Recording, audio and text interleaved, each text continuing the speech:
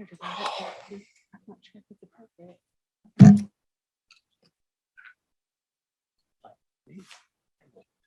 Getting ready for it.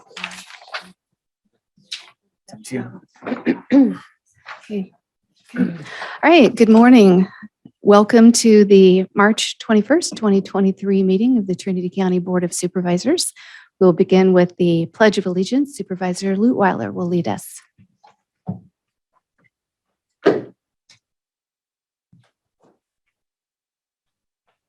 I pledge allegiance to the flag of the United States of America and to the republic for which it stands, one nation, under God, indivisible, with liberty and justice for all.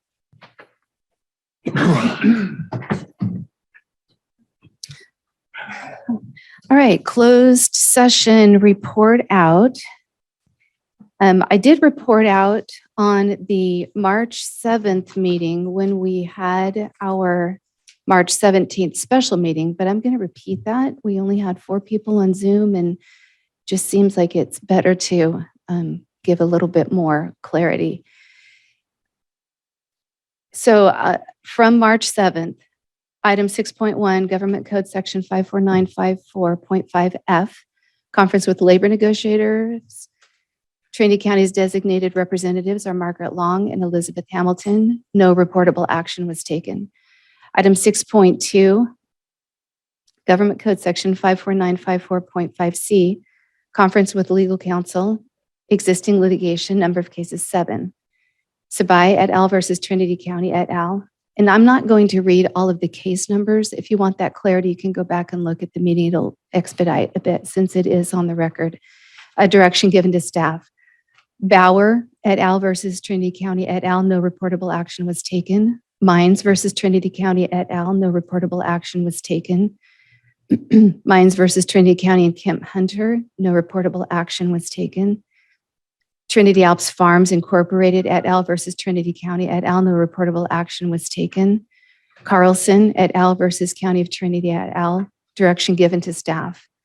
American Cannabis Partners LLC versus Keith Groves et al. No reportable action was taken. Item 6.3, Government Code Section 54954.5C, conference with legal counsel, initiation of litigation, number of cases 8. Direction was given to staff. Item 6.4, Government Code Section 54954.5E, public employee evaluation, county council. There was a language correction from evaluation held to when the minutes are adopted to be included as the board met to discuss the county council evaluation process. No formal reportable action was taken. During our March 17th special meeting, there was also a closed session. That was item 2.1, Government Code Section 54954.5E, Public Employee Evaluation, County Council. The board met to further discuss the county council evaluation process. No reportable action was taken. Right, so presentations this morning. Item 1.1, receive a presentation from UC Cooperative Extension Community Economic Development Advisor Alec Domke. And it looks like we have Larry Ferro to present or introduce. Okay, great. You'll just need a microphone to do so.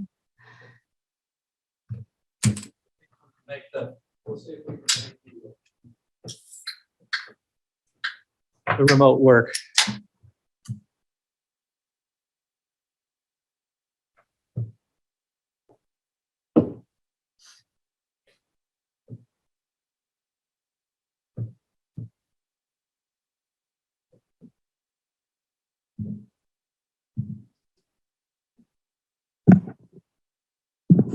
Does it look like we're, oh yeah. So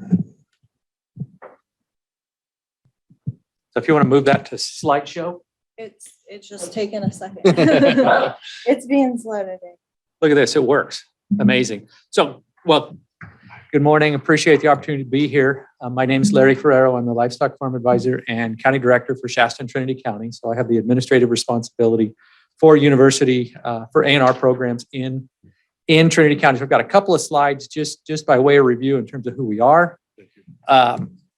So cooperative extension is a three-way partnership between University of California, USDA, and the counties, or in this case, the County of Trinity specifically. And the framers of cooperative extension 100 plus years ago, I thought were very wise to assure that the county was part of the financial support for these programs, in that it assures our programs are relevant locally.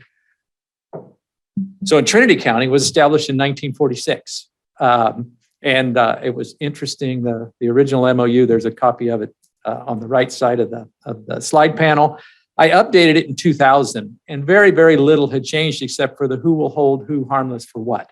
But the general relationship is UC provides programmatic staff, county provides support. So we are a department, in the county, and receive general fund for programs we deliver locally. So support staff that is a Trinity County employee is Grace Hung, and we are very, very grateful to have her.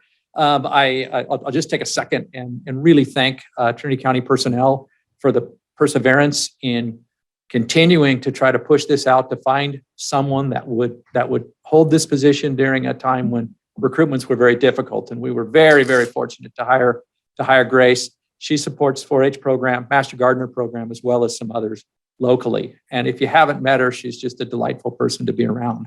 So program staff that serve Trinity County, with the exception of Alec, all from Reading, is Nate Caton, our 4-H Youth Development Advisor.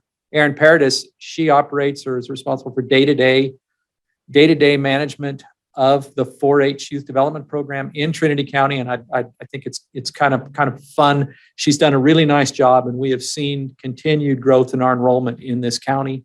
I introduced myself, Janessa Hartman. I'm really pleased we were able to hire her, Community Nutrition and Health Advisor. Again, headquartered in Reading, but she's been with us since November and has made several trips to Trinity County already, and is looking at maybe piloting Master Food Preserver program. So I'm pretty excited about that. Alec is our Community Economic Development Advisor, Humboldt, Del Norton, Trinity, and I misspelled Trinity. And as a native, maybe you'll let that you'll let my error slide.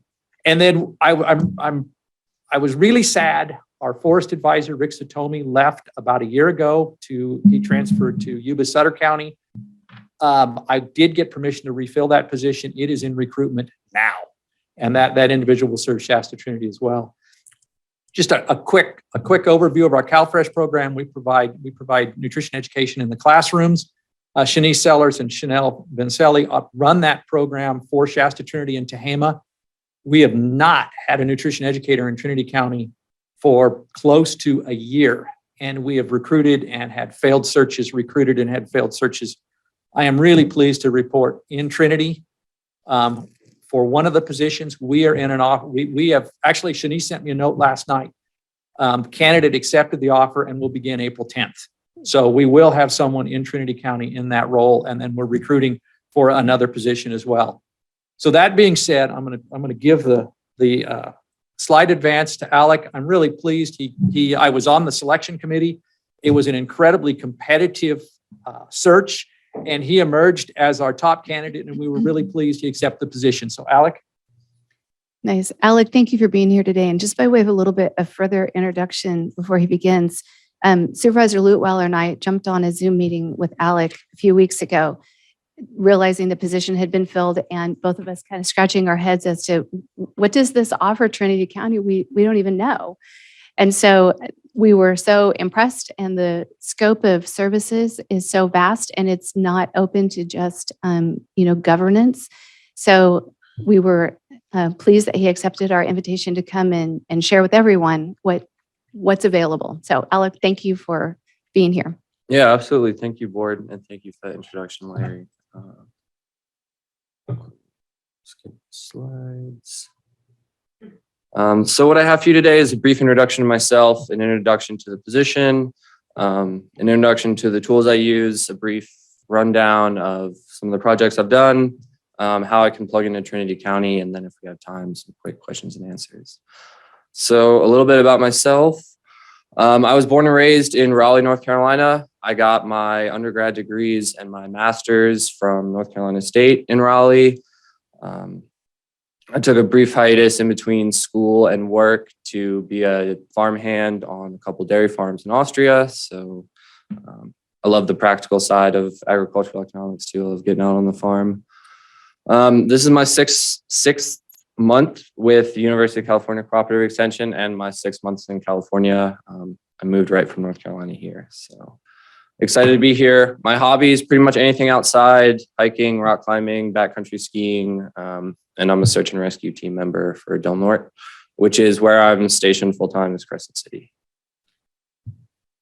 So my position, community economic development advisor. So we're guided by our needs assessment and all the work that we do. So I'm in the needs assessment phase right now. So that's mainly what I'm here to do, is try to figure out what you guys think the needs of the county are. So once we identify these needs, how do we address them? So we mostly do applied research and educational extension. So our research is guided by the community needs, and then our extension is to community members.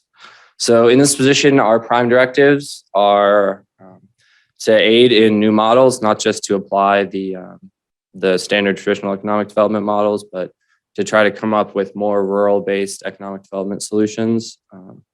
Secondly, we try to fill the capacity gap by providing technical assistance, things like economic impact analysis, technical writing. That's somewhere where we can really help in the small rural counties. And then we want to better link NGOs and local governments and tribal governments. So who's my clientele? Who do I do this for? Local governments like yourself, tribal governments, and then NGOs that work in the small business development or community or economic development space. My big question, what I'm mainly in this position to address, is what economically successful communities look like, and then how do we get there in our specific communities here. So community economic development, it's a little different than just traditional economic development. So there's our big working definition there.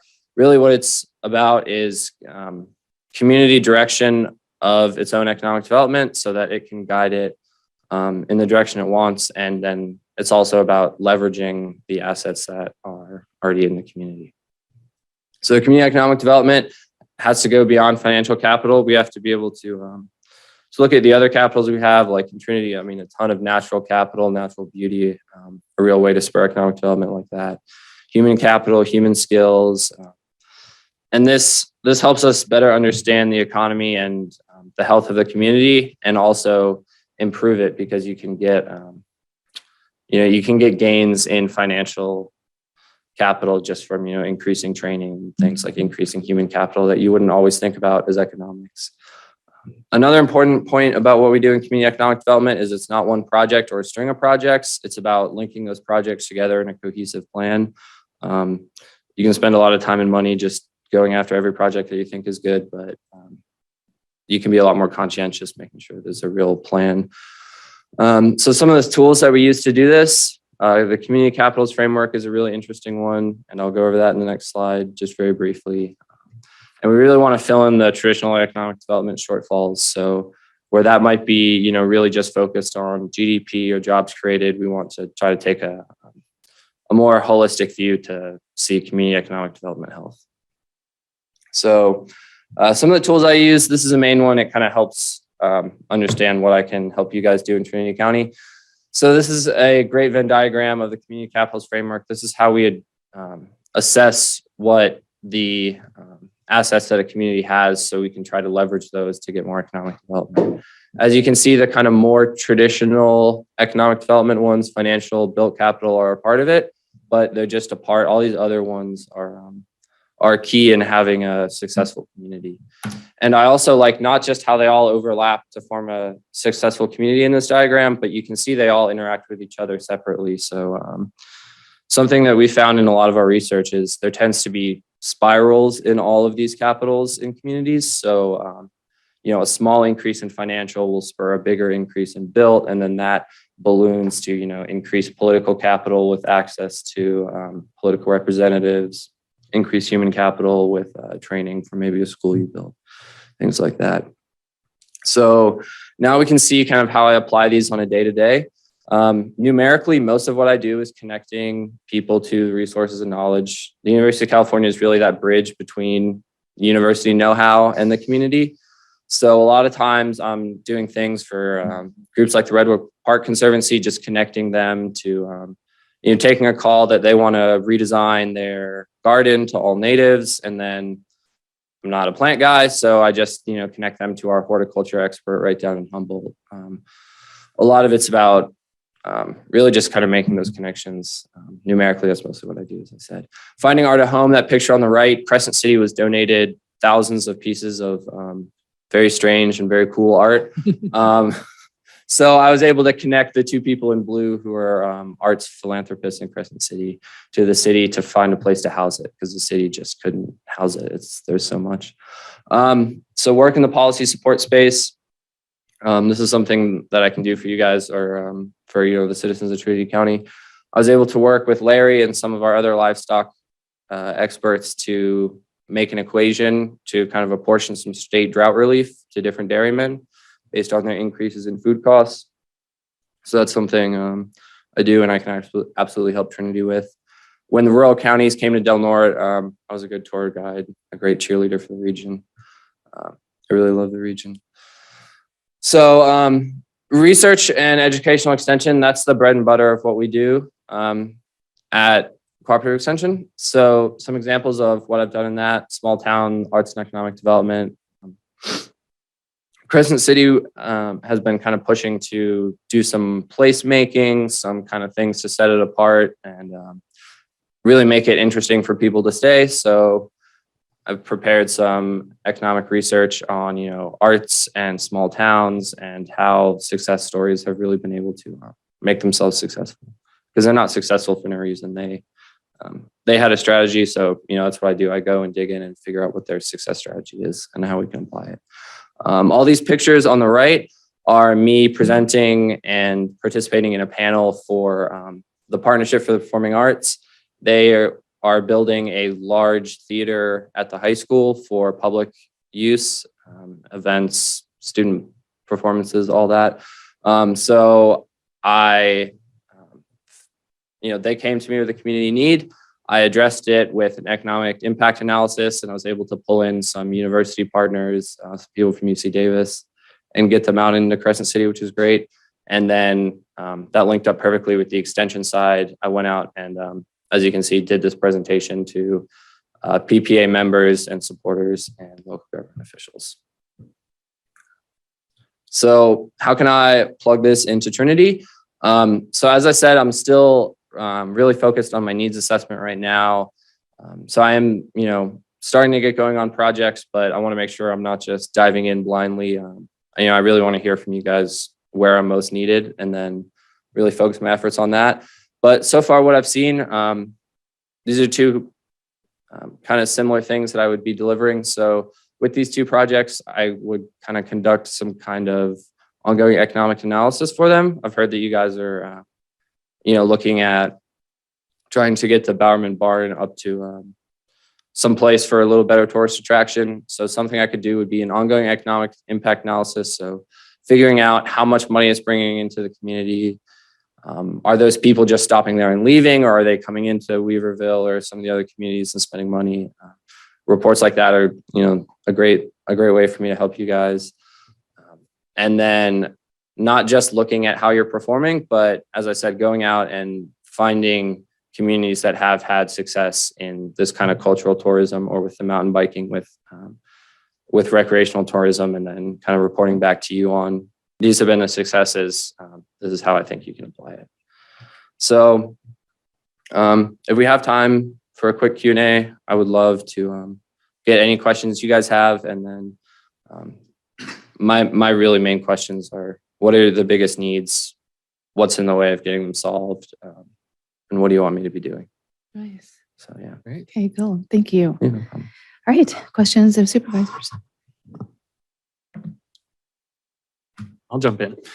So I know I sent you a list of things of which these were on the list, and there were some others. And one of them in particular, we're going to be talking later today about the cannabis program division finances. And that's more internally focused. What do we spend to provide or support the program? Mhm. But I also mentioned, would an economic impact study of having a thriving cannabis program in the county be something in your wheelhouse? Yeah, so and I'm currently back and forth with our legal department as to what I can do because as Larry showed, we have the three funding sources and a lot of it is federal. So it's still a little murky as to what I can and can't do, but likely, especially because I'm not, a horticulture advisor, I'm not giving any kind of cultivation advice. I think they're going to say that I can, provide economic research on that topic, but I can't say for sure until I hear back from our legal experts. Understand. And then from the standpoint of, like, when you and I were interacting with each other, I share with you some examples that I had become aware of, but I know I'm aware of a fraction of what's also out there in the community. What have you found as the best ways for you to get that inclusive information to you about all the potential things that you might then find those connections between? Yeah. So I think the best way is by being here and then meeting with as many local government and NGO leaders as possible. I'm from Crescent City, so it's about a 6-hour drive. So I'm here for the week to meet with as many people as I can this week. I'm going to the Trinity 2050 meeting on Thursday. So I mean, obviously, just any ideas, I'll always send them email to me. I'm happy to read through them. But for my own process, I think it's best figuring these things out here on the ground, hearing it from the people that are trying to solve it every day. And is there a specific set of information you'd like? If somebody's going to mention, for instance, the Bowerman program, what about that would you like to hear about so that you understand it?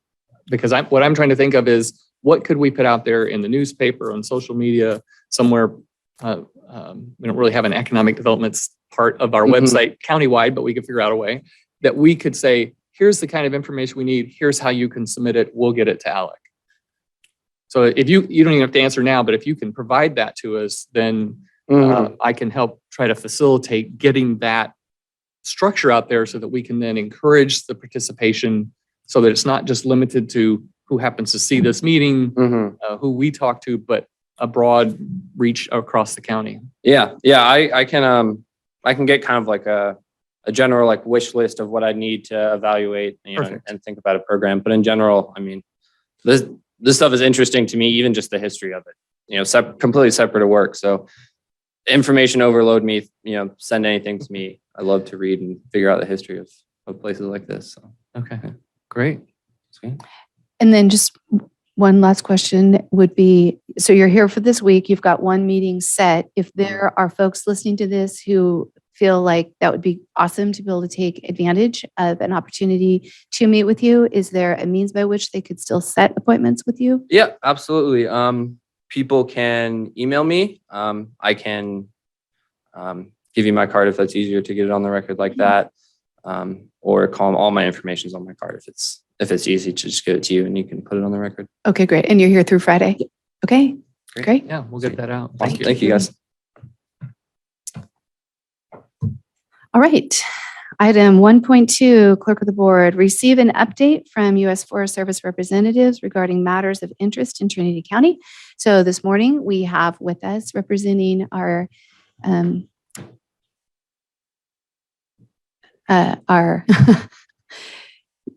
Jones, our district ranger, for the Shasta Trinity National Forest. We have Ben Sundahl. Thank you.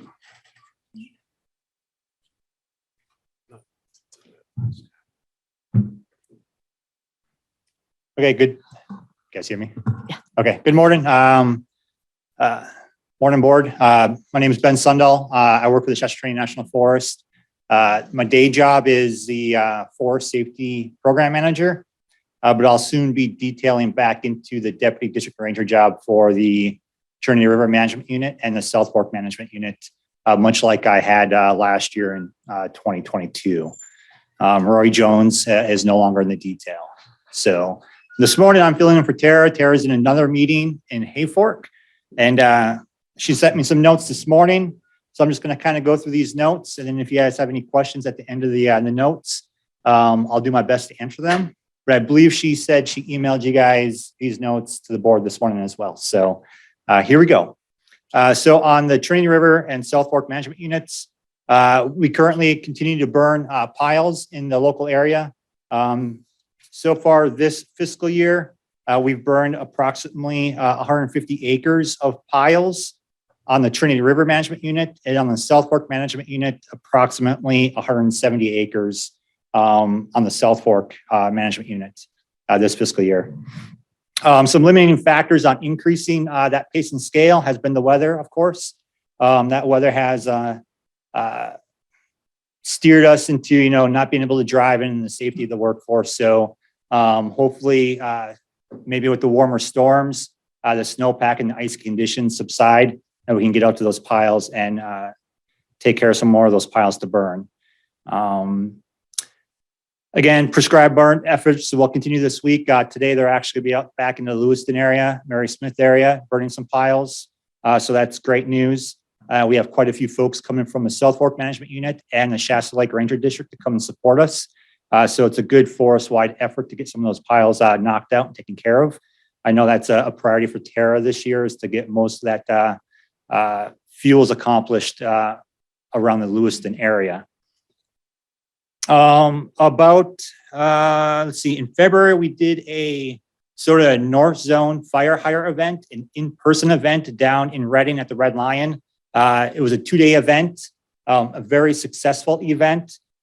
So applicants were able to come in person with resumes in hand, and we had HR staff on site, and we were able to, with resume in hand, walk them through the USA Jobs application process. And across the forest, I think we had a really good tentative offer selection amount of folks. And then on the west side, the Trinity River and South Fork management unit, we were able to tentatively offer 21 new positions to help with our staffing needs on the west side. So that was a mix of temporary positions and perm positions. And we currently are in phase 3 of permanent fire hire to fill some more of our vacant permanent positions on the force. So we continue to be in a continuous hiring phase as an agency.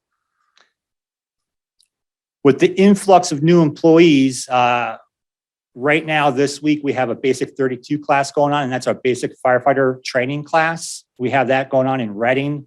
Today is actually their field day up at Shasta Lake in the Lakehead area. And we have approximately 25 brand new employees going through that class. So when they complete that class at the end of the week, they will be able to support the fire and fuels organization throughout the summer and winter months to increase pace and scale on that end as well. So it was great to see at least 25 new employees participating in this class this week. So that is, I think all 25 employees participating there are from the non-fire organization. So resourceologists, wildlife, and such. So that'll be great. So if we have, a severe fire season and we're looking for more help, we'll have that trained staff to step in and help us out. So some priorities that the staff is working on, some service contracts for large fire reduction work in the August complex fire footprint and in the Lewiston area. We continue to work on contracts and plans for a major road project in the Monument fire footprint. Working on NEPA and resource support in Trinity County with our local power partners around some other agreements that are tied to some significant funding coming in. And we're also working on completing the Good Neighbor Master Agreement that should be submitted at the end of this month. And work has already begun identifying the supplemental project agreements or agreement within that Good Neighbor Authority with the county. So we'll see what that kind of looks like. But that Good Neighbor Master Agreement should be submitted by the end of the month. And then all the minor legwork we're currently working on as well. So that's great news. In the timber program area, weather has been a main factor on completing some of those projects. So currently the Pettyjohn project has been delayed And we're looking at getting back into the groove of things with the Petty John project, the third quarter of this fiscal year. So within the next month or two. And then within the river complex, the harvest operations have been suspended due to weather and road conditions. Engineering's been super busy. As you guys all know, the impacts of the major storms that we've had. So we have storm patrols, and we've been going out and surveying our road conditions. So currently some of the roads that were mentioned, 16, 47, and 60 are being evaluated for repair and maintenance. And we continuously get new updates daily on Forest Service roads that have been impacted either through storm drains or landslides that we will need to address once we can gain further access up those road systems. So the engineering aspect is going to be super busy this year, just due to the impact from the storms that we've had. Some planning notes, the Barman Area Fuels Reduction Project, the scoping letter will be coming out soon. This will be a third-party NEPA project, and we are working closely with the Watershed Center to help them through the planning process. Shasta Lake Ranger District, the NRA, will be using their planning team to help staff the forest meet the workload of the Trinity County Priority Landscape. And then we'll be scheduling a meeting with the High Palm Fire Safe Council in early April to address and refine the project in the High Palm area. Roadside hazard tree NEPA is expected to be completed soon. And I believe that's a regional office NEPA that's coming out. So that roadside hazard tree NEPA should be out soon. Some financial stuff.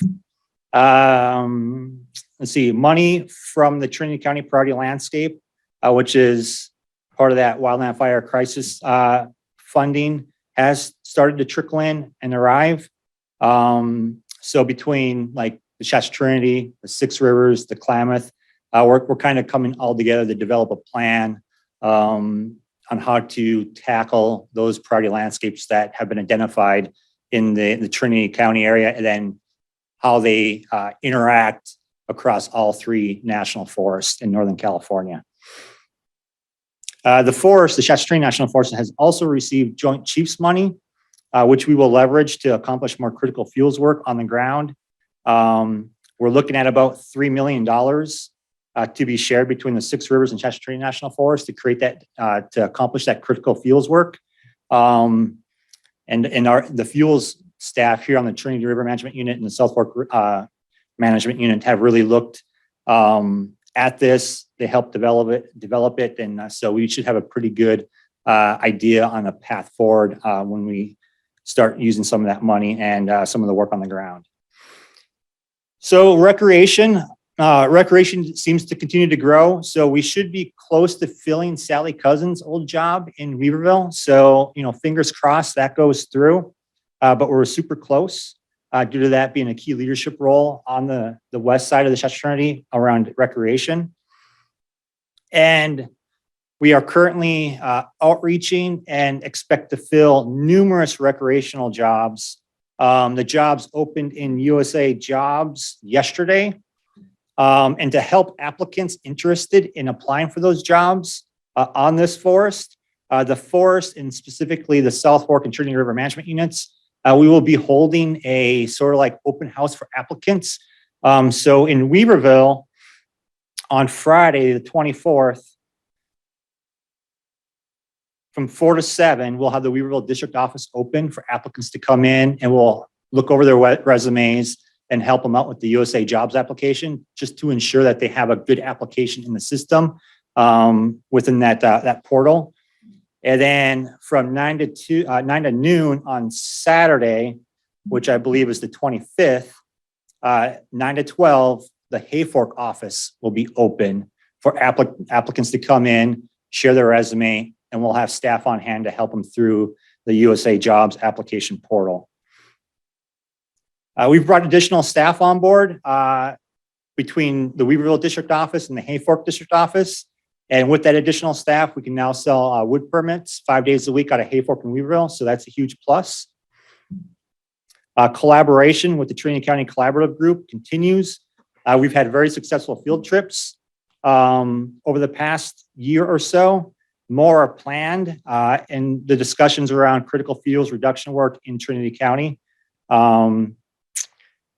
Just be kind of flexible and be able to adjust on meeting our needs and your needs, specifically around the priority landscapes as we start to unroll those priority landscapes, what it'll look like, the locations we'll be tackling to accomplish some of that work. So a lot more discussions and interactions between the forest, the Trinity River and South Fork Management Unit staff with that collaborative group on those field trips. So expect more on that in the months ahead. And just to wrap up the shared stewardship one, we continue to have successful and productive meetings with local partners and stakeholders. These meetings are paving the way toward a shared vision that reduces the threat of wildfire to the communities here in Trinity County. So a lot of great work Tara has done on that end. So some staffing stuff. So the deputy district ranger job is still not filled permanently. Rory Jones has finished his detail. I will be stepping back in as a detailed deputy district ranger for the Trinity River and South Fork management units underneath Tara. My detail is scheduled to start sometime at the end of April and last throughout the summer and fall months, much like it did last year in 2022. We have a new harvest inspector that should be starting here soon on the west side of the Shasta Trinity National Forest. We're still looking to fill the fire ecologist position, which used to be the fuels planner for the South Fork Management Unit. Hoping to maybe detail that and then fly it permanently here in the next few months. We should have a new GIS person on board for this side of the forest. And then the support services staff out of Weaverville should be getting obtaining a new person as well. That hiring process has just started and we should hopefully have someone selected in the next month or two. So as you can see, lots of hiring, lots of new applicants, a lot of new faces between both management units, and that's a good thing. So increased staffing from where it was a few years ago is starting to be in our favor. So that's great to see. So conclusion for the notes, the Forest Service continues to have successful and productive meetings with local partners and stakeholders. These are key at identifying projects and treatments to reduce the risk to communities from wildland fire. During this time of intense weather, we have focused on building contracts, agreements, and collaboration so that when the weather changes, we can move quickly through the planning and implementation processes. And then, back onto that weather aspect, we are going out and doing those surveys to identify those critical infrastructures that have been impacted or damaged due to the storms.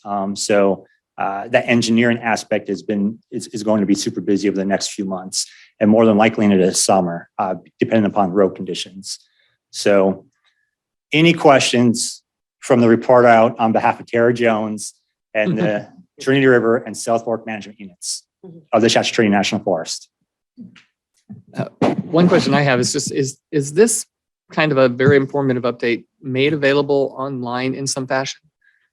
I just think it's such great information. Yeah. We're a very small audience. And I'm just wondering how that information gets distributed. So that's a great question. So the forest is in the implementation process of redeveloping some of our websites. Mm-hmm.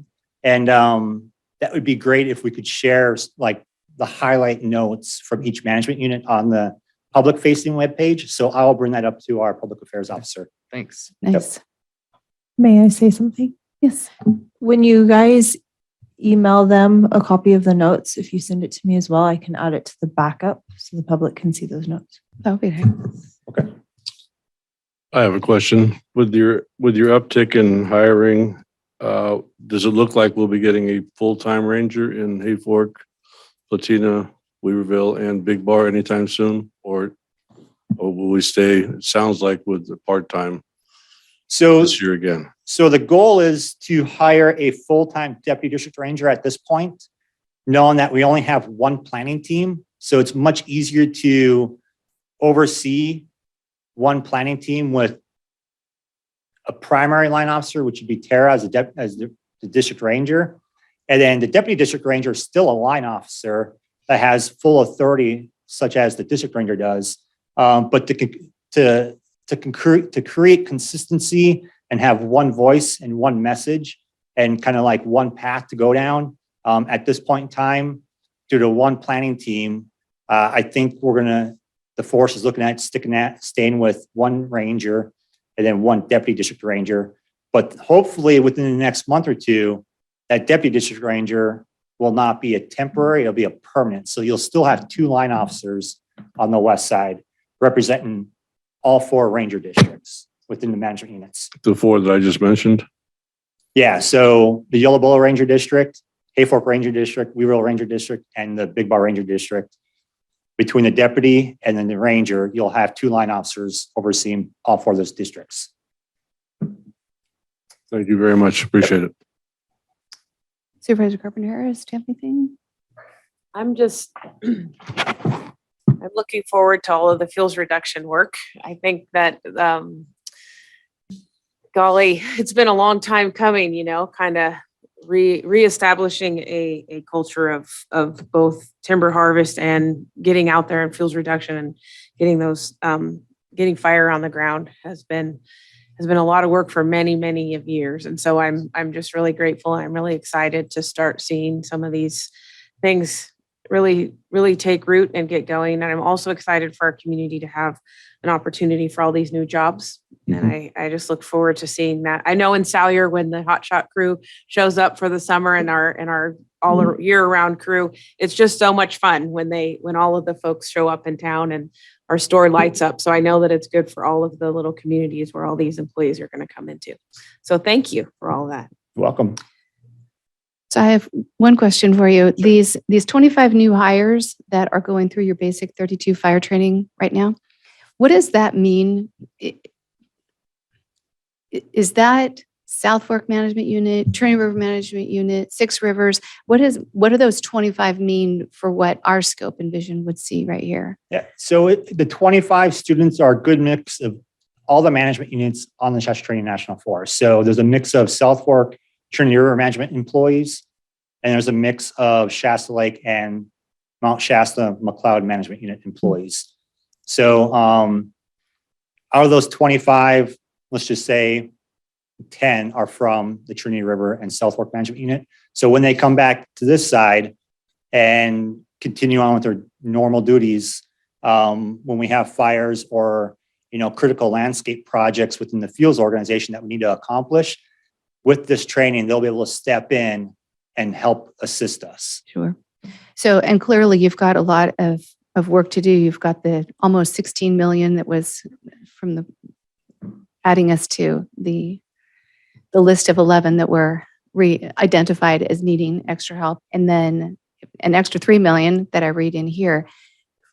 Does this 25, is this sort of normal for however often this training happens, or does this really represent the outflow of what your recruitment efforts have produced?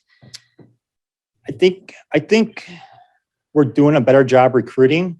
And I think the in-person hiring events are a huge plus. USA Jobs can be a daunting task to struggle through if you're not familiar with it. So I think with the in-person hiring events with agency employees and HR staffs having that one-on-one time with the applicants, we're seeing a greater amount of applicants come back as qualified and being able to move through the hiring process. So that's been a huge plus. So yeah. Nice. Thank you for that extra effort, and pass that along to Tara and Rachel and others. Will do. Yeah, it's great. Anything else?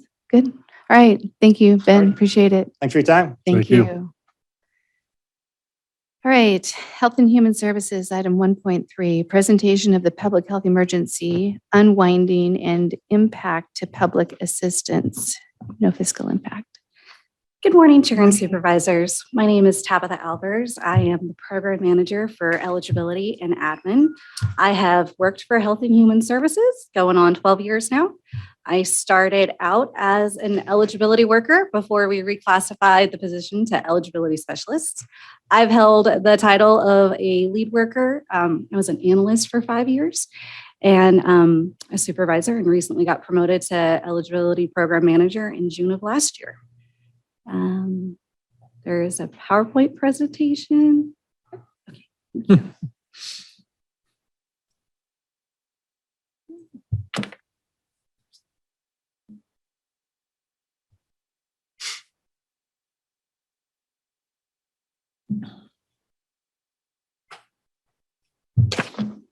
Next slide, please.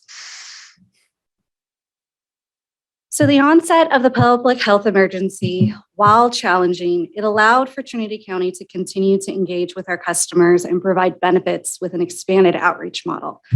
Positive changes to our business model included the transition from in-person to telephonic interviewing.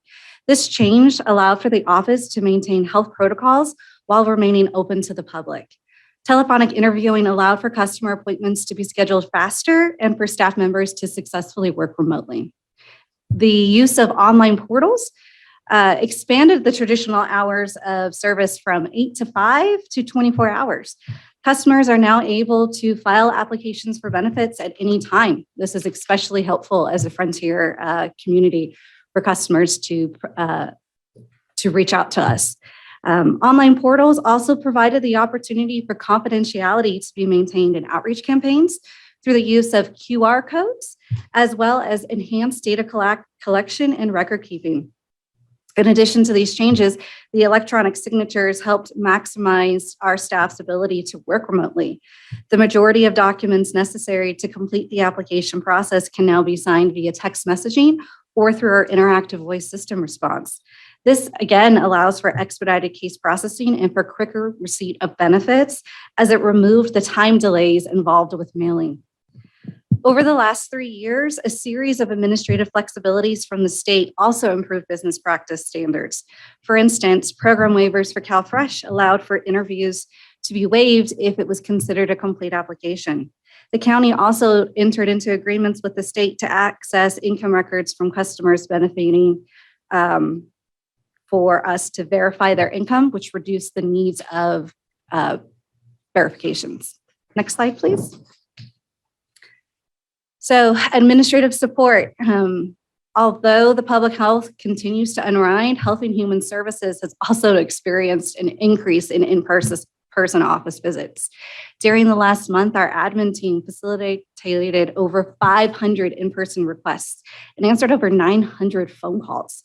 In addition to managing this lobby and the phone calls, the admin team is our first point of contact for the agency and has the sole responsibility of supporting eligibility and pinning our applications for benefits, as well as posting and sorting the mail for the agency.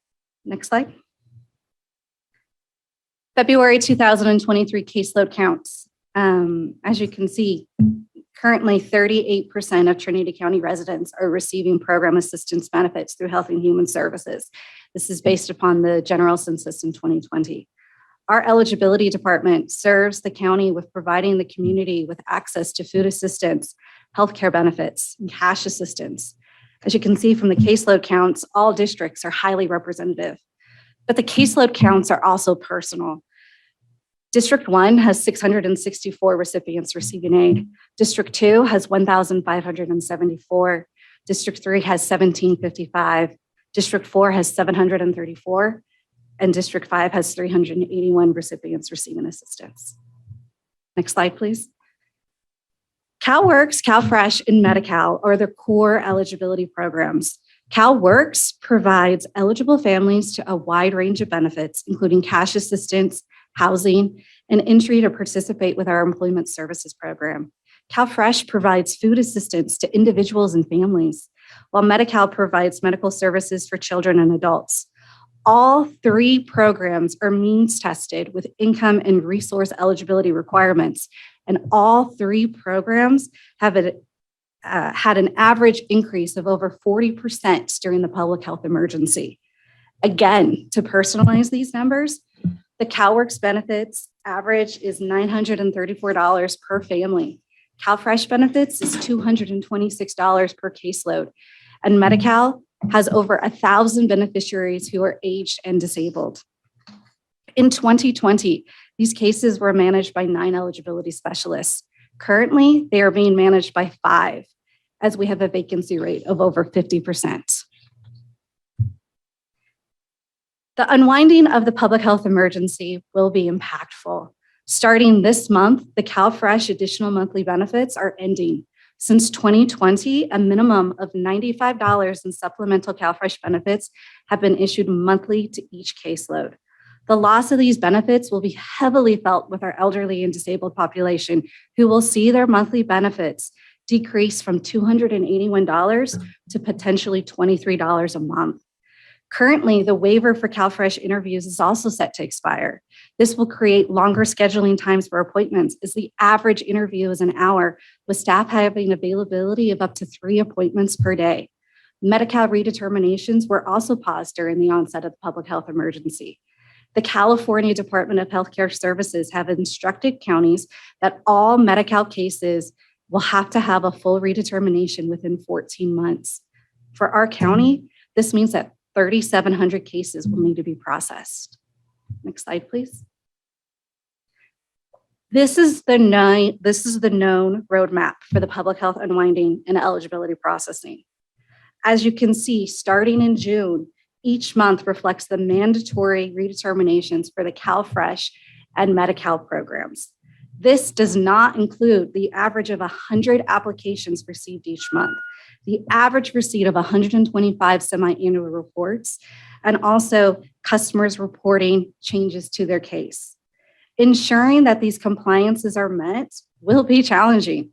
The average training to acquire the skills for an eligibility specialist is a year. Of the 5 staff members in eligibility, 3 are within the first year of their training. In order to successfully achieve the Department of Healthcare Services mandate, we have a priority strategy going. We are focusing on awareness through the social media campaigns. We're doing coordinated outreach with Partnership Managed Care, and we're going to do a school backpack flyer campaign. We will also be using ad hoc data to process future dated Medi-Cal redeterminations at the same time we are processing CalFresh recertifications. We've also established a dedicated phone line for the public to contact us concerning the redetermination impact. Next slide. So in all, Trinity County, we have been preparing for the end of the public health emergency, and our staff truly remains committed to serving the community. Any questions? Thank you for your presentation. That's a little daunting. It is, but the morale is good. The needs of our agency to rally and make this happen is there. It is a lot of work, and it's going to take some efforts for all of us to make it happen. Indeed, a lot of work and a lot of responsibility. It is. Yeah, thank you. Yes, you may. Thank you for your presentation.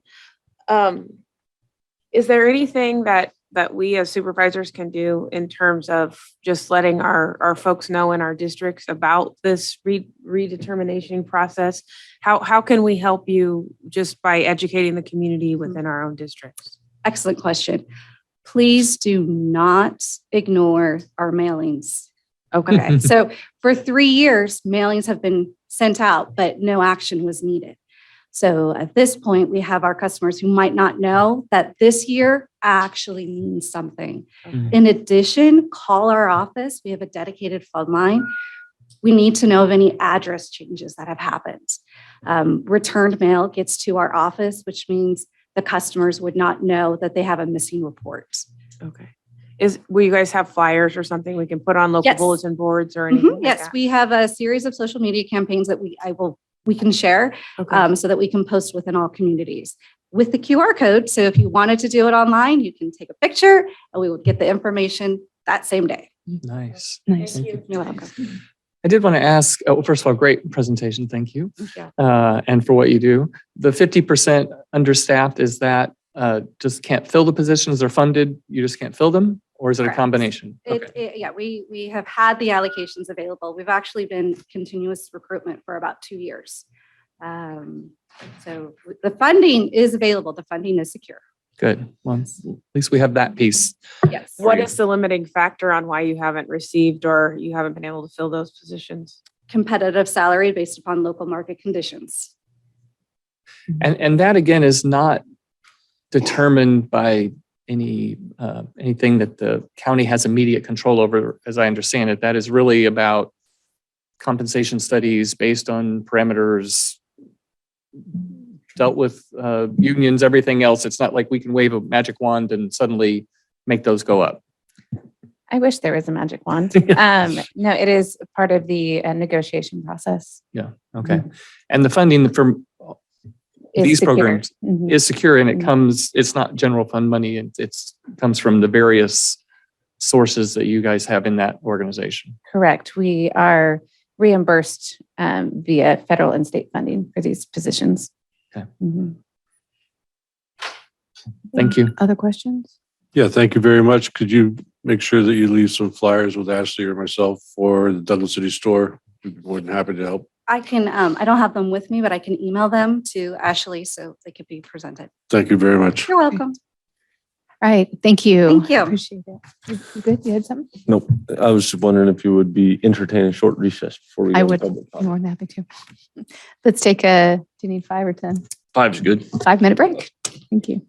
Back at 10 o'clock. It might be 4 because it might be 45 seconds after. 55.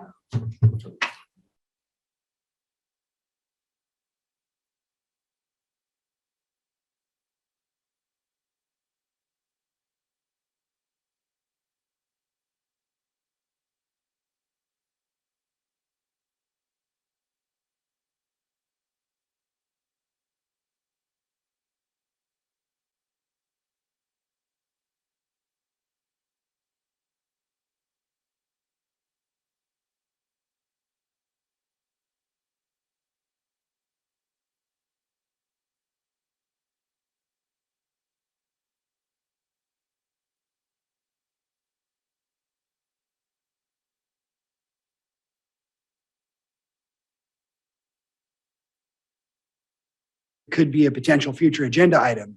This has just happened down in Mendocino County where their cannabis program was having a really, really difficult time getting in gear and getting licenses out. They were having a real, similar staff problems as us, similar financial problems as us.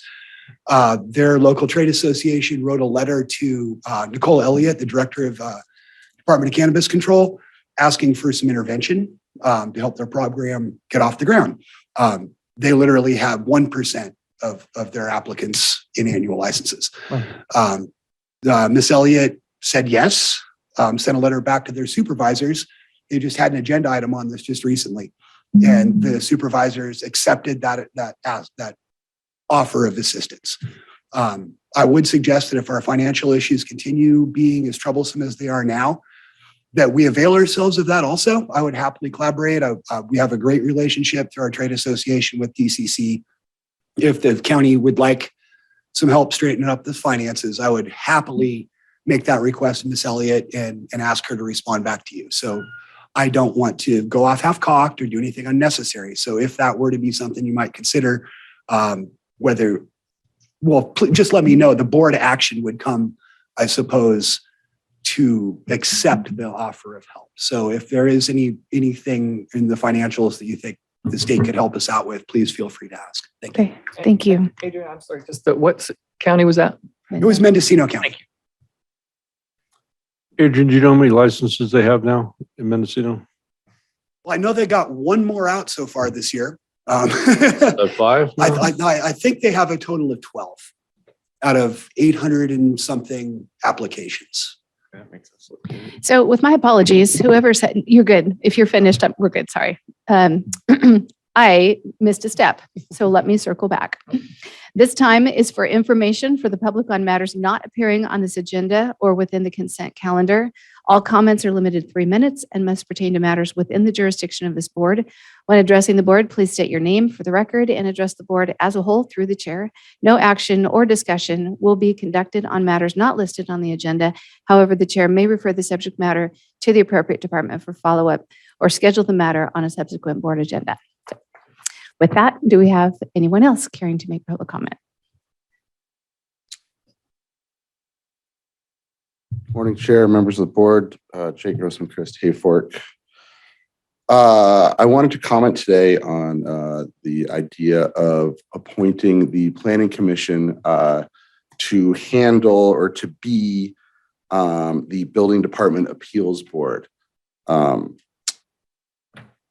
Under Building Code, on the Trinity County Building Code, section 15.04.20, I'll just quote it. The Building Department Appeals Board is created to hear and decide appeals of orders, decisions, or determinations made by the county building officials relative to the application, interpretation of interpretation of the county code. I requested this, an appeal to this board about a year ago with Jim Santiago regarding an interpretation of Trinity County Building Code. I was told in writing via email, sorry, we don't have that board, period. I've requested that again recently. Cody said that he'd look into it. I know Ed's in this email thread. I know Tom Blanco has spoken about this in the Planning Commission. You know, we adopted the state building code in Trinity County. I forget the year. I'm sure Tom knows it off the top of his head, and all of its appendices. And when we have interpretations that are directly are in conflict with state building code, and we have the same building code, I believe that's something that would go to the board. I know that it's hard for us to assemble a random board. Maybe the Planning Commission is the fastest route for that, or maybe it's a route for an interim board to hear some of these appeals. But it is greatly needed. And I do believe that probably anybody who's dealt with the building department in this community feels like, wow, I had no idea that was there. And it's probably a reason that that's in the building code. I'd love to see this be a matter that's urgently addressed, because if we're all going to be held to the building code, I think that we all should be held to the building code. But if we can pick and choose what sections we want, I'm also totally open to that. But either way, if this is something we could address, that'd be great. Thank you. Thank you.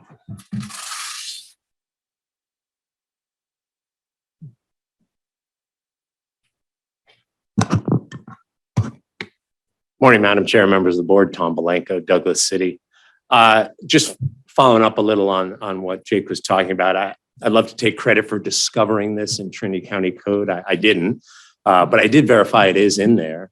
It's 15.04.200, the Building Department Appeals Board, which makes sense. It makes sense as it's in there. I think, obviously we probably don't need it very often. I can peer over the horizon and see when we finally do get our alternative building code invoked, we just might have some differences of opinion on certain matters. I think a board like that will be valuable. However, I do think that probably the quickest way between here and there is to maybe a resolution could do this, designate when necessary the Planning Commission as the building department review appeals board. I think if you look in the code, there's certain qualifications that the board should have. I think the Planning Commission, certainly our commission that we have now, mirrors those. So I think that would get us, without having to create this board and have a meeting schedule and all that, the same way this board sits from time to time as the election board or the various hats you wear. I think this is a fine hat for the Planning Commission. And I do think it is a valuable thing, and it's in the code. So somebody before us probably thought it was a worthwhile thing too. Thank you. Thank you. Any other public comment in the room? Okay, seeing none. Any on Zoom? I have no raised hands and no new jobs. All right. Chair, I know you said that not get into discussion, but we can direct staff. I'm at least interested in having staff come back to us with information about this so we better understand it. I have already been texting with Margaret just on that. So yes, and thank you for bringing that out. All right, with that, public comment is closed. We will move on to reports. You didn't have any on Zoom? Okay. I missed that somehow. Reports and announcements, item 2.1, reports from department heads. Any department heads in the room wishing to give a report? You seeing none? Any on Zoom? Drew Pablani. Okay, good morning, Drew. Good morning. Drew Plabani, Cannabis Division Director. I'd like to just give a quick licensing stats update for you all. We're still sitting at just over 400 Appendix C documents received, and we are currently at 146 approved environmental documents that have been noticed in the paper, and 93 of those have been picked up. And so where we started the beginning of this year, trending around a 50% noticed to picked up and active, we're now up to 64%. And my hope is that we will see that number continue to trend upwards and finish the fiscal year at around a 70% rate is what I'm using. And that ties into some of the projections that I'll present later on. So that's it for me for now. Thank you. Okay, thank you. I have no other raised hands. All right. Item 2, report from County Administrative Officer. Good morning, Chair and Supervisors. I'm going to put on a department head hat very quickly and just say that I'm very proud of Tabitha's presentation and bringing that information to the board to understand the impact of the public health unwinding plan our department is going to be working through for the next 14 months. The heavy lift, as you guys all saw, and just proud of the work that the collective team does under her leadership. Also, with our Veteran Services Officer, Jennifer Dobbs is hosting a town hall today at 1:00 at our Veterans Hall. Our officer, along with representatives from the VA clinic in Reading, will be there, and it's open to all to discuss healthcare issues, questions about individual benefits for anyone interested, and then presenting on changes. So wanted you to make you aware of that. And then in the administration office, we have several items that we have been working on that are on the agenda today. So I'll wait for those in order. We did complete in the HR office loss prevention specialist interviews, and an offer has been made, and I'm hoping that we in short order have really good news on the other side of that. So slowly and surely moving along. Nice. End of report. All right. Thank you for that. All right. The reports from members of the Board of Supervisors. We'll start with Supervisor Carpenter Harris. Thank you. 1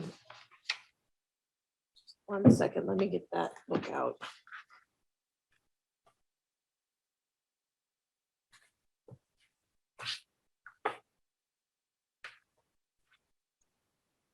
I just since last meeting, I did spend some time in Brent Ranch visiting with their small community water district. They have received some funding, and they're going to be needing, hopefully we can facilitate it, but some support from the county, potentially being the lead agency on their CEQA needs for their water district.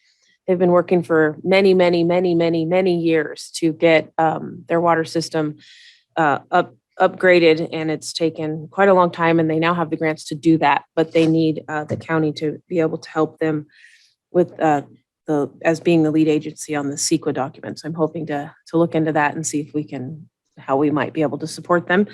And then I did meet with Assemblyman Woods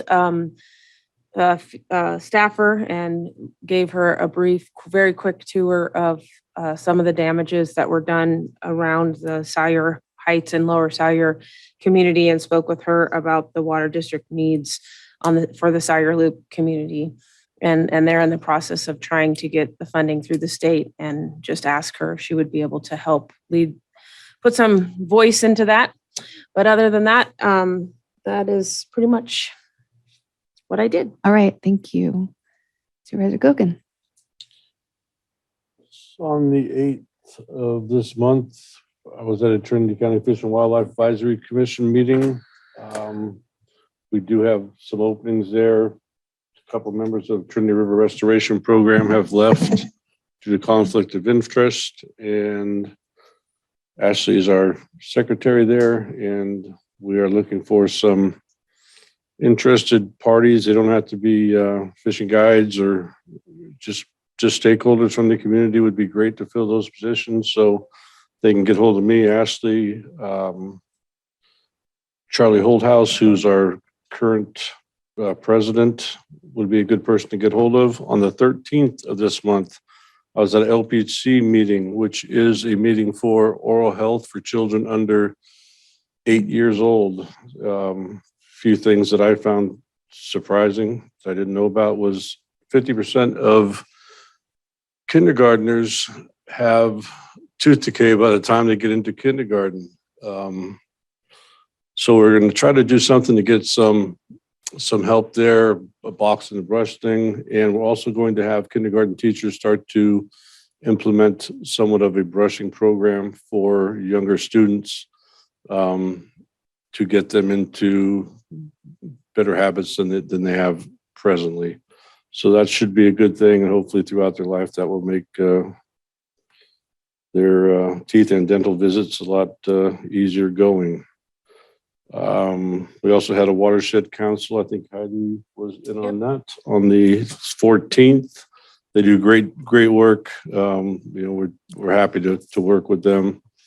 I can't say enough about that group. They're just very active and a really good group to work with. On the 16th, and I think that Rick had mentioned this last meeting, Fairgrounds Board meeting was held here. Again, I can't say enough about the Fairgrounds Board meeting from Hay Fork. They're just phenomenal. They are present, fully staffed all the time, and do just an absolute job. And honestly, what goes on with that group and how they get the fair and everything associated with the fair going is unbelievable to me, but they do a fantastic job. And honestly, I can't give those guys enough credit for what they do, and gals for what they do. It's amazing. So my hat's off as usual to them. Thank you very much. Yes, thank you. Supervisor Butler. Okay, let's see. So no out-of-county travel. From the airport standpoint, working with residents regarding residential through the fence agreement. These are basically when properties encroach on the airport property and special agreements need to be made. And there's been a holdup with that. So I'm working with our director of transportation and those folks trying to work through that. PSA 2 attended my first meeting with Chair Cox, is the chair of that committee. So I'll let her speak more into that. The Fire Chiefs Association, CAL FIRE was providing updates regarding their new hazard safety maps. Point they were trying to make is while they keep hearing that people are saying insurance rates went up after those maps were released, that their understanding is that the insurance companies have their own mapping systems that may use a lot of the same criteria, but it is their maps and their ratings that are risk ratings versus safety hazard ratings that are really driving the insurance rates. But they did say that you can ask to see exactly what the insurance companies are using to make those adjustments, and then you can evaluate that. They also talked about the AB 38 requirements for people who are selling their properties to have those properties inspected for home hardening and defensible space, and mentioned that they have recently filled a new position that's a full-time position dedicated to doing those inspections. And they provided an online link where you can request that inspection. It has to be done within a year of selling a property. So people hopefully are finding out about that and taking that action. CSAC, we have a legislative conference and board meeting coming up in mid-April.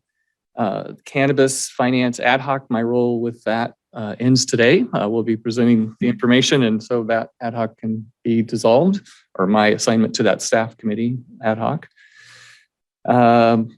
Workforce development workshop, Trinity together, and I can't remember which other organization we're hosting, but pulled together a great workshop where they brought people together from various organizations that help with workforce development. And it was very well planned and run meeting. And I think people came away realizing there were a lot of things happening and resources available to them they weren't aware of. And they made connections that I think will lead to outcomes. And that, I believe, is going to be a quarterly meeting.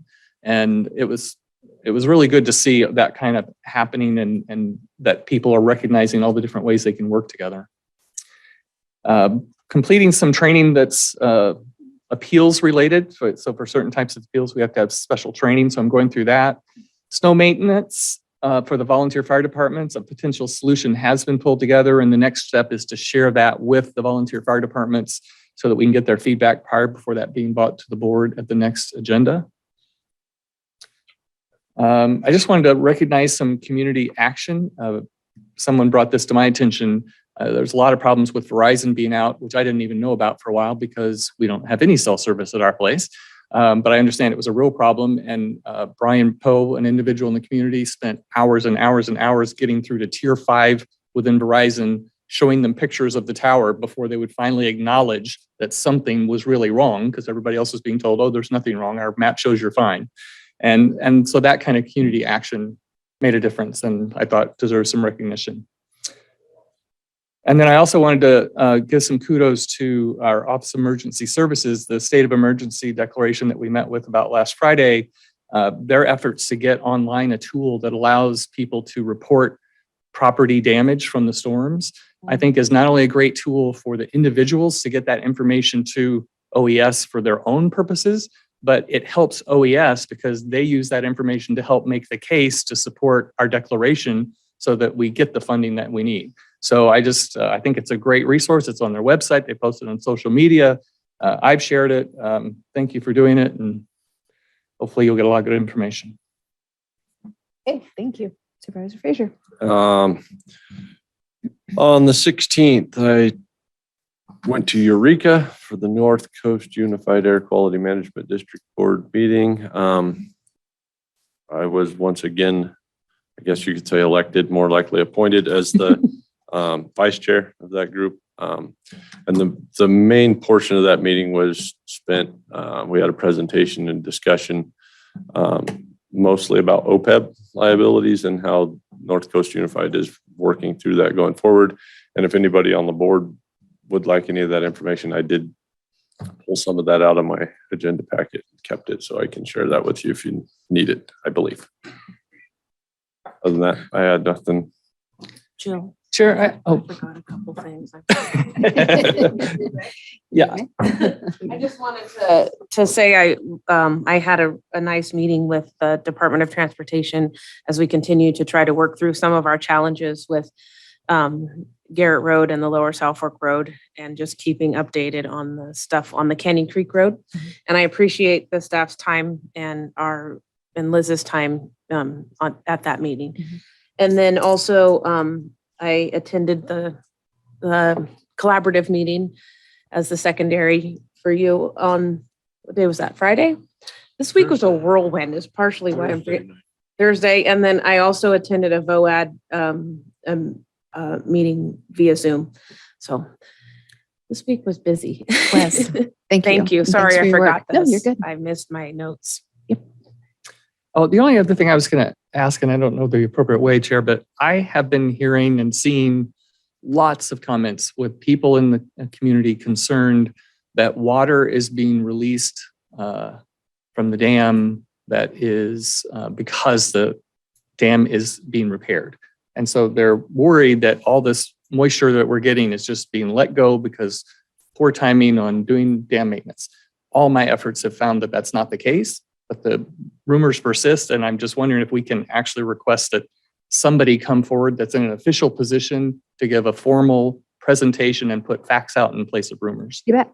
Thank you. Yeah. That is a grand idea.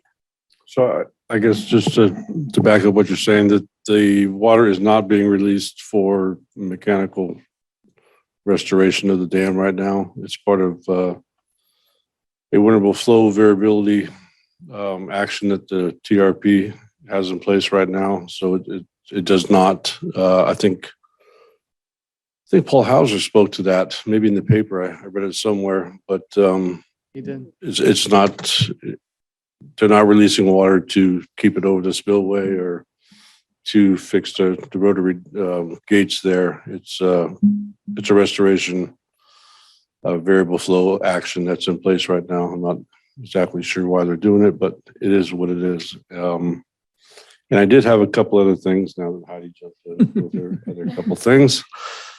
Douglas City Fire Department did just get a brand new, or new to us, a fire truck from Reading. Took us quite a while to get it. We worked hard, but we got one of their older trucks and a few pallets of accessories to go with it. A big giant help to Trinity, or to Douglas City Volunteer Fire Department. We also received a brand new to us truck. I think it's a 2019 truck for our fire chief, volunteer fire chief, which is another huge improvement. And I will give props to those guys who are really working hard. We got a great volunteer fire department there. It's growing every day. It's getting younger in age. Really doing a good job there. So I thank them a ton. And if there's any questions about, and I received the same amount of questions probably you do, Rick, on the water releases and the fixing of the dam and all that, feel free to steer them towards myself, perhaps Heidi too, as we may know more than the average person about what's going on there, since we're on the TMC and interacting with the Trinity River Restoration Program on a regular basis. Thank you. Okay, thank you. All right, so on the 8th of March, I attended the RCRC meeting in Sacramento. On February 17th, this was the bill introduction deadline for the first year of the 23-24 legislative session. And if we haven't had enough mind-blowing statistics for the morning, I'll add one more. There were 2,632 bills that were introduced timely, the highest number in more than a decade. 40% of those were spot bills or intent bills that are placeholder measures that don't have substance yet, but that still leaves 1,579. So measures that RCRC is sponsoring that would be of interest to us. RCRC has proposed expansion of Cal Recycle's illegal dumping program to cover illegally dumped hazardous waste. That bill was introduced by Assemblymember Hoover. And then AB 1548 was drafted to respond to an experience coming right out of Trinity County. As a part of Senate Bill 54 discussions a few years ago, RCRC tried to figure out what some of the barriers are to local recycling. Based on those discussions, they tried to find sources of Cal Recycle grant funding to get locals the sorting, baling, and aggregating infrastructure to get recyclable materials into the marketplace. I know, I feel the excitement coming right over here. Unfortunately, the scenario wasn't covered by any of the state's grant programs. So when funding was finally available at the federal level, the minimum grant award was set far too high to be of assistance. They have also worked into the bill clarifications as to what types of projects can be funded to help locals meet Cal Recycle edible food recovery requirements, and included a component that seeks to provide seed money for locals to develop reuse programs that divert solid waste from the landfill. So we are in, Diane Rader and I are in conversation with John Kennedy, who is RCRC's political lead on this. He has drafted a suggested letter. Diane is putting some refinements to that where she sees fit, and we should have that on a board agenda to lend our support for that bill for your consideration at our next meeting. RCRC delegates participated in 3 days of meetings in Washington, D.C., and key areas of discussion, among many, included funding opportunities available through the Bipartisan Infrastructure Law and Inflation Reduction Act, and reauthorization of the Secure Rural Schools and Payments in Lieu of Taxes program, and also cannabis banking. And then bills that could impact the pace and scale of California's forest management. There are several of interest. I won't go into them here, but I will make those available for Supervisor Leutwiler to present to the fire chiefs and also to the Fire Safe Council. Thank you. And then let's see, The Disaster Council meeting last week, just so impressed with our OES Director, Philip Simi, and HHS Deputy Director, Mike Katani. They just did such a thorough job of covering needs, collecting operational concerns to make adjustments. We're going that would improve our services going forward. And just those meetings are always, I've been to a whole two. And they are so important, so critical to how we respond in the future. And I just really appreciate that intentional means of collecting data and having those conversations that in moments you can't have, and later it's important to circle back. So thank you for that. PSA 2, I am continuing. This is my second year as chair of that committee. They just do such important work for seniors. The direct service partnership with Dignity Health Connected Living that coordinates with the Weaverville Church of the Nazarene was started as a pilot program probably 6 months ago. I lose track of time. I should have grabbed that date. It started with 20 participants, and now it has increased to 50. All home delivered meals. They deliver 1 hot meal and 1 frozen meal on Tuesdays, 1 hot meal and 2 frozen meals on Thursdays. And so now with congregate dining opening up under the guidance and rules, the church has expressed an interest in facilitating the indoor dining for participants for 2 days of hot meals. There is a transition right now to finding a new program manager, but the pastor and a trained volunteer are willing to carry out this important position until a new coordinator can be established and onboarded. That is the end of my report. So moving on now to the ad hoc reports, the Good Neighbor Authority. Meetings are moving forward. I met with Tara and David Colbeck and Kelly. Why does her last name escape me? No. I apologize to her. I'll think of it. Just working through some more details of this. And I do just want to take a brief moment to manage expectations a tad, because I have been leading the charge in great hopes and excitement, and not that there aren't, but there are components of this that may take a bit to implement. One piece of that would be administrative costs that are written into the agreement as a default that will take a little time to prove otherwise, that then can be changed. So while it is an amazing opportunity for us, I just want us to proceed with our eyes wide open that this is a document that will last us 10 years, and it may not, it's not going to show us all of its potential straight out of the gate.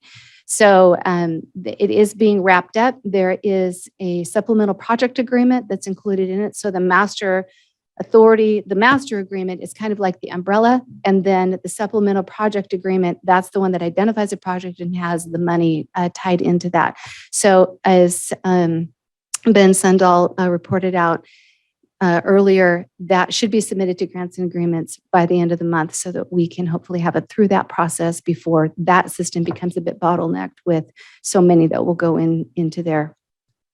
And that is the end of my Good Neighbor Authority report. So on to the strategic plan. Supervisor Leweiler. Yes, so work continues in that area, a little bit haltered by the fact that I was supposed to be facilitating a meeting on Friday morning, and we were still in our board session. So they met without me and worked on the template and the guidelines that had been laid out, but we are continuing to meet. We're meeting every other week and trying to get things ready for when Trent is here so that we can hand him off something that is, if not absolutely complete, very well close to that so that he can put the final touches on it. Mm-hmm. Okay, thank you. All right, Trinity County Water, anything from that ad hoc today? No, nothing yet. We are, I've been in contact with Tom Stokely just about a few things. But we're still in the infancy stages of that. I think we are kind of waiting for Trent to come on board where we can kind of get this thing going and talk to Humboldt County and their delegates about how we'd like to move forward, maybe with us working with them in a way to get a good resolution to this 50,000 acre feet. Okay, great. Thank you.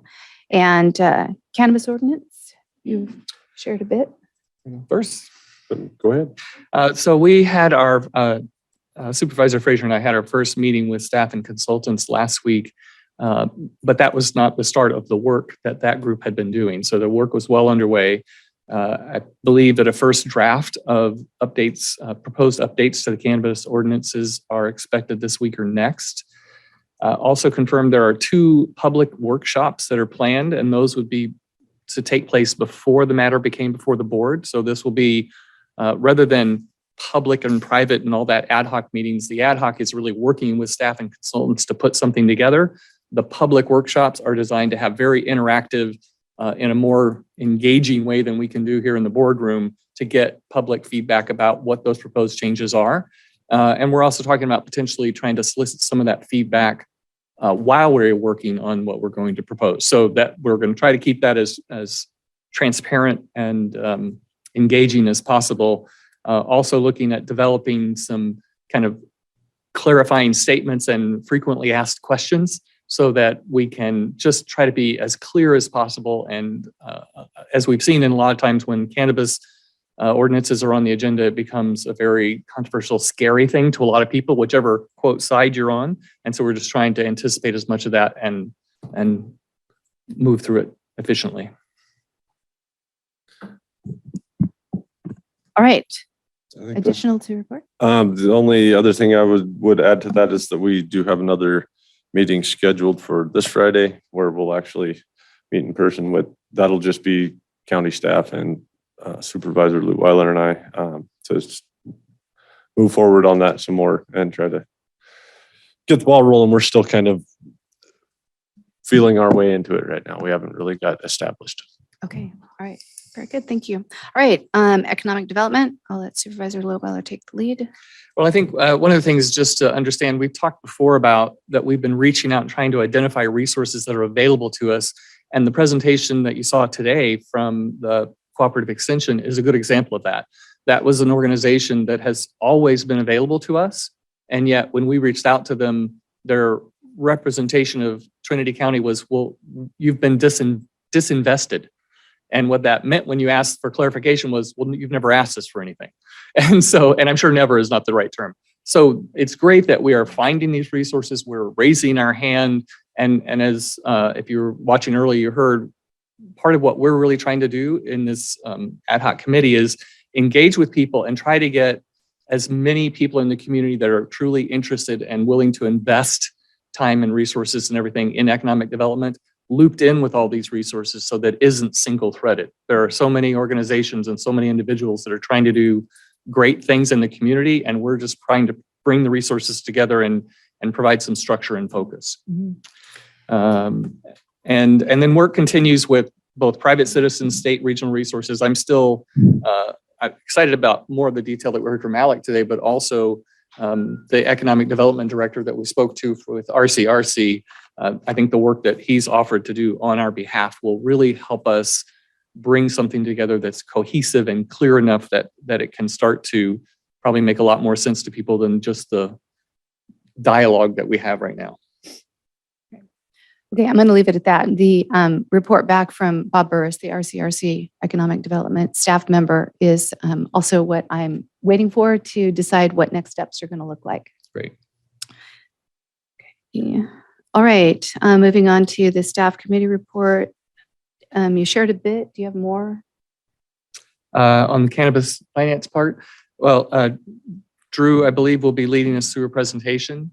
I think just to set the stage, I want to explain there was a lot of work that went into this because it's not only trying to find a way to clearly communicate the realities of the financials, because there's a lot of opinions about the financials, and I think we wanted to get it as clear and as factual as possible.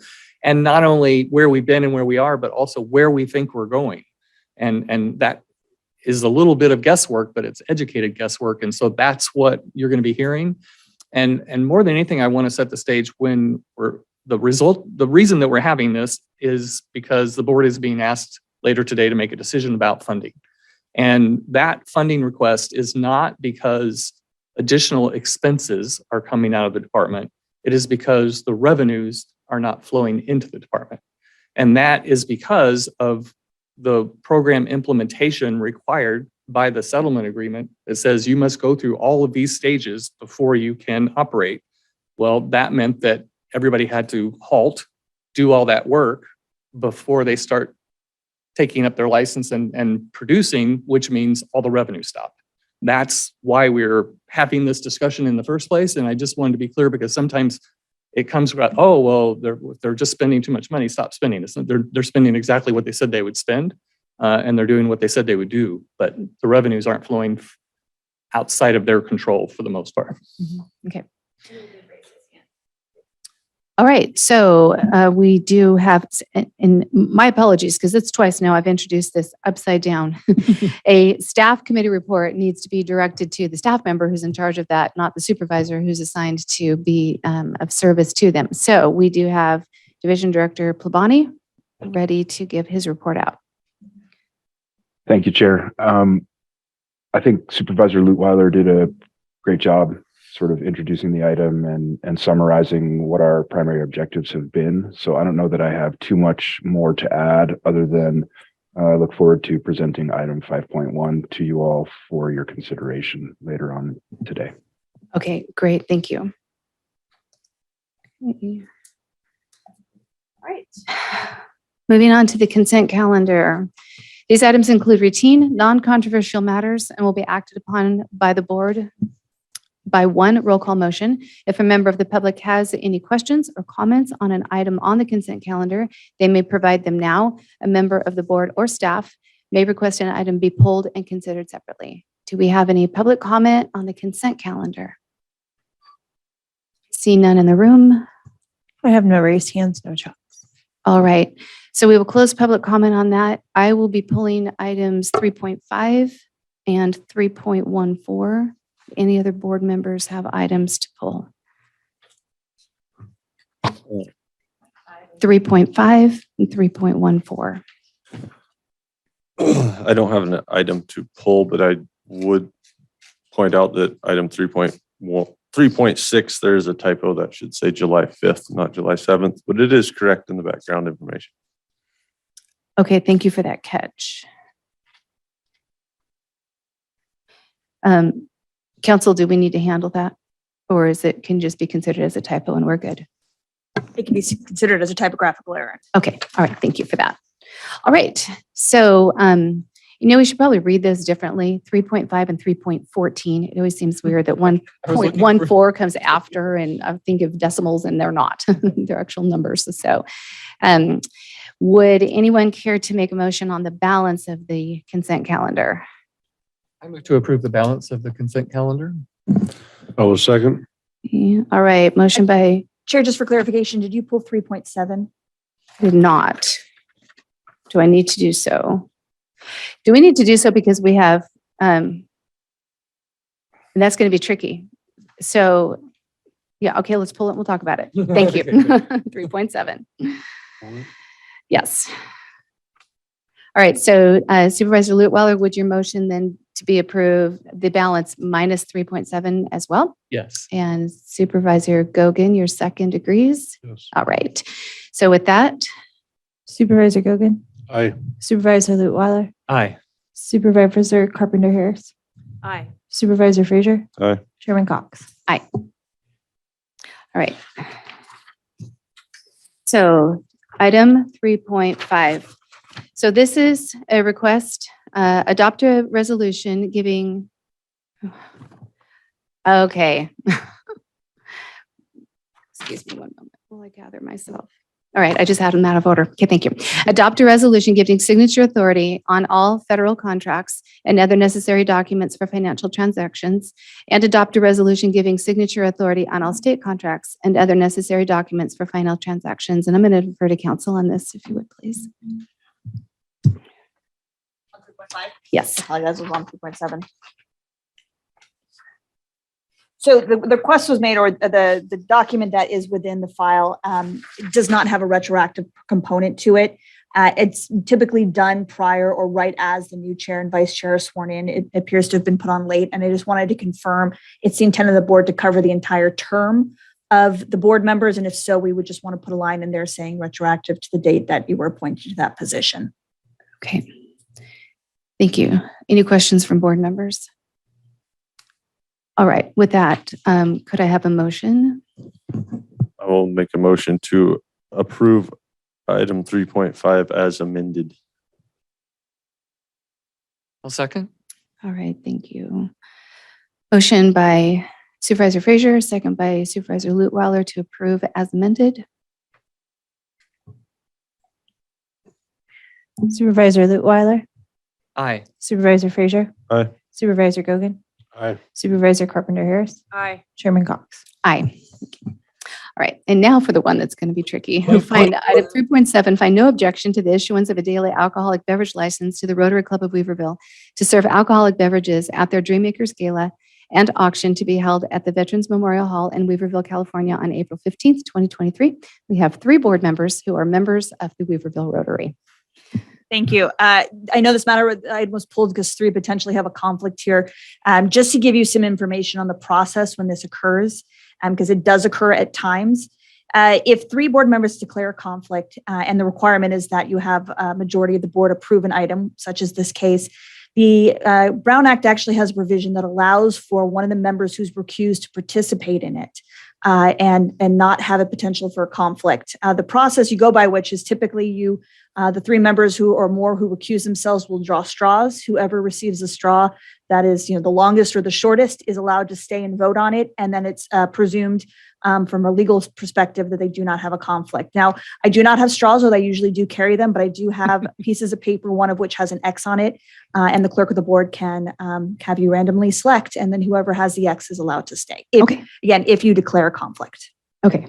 And is that the only way that selection can be made?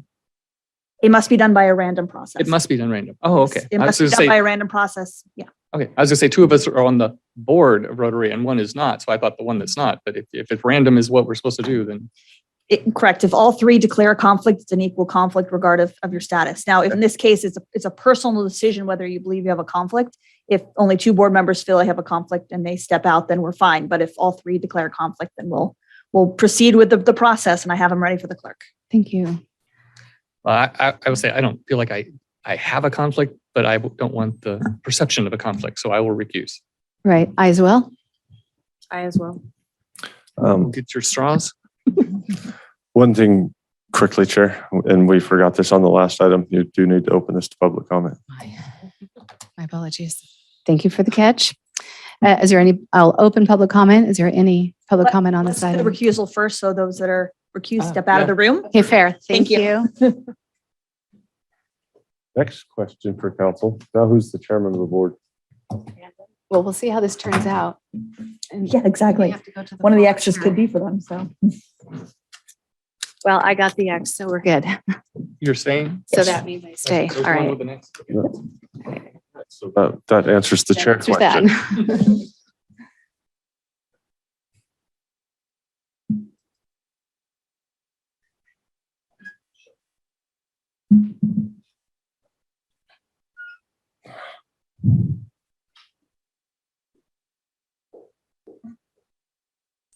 Okay, with that, I will now open this item for public comment. Is there any in the room? Okay, any on Zoom? I have Keith Groves online. Okay.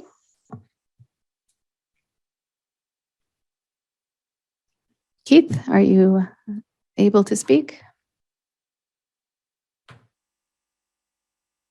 Sorry about that. I too caught the previous that you didn't go to public, and I asked for a point of order but was muted. So I think you guys need to come up with some sort of plan if there's a point of order. And I know that's not this item, but I'm still behind. So thank you for your time. All right, thank you. My apologies for that. Can I circle back at some point and reopen public comment on that item, and I will do so after we finish this item.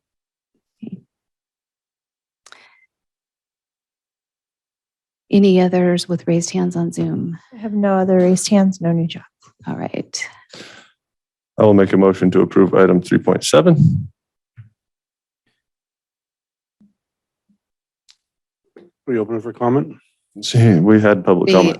I'll second for discussion. discussion, excuse me. Now you discussion. may. Mhm. It seems odd that this is the best way to resolve something by, I know it may be the only way, is to add someone who has a conflict of opinion back into the voting on something that they have a conflict of opinion with. This may be the only legal grounds to do this, but is there no other way we're inviting someone who has a conflict of interest into voting on something they have a conflict of interest on? Absolutely. So I'll just tell you the background on it is that in county governments, you have to have a majority for something to be approved. And it's the majority of the Board of Supervisors, not a majority of those who are present. So when we drop below a majority, and that happens when more than three or more members recuse themselves, there's no way to move the item forward. So when the legislation was creating the Brown Act, they contemplated that potentially happening. And so what they did was put it in to make it a random person who can return, as opposed to having it specified or having it selected. And that way, the concept is that it creates some level of neutrality on that. This can't be done if there's what we call a 1090 violation or a violation of monetary. That means that item just can't move forward. But on conflicts of interest, which are just additional relationships with an organization, this is the only way that the Brown Act and the law contemplates to allow it to move forward. And the other option would be that we just couldn't hear the items. Understood, but not understood. I'll go with it. All right. That's the way we can do it. All right. So, any further discussion? I just wanted to clarify who made the second on that. Was that you? Did. Okay. Yep. I'm good. Chairman Cox? Aye. Supervisor Frazier? Aye. Supervisor Gogan? Aye. All right. If someone would Bring ask them our back. supervisors back, great. Thank you. All right. While they are returning, I'm going to circle back. I to- think I'm going to jump in here because I think we ask council, should we actually make a motion to reconsider item 3.5? Correct, yes. I would, at this point, if it's the right time, I will make a motion to reconsider item 3.5. Thank you. I'll second. 3.7 approved. Circling back. Item of reconsideration on 3.5 because I forgot to.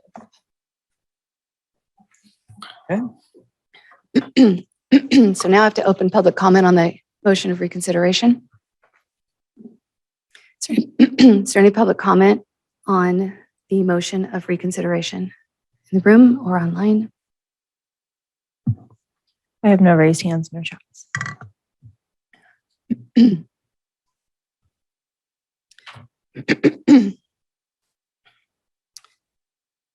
All right, with that, we have a motion and a second. If you would please pull the board. Motion to reconsider.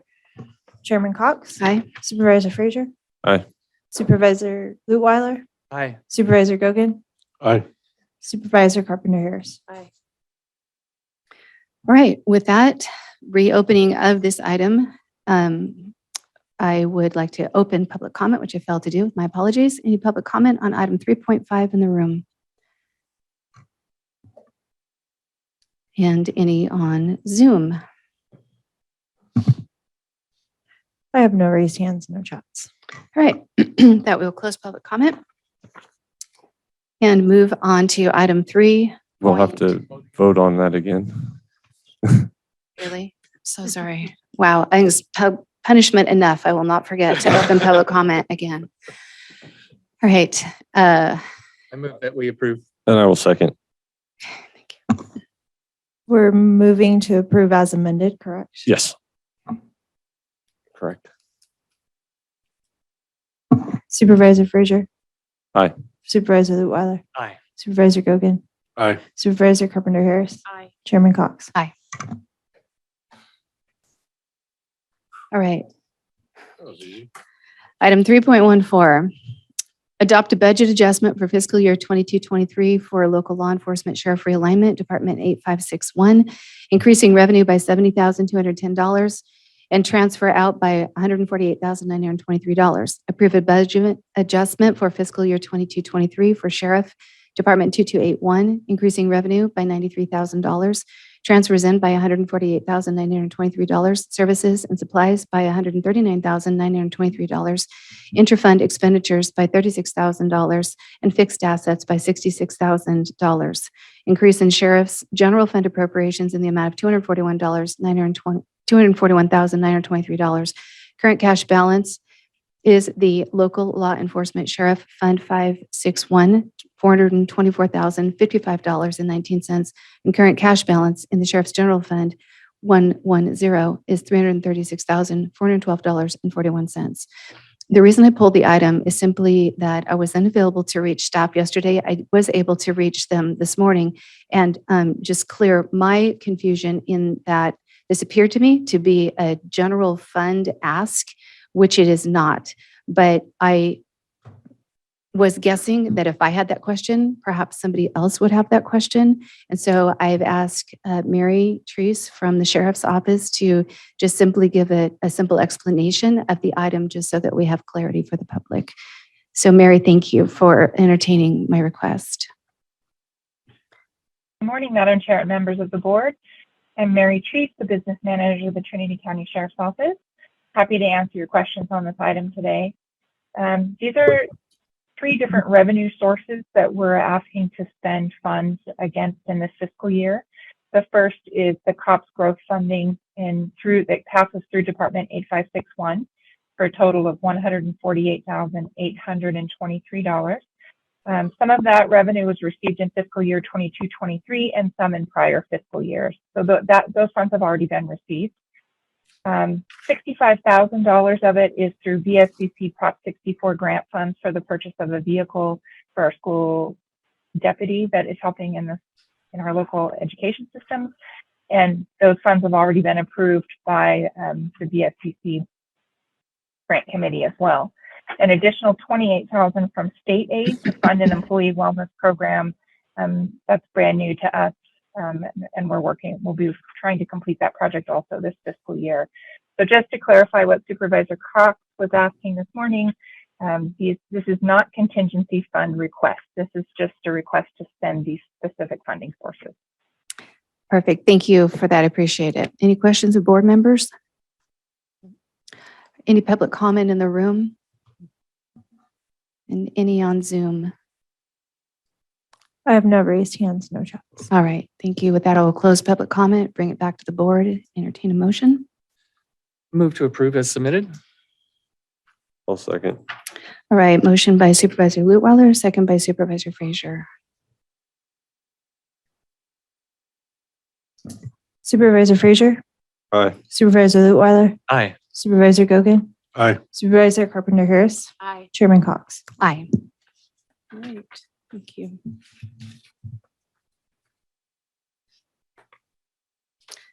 We need a break? You good? All right, moving on to public hearings. Building and Development Services, item 4.1. Conduct a public hearing to consider taking the following actions concerning the county buildings and construction ordinance Title 15. Number one, find the adoption and implementation of this ordinance to be exempt from the California Environmental Quality Act pursuant to CEQA guidelines, section 15061B3, common sense exemption, which applies to projects where the activity will not result in a significant effect on the environment. Number two, introduce and waive the reading of an ordinance establishing Trinity County Code Section 15.26 regarding electric vehicle charging station permit streamlining, no fiscal impact. And I would refer this item to our Associate Planner, Skylar Fisher. She's on the line. Hello, yes. Oh, okay, there I am. Hi, this is Skylar Fisher, Associate Planner with the Trinity County Planning Department, and I'm going to spend the next few minutes discussing item 4.1, the electric vehicle charging station permit streamlining ordinance, as just described by Chairman Cox. So this item has been before our County Board of Supervisors a few times now, but I think it always benefits from a brief recap. So where this draft ordinance came from was a combination of Assembly Bill 1236 and AB 970 from the state, which requests that local jurisdictions streamline the permitting processes for electric vehicle charging stations to limit the review of these types of permits to like health and safety requirements to create that expedited time frame. Part of that, as referenced in AB 1236, is that there be a checklist with certain criteria that jurisdictions must meet to be considered streamlined and compliant. Part of that also is a checklist, or it's like mostly like an application with all of the required questions for those who would like to submit an electric vehicle charging station permit over at the building department. So in order to meet this requirement, county staff worked with representatives from Rural County Representatives of California and the Governor's Office of Business and Economic Development, or GOBIZ, to draft the ordinance based on the template ordinance that was developed by the state and to update that aforementioned checklist application to be consistent with the checklist, but also like add, the Trinity County heading, make sure that it was something that could be navigated by and looked okay for our potential applicants to use. So as I mentioned before, this item originally went to the board back in December, so December 6th. It was then continued to the December 20th and then the 29th board hearings. After this, after the 29th meeting, the board moved to have the Planning Commission review the project to see which zoning districts would be most compatible with electric vehicle charging stations. During this time, there was an amendment to the second to last preamble for sake of clarity for language, because I remember when we were going through it, it was kind of like very clunky. Sorry, I got a little too excited and muted myself. So there was some clarity added there so that it was easier to read, and a few other admin changes, which were track changed when presented to the Planning Commission. And so this item went to the January 26, 2023 Planning Commission, where the Planning Commission voted to find all zoning districts eligible to consider ways to encourage electric vehicle charging stations in the counties, such as not increasing taxes on parcels with electric vehicle charging stations improvements, and to adopt the current checklist and ordinance as was at the time of that meeting. Since then, the item returned to the Board of Supervisors on February 22nd, where the board voted to amend the draft ordinance to add an additional line to section 15.xx.40, which is permit application processing, which states that commercial EVCS applications will be streamlined in commercial zoning districts C1, C2, C3, HCI. All others must obtain a Planning Commission issued use permit, which later that language was clarified to instead be obtain a conditional use permit. After this meeting for the second reading of the ordinance on March 7th, 2023, that's when the language was clarified in that aforementioned section that was added to be a conditional use permit. In addition, there was an amendment to section 15.xs.20, which is definitions, to add bullet C, which is a commercial charging station, means a standalone charging station intended for profit. So since that March 7th meeting, the most recent draft of the ordinance did go to a representative from GOBIZ, which, as mentioned, is the Governor's Office of Business and Economic Development, in which they reviewed the ordinance for consistency with Assembly Bill 1236. And there was some concern from the representative regarding the intent of the aforementioned assembly bill, which was to eliminate barriers and expedite the processing for all electric vehicle charging station permit types. The intent is to have a future discussion with them, but that hasn't happened yet. And this item was agendized for this meeting, but I figured I should add it in. So the full record of what's been going on as far as as much as I know, I want to, of course, share. And the two aforementioned amendments are included within the packet and are highlighted to pop out for emphasis. Thank you. So all of that being considered, staff's recommendation based on the proposed amendments from the board is to find the adoption and implementation of the ordinance to be exempt from CEQA per the common sense exemption, and to introduce and waive the reading of the ordinance establishing Trinity County Code Section 15.26 regarding electric vehicle charging station permit streamlining. And I can answer any questions. Thank you. All right, thank you, Skylar. Any questions of board members? All right, with that, we will open the item for public comment. Any public comment in the room? And seeing none, any on Zoom? I have no raised hands, no chats. All right, we will close public comment, bring the item back to the board. Would anyone care to make a motion? I move that we approve as submitted. I will second. Right, we have a motion by Supervisor Lutweiler and a second by Supervisor Gogan. Any further discussion? Yeah, I just wanted to mention, picking up on what Skylar was sharing, it was interesting to see. It didn't take long at all for us to get a response back to the changes that we were making. The state representative didn't feel were appropriate. And my view, open to others, is that we go ahead with approving what we've done, and then we can have our conversation that's already scheduled. And if we need to bring this back and make another change, we do, but we don't hold this up yet again. We go with what we put together. That's my thought. I agree. So great. All right. For the record, another thing that came up, and then I have to attribute this to Adrian Keys. After our last meeting, when I said I wanted to put it on the record that we believe that it would pose a public health and safety risk to put these in zonings that they don't belong in, Adrian emailed me and said, what about public restrooms? And that would be another thing I think needs to be on the record. It's like, if we're going to allow these in a residential area without a public restroom being required, that does pose a public health and safety risk. So I think that we do have some legal standing on why we made these changes, whether the state agrees with them or not. There is a health and safety element involved here.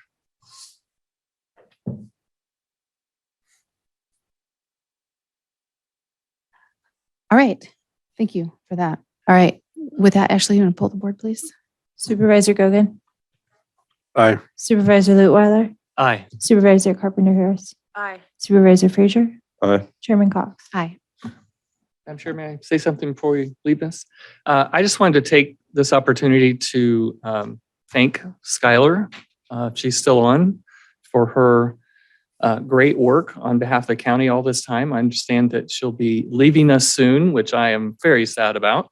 But I just didn't want this to be our last board meeting with you and not have the opportunity to say thank you. We know that you have done a tremendous job and a very difficult job because of being not supported as you should be in terms of being fully funded department and having people around you. And then there's been some very difficult issues, and the way that you've handled everything has been exemplary in my view. And I just thank you very much. And I'm so happy that you paused us for this moment, because in my board report out, and it's far more fitting here than it would have been had I remembered. But Skylar's hard work on behalf of broadband expansion in Trinity County. Skylar, do you want to share that yourself, or I don't want to steal your thunder because it's pretty exciting. Well, I'm pretty excited about it too.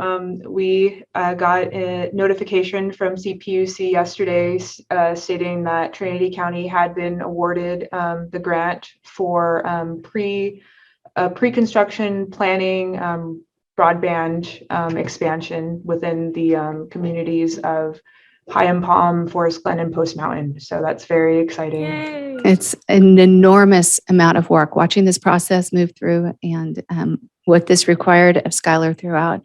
I'm just so proud of you and thankful to you. So congratulations and thank you. And yes, you will be dearly, dearly missed. So. I just want to say you're sharp as a tack, honey. You got a bright future in front of you. You have just such clarity in your speaking, and your ability to pull information up with every question is admirable. And I predict you will have a grand future. Thank you. And again, Skylar, thank you very much for everything. You've been great. You worked hard for the county. You have a big future ahead of you. We're going to have a hard time filling your shoes. Again, thanks for everything you've done. We really, really, really appreciate your work that you've done for us. Thank you very much. Thank you. It's All been right. a pleasure. Nice. Thank you. Madam Chair, before we move on from this item, and yes, to echo all the compliments that Skylar has received, I've enjoyed the last few months, just recognizing her work as well. I'd just like to confirm that should the board engage the state on continued conversations on this matter, that we include County Counsel's office, as these are legal issues. Absolutely. Thank you. And I didn't realize that. I didn't even realize, honestly, when it was the representative from RCRC pulling this in. So thank you for that. And we don't even have a confirmation of that meeting yet, but I will certainly send you the information on the proposed date and time. And if that doesn't work for you, we will move it. Yes, thank you. I need one moment, please. Okay.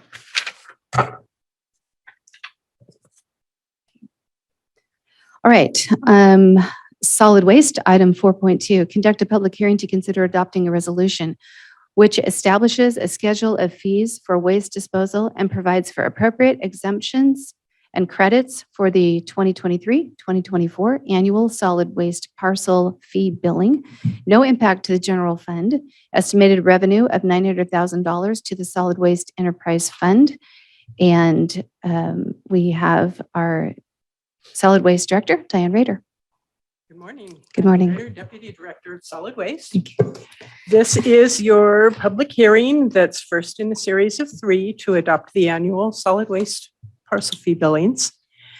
It is the billing that we send out to property owners and businesses for helping defray the cost of the solid waste disposal system. There are basically no changes from any prior years in it, except for the elderly low income limit for the household is increased to $29,160 this year. So there is a credit available for people that their whole household is below or at that level. The billings are going to be sent out in-house this year, so that we can hopefully reduce some of the confusion we had last year with the billings that we had sent out.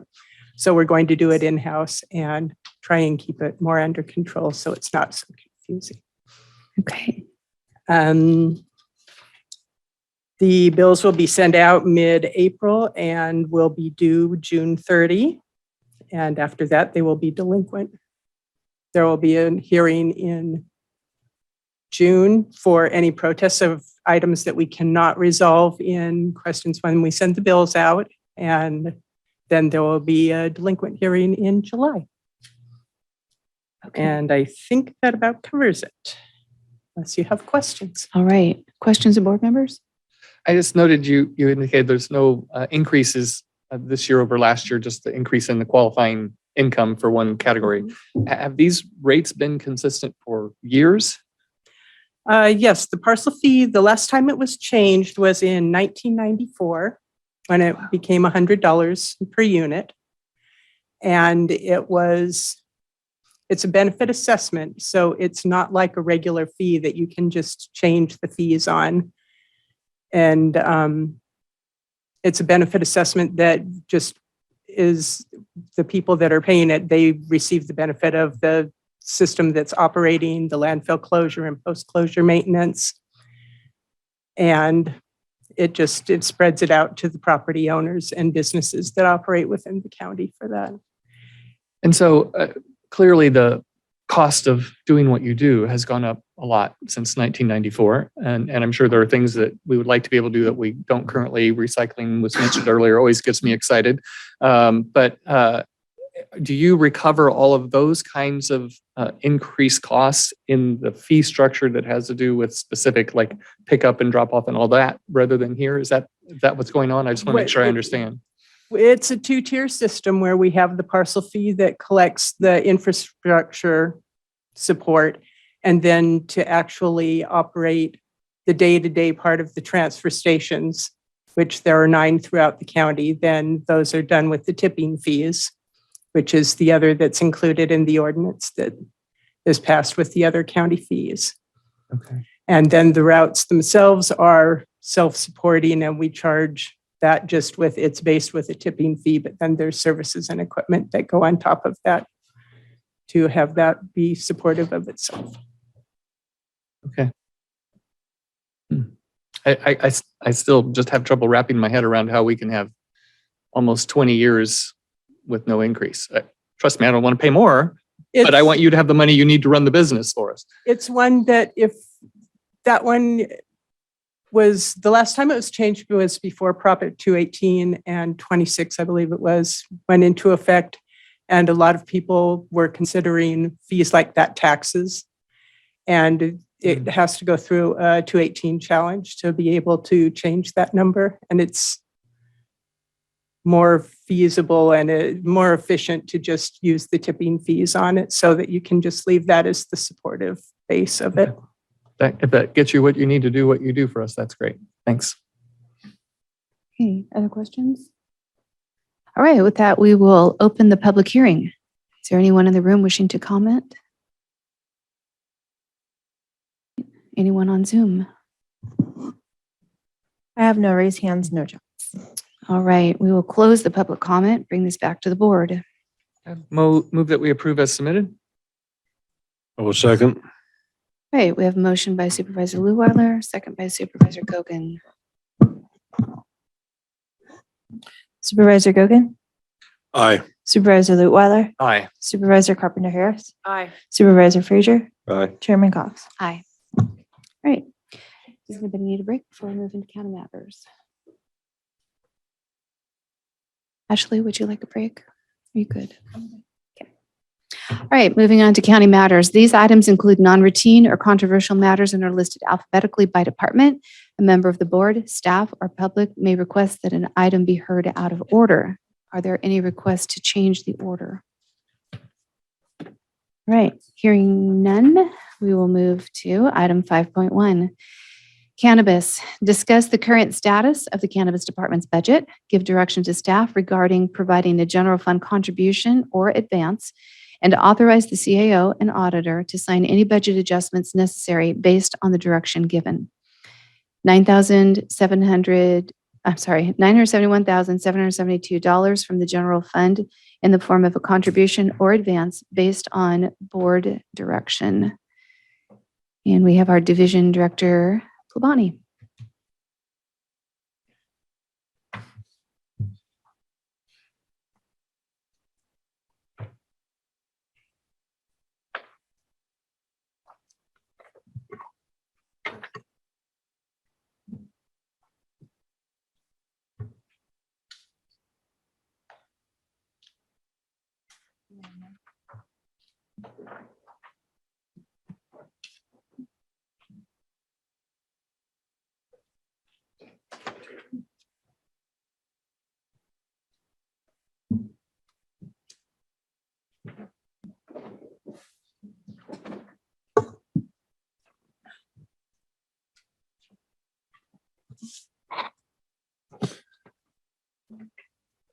Good morning, Chair, Supervisors, Drew Plabani, Cannabis Division Director.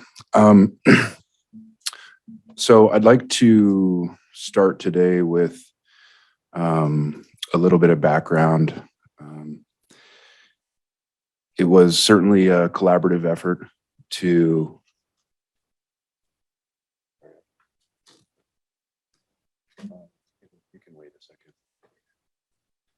it was definitely a collaborative effort amongst, all of the members of the staff committee. Specific thanks to Supervisor Lutweiler for supporting the process.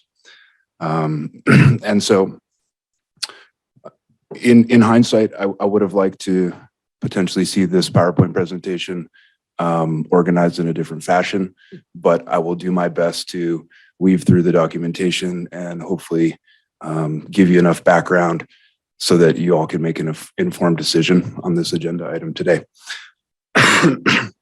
Excuse me. So just a little bit of sort of historical background before we jump into it.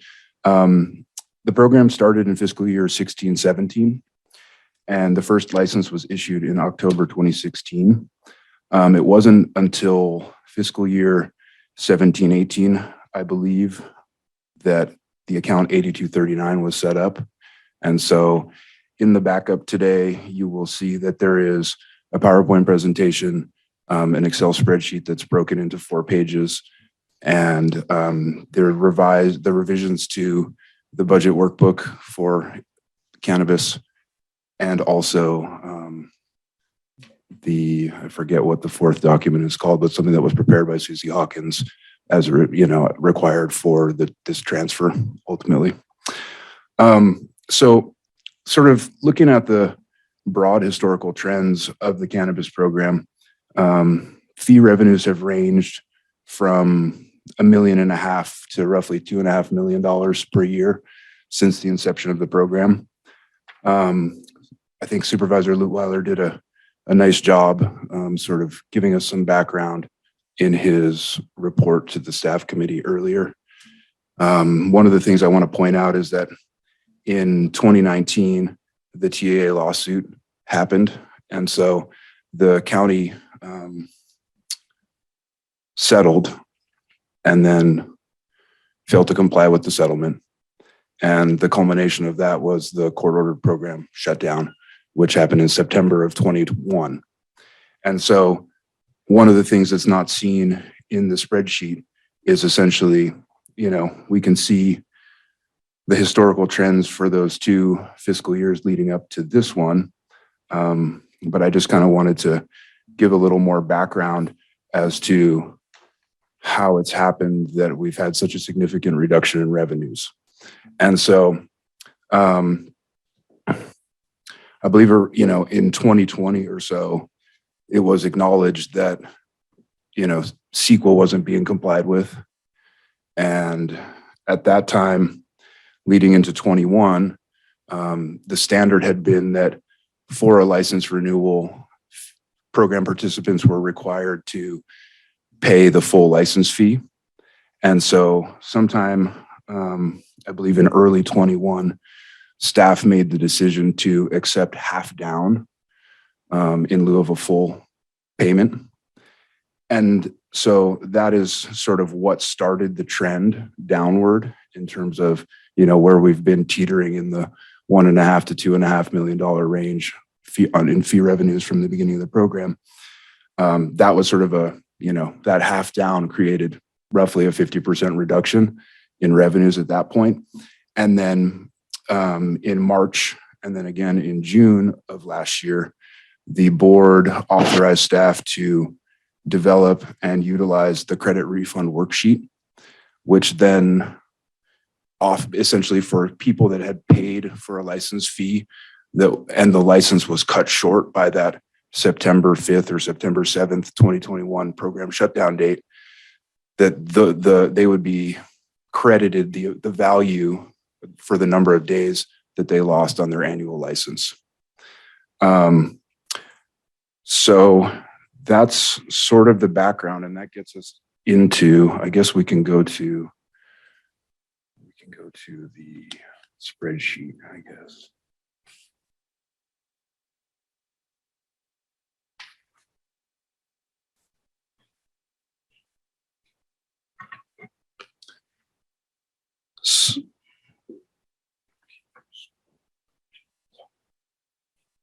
So, There's mud, right? so here you can see, this is the spreadsheet that we created, and there's quite a lot of information.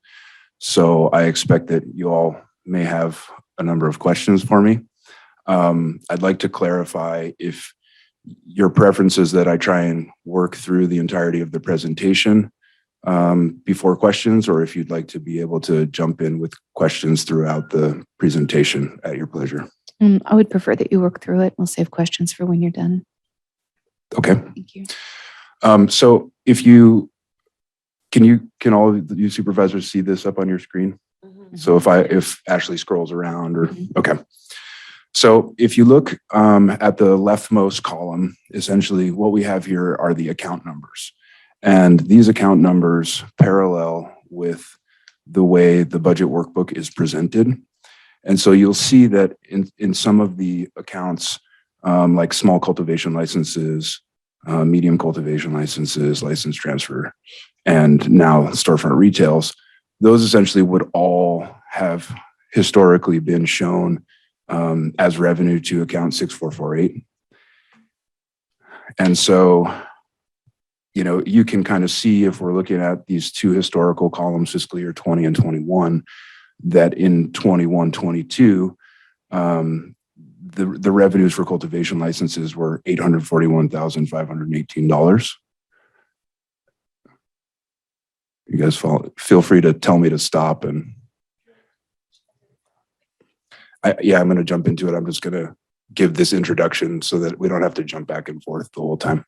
I'm not seeing the 81,000 you're talking about. 841,000. Oh, 841. I'm with you. Thank you. Okay. So that kind of, shows this trend that I'm referring to in terms of what happened due to the program shutdown and where we finished the last fiscal year. We can, I guess, jump into the PowerPoint now.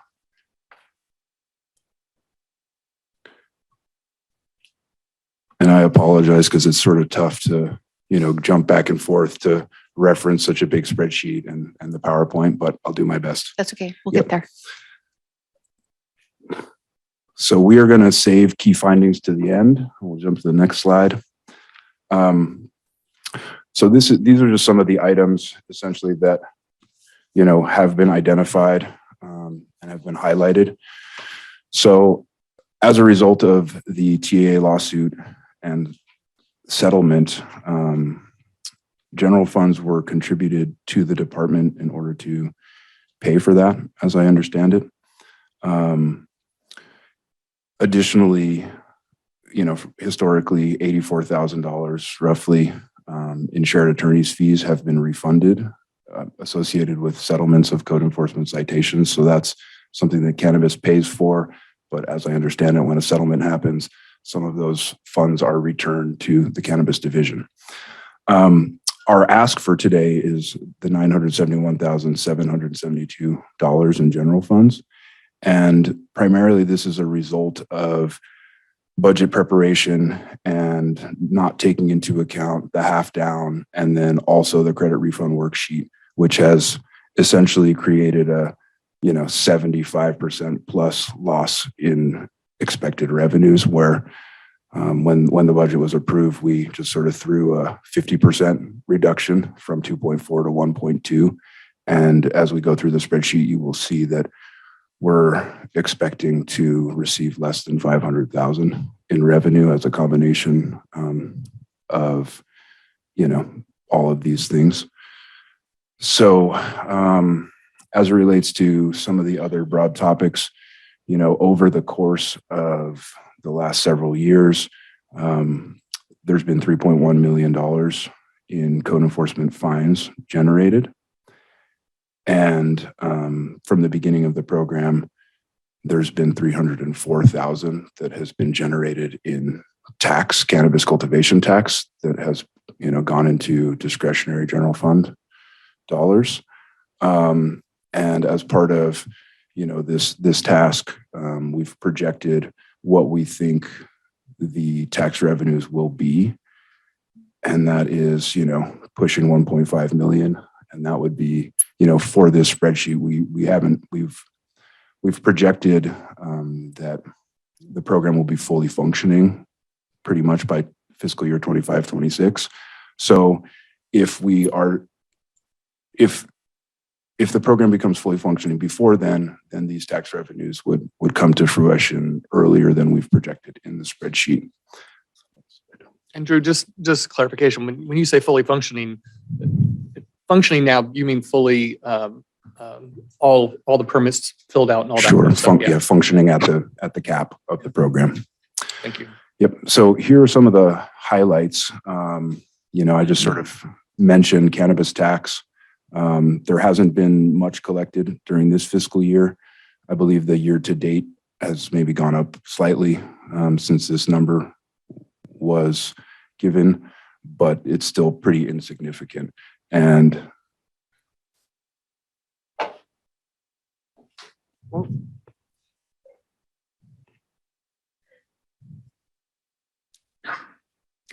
okay. And the result of that, my understanding is that essentially as part of Measure G, the way that it is constructed, program participants needed to have both a local license and a state license in order to be required to pay the tax. And so with the program shutdown, most people did not have a local license. And I believe County Council gave guidance on that some months ago in terms of the fact that if they didn't have a local and a state, then they were not required by Measure G to need to pay those taxes. Cannabis fines, essentially looking at the projection that we've created, the 531,000 that you see carried from 23-24 into 25-26 is a combination of the outstanding roughly $3.7 million projected to be collected over the next several years. And then the next row is general plan update fees. And we have collected just over 1.6 million to date. And the way these numbers are calculated is roughly showing the progression of small cultivation licenses that we expect and that $1,000 general plan update fee for each of them. Next slide, please. So there's many pages of key assumptions, so I may breeze through some of them, but I'll try and highlight the most important ones, and I think that many of them may answer some of the questions in terms of how we've arrived at these numbers. For the tax revenue projections, I tried to really dive into exactly how many licenses of which type we have and come up with a conservative production metric for production across the board. Where I landed was that an easy number to use was 400 pounds a year. And one thing to note related to the way that the tax measure is constructed is that it's a biannual reporting period. And so that, to give an example, product that is grown in the fall of 2023, for example, until it is sold, they're not required to pay tax for it. So if what is grown in 2023 isn't sold until, let's say, the first quarter of 2024, then they wouldn't be required to pay tax for that production until the mid-year reporting period in 24.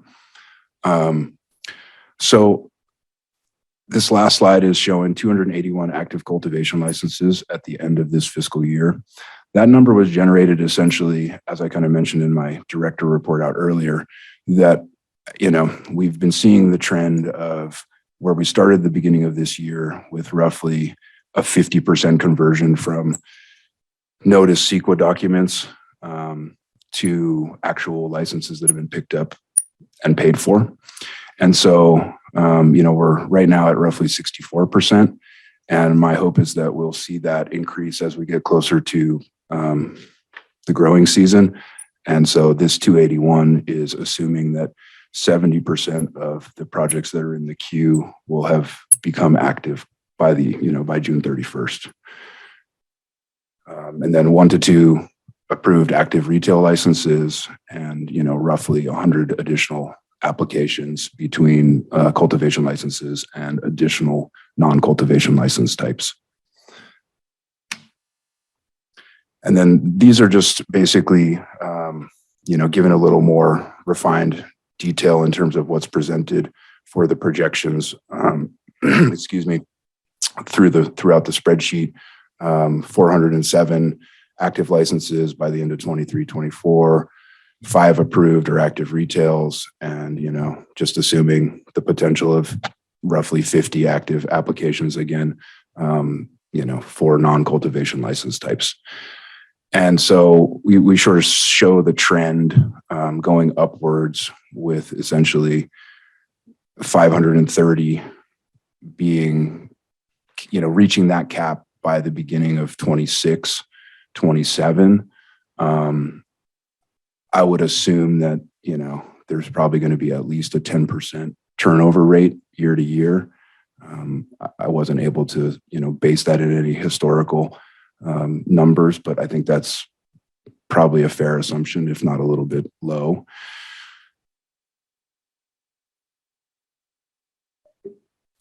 Some of the other key assumptions, that were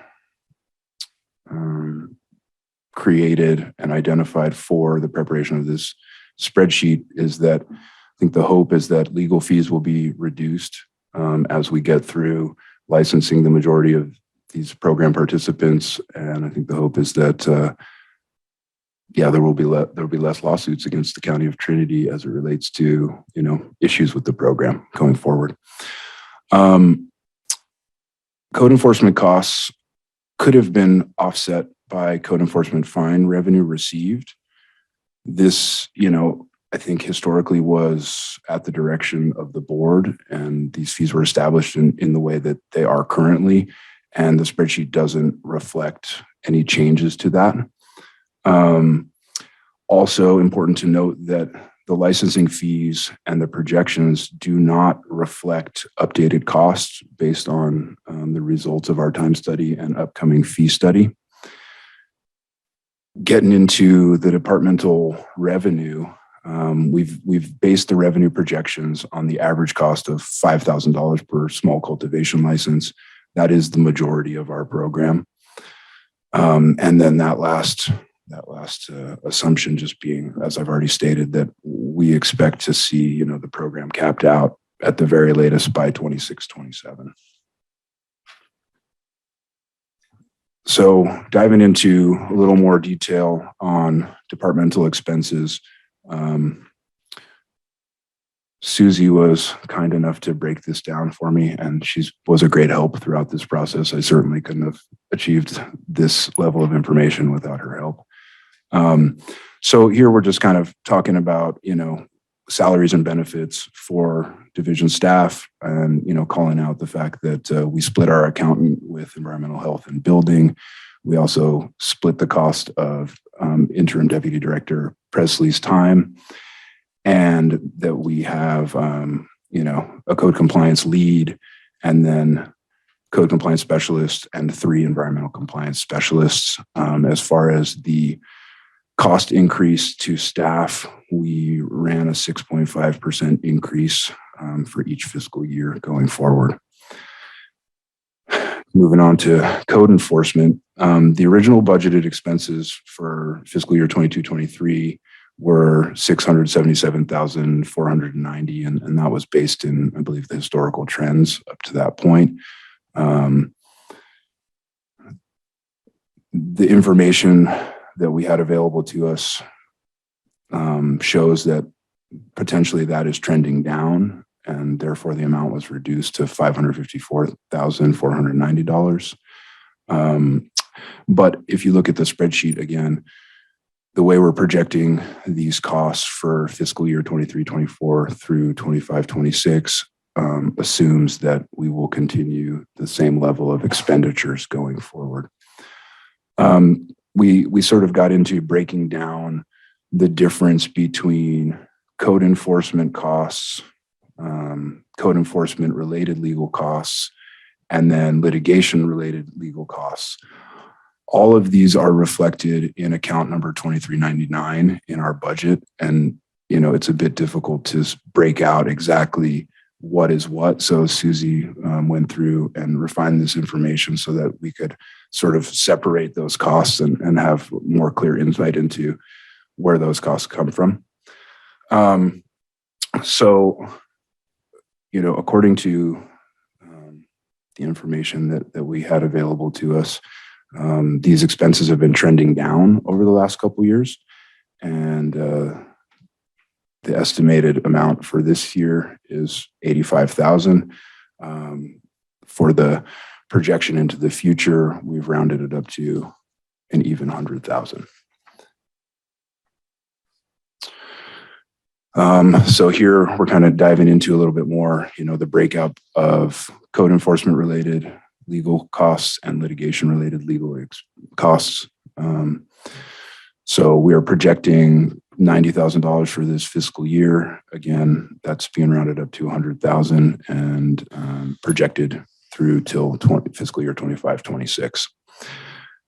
The additional licensing related costs that are also all included in account 2399 are utility.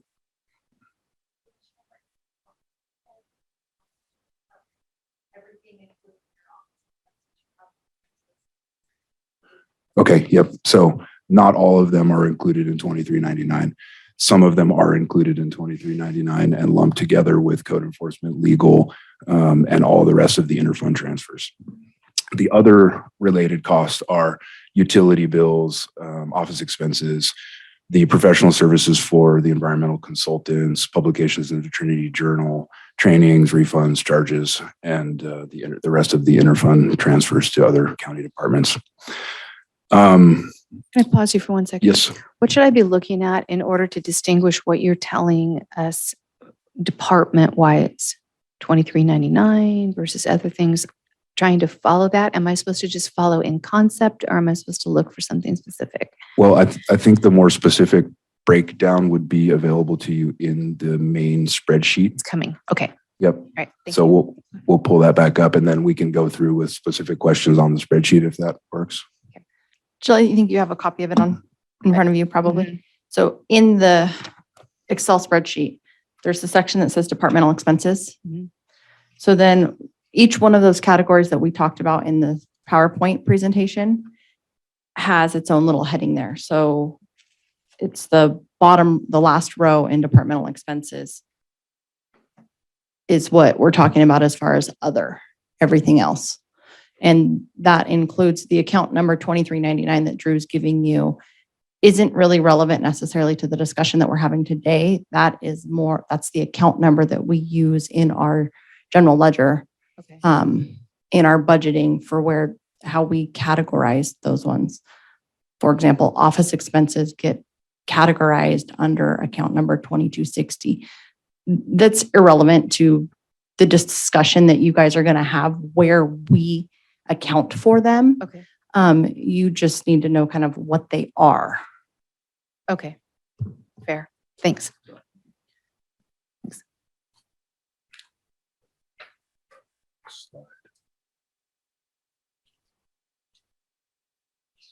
Consultant fees, did you comment on that? I think that's what you're about to cover when we got the question. I think we cover that more specifically later on in the slides and key assumptions. Give us a sec to get back up to the right slide. So it should be 10.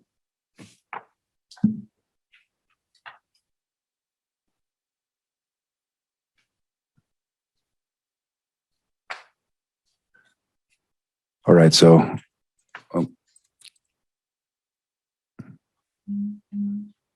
go back. No, go back.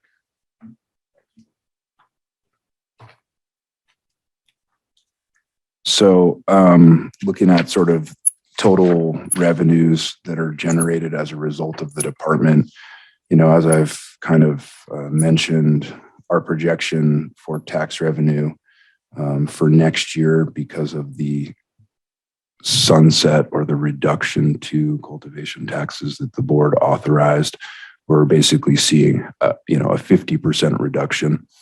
Something that's important to note is that because it's a biennial reporting period, the way that the tiered tax rates were approved in Measure G essentially means that for someone that, let's say, produces 400 pounds per year, it may be that likely they aren't going to pay, well, unless they sell all 400 pounds during one reporting period. And in fact, it would need to be 401 pounds, I believe, for them to pay 100%.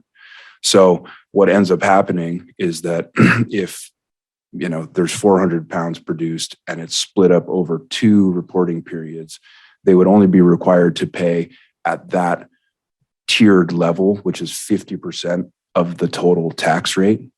And so because the tax, no? Want to clarify? Yeah, just for clarification. So we have gone rounds and rounds on this, and I've been given guidance from council. So in a particular period, so they would need to do an adjustment form. So let's say that 400 pounds and they only sold 200 of those pounds. So during that period, they transferred 400 pounds. So they are going to be in that tier, or more than likely they'll be in that last tier. So they were going to pay for that tier. They would do an adjustment, but at that time, they're only going to pay for what they actually sold and have been paid for. And so then in the following period, then they would pay what it was, because crossing periods and all of that. So we're accounting for it with adjustments, but they are not, we're not doing it that way. So let me clarify my terminology, and then we'll see if we agree. When I'm saying sold the product, I'm referring to transferred. So if they only transfer 200 of the 400 during a reporting period, then am I correct that they're only required to pay that amount that was transferred? Okay, so that's what I'm trying to say. I apologize for when you're saying periods, I'm it. like, no, we've gone over all this. So good. Okay. So the result of the 50% reduction basically means that for people that are, using this 400 pound example, they're paying half of the total tax rate. And then that's being cut in half again because of the 50% reduction.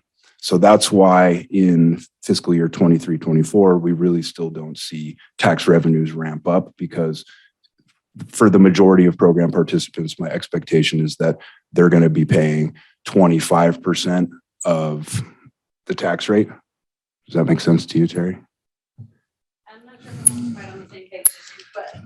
Well, if they're paying, the bar is we've reduced it by 50%.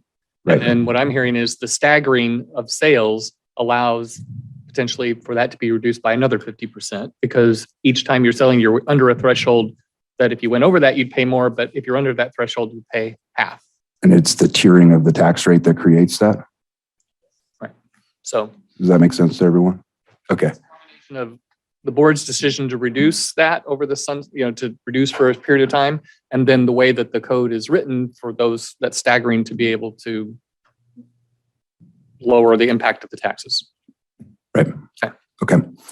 So we're basically just showing a trend, moving upwards towards, a fully functioning program, business is active, and the projection is that in 25-26, we may see 1.4 million in tax revenue collected. I know Terry doesn't think that that's possible, but I'm going to go with an optimistic look at it and assume that, people have now been out of business for 18 months. I think most people have invested their life savings to get to this point. And my expectation is that they will continue to, proceed in their current endeavors and business operations. So, and then, now we have retail storefront. And so I threw some numbers at that based on some discussions that I had with some of the applicants for retail licenses. And we're looking at, very conservatively, those retails might do roughly $50,000 a month, which is $600,000 per fiscal year, and at a tax rate of 2.5%, that's how we've arrived at these numbers, along with, the assumptions as to how many retails we will have in the county. Fine revenue. This revenue has decreased significantly.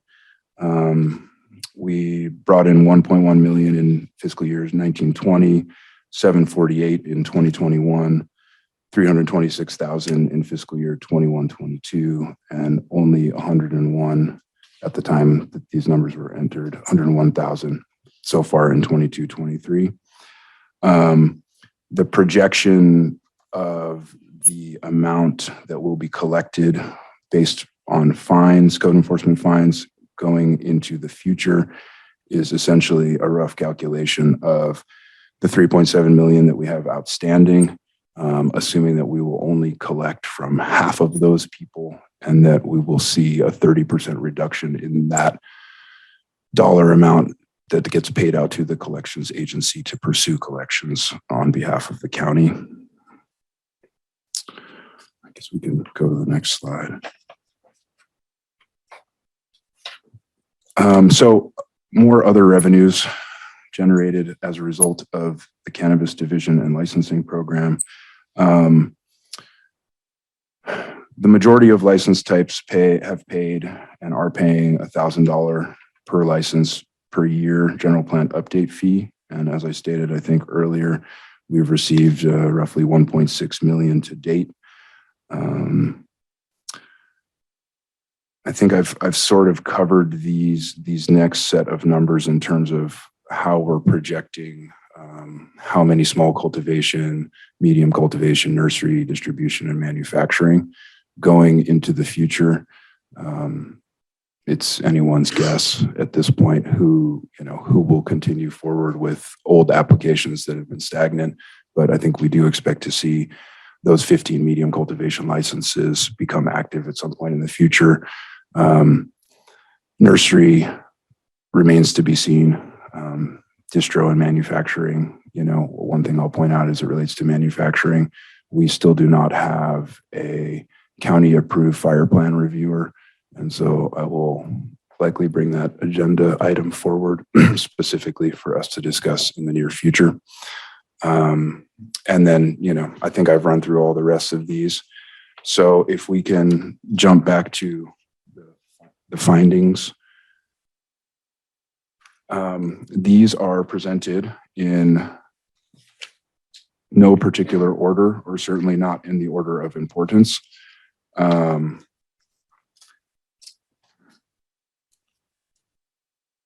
General funds required to offset the cannabis program's revenue shortfall this fiscal year could have been offset by previous year's fines that were collected, and or in a number of different mechanisms. There could have been different financial planning to arrive us at a place where we weren't asking for the better part of $1 million, but that's where we are presently. As I understand it, the majority of these code enforcement fines and the code enforcement program, if that's the correct term, as it relates to pursuing action against illicit cultivation, was created and adopted sort of along with the cannabis ordinance. So that's something that was sort of created as a beneficial side effect to the cannabis ordinance itself. One of the other key findings is that we don't expect to need any additional general funds, for this coming fiscal year. And I think that trend is reflected sufficiently in the historical data in terms of, how much money the program has generated with license fees over the past several years. It was nice to see that through this process, I think, at least on our staff committee, we came to the conclusion that the net financial impact of the cannabis program has been positive to date, and that there's been a significant contribution, both to county coffers, programs, and the broad economic benefit that cannabis cultivation has to Trinity County. And then obviously, something that's pretty significant for our general plan update is that cannabis fee payers have paid in $1.6 million so far for that general plan update. And I think that's probably a pretty significant help to get that done finally. And then we'll jump down to the recommendations.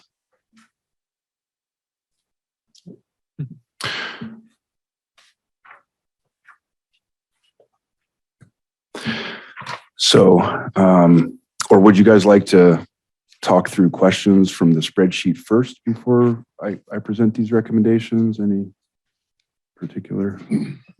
Amiable to whatever anybody wants. Like the questions already.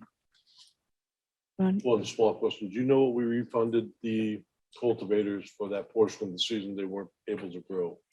Yes, so that is what the credit refund worksheet created. And so to give an example, if someone got a license that became active on, let's say, October 1st, 2020, their license period would have extended through October 1st, 2021. And so all of the participants that were in good standing during the beginning of the 21 season received an urgency ordinance extension letter that in most cases cut off people's license prior to, with the October 1st example, they would have lost a month. And so the refund was calculated based on the number of days that they lost and what they had paid for, from 20 to 21. And so that's the way that it works, if that helps to answer your question. Yeah, do we have an amount on that? Dollar amount, do we know? How much it is per day? No, how much? Total? Total refund. I do not have that information in front of me. I apologize. No worries.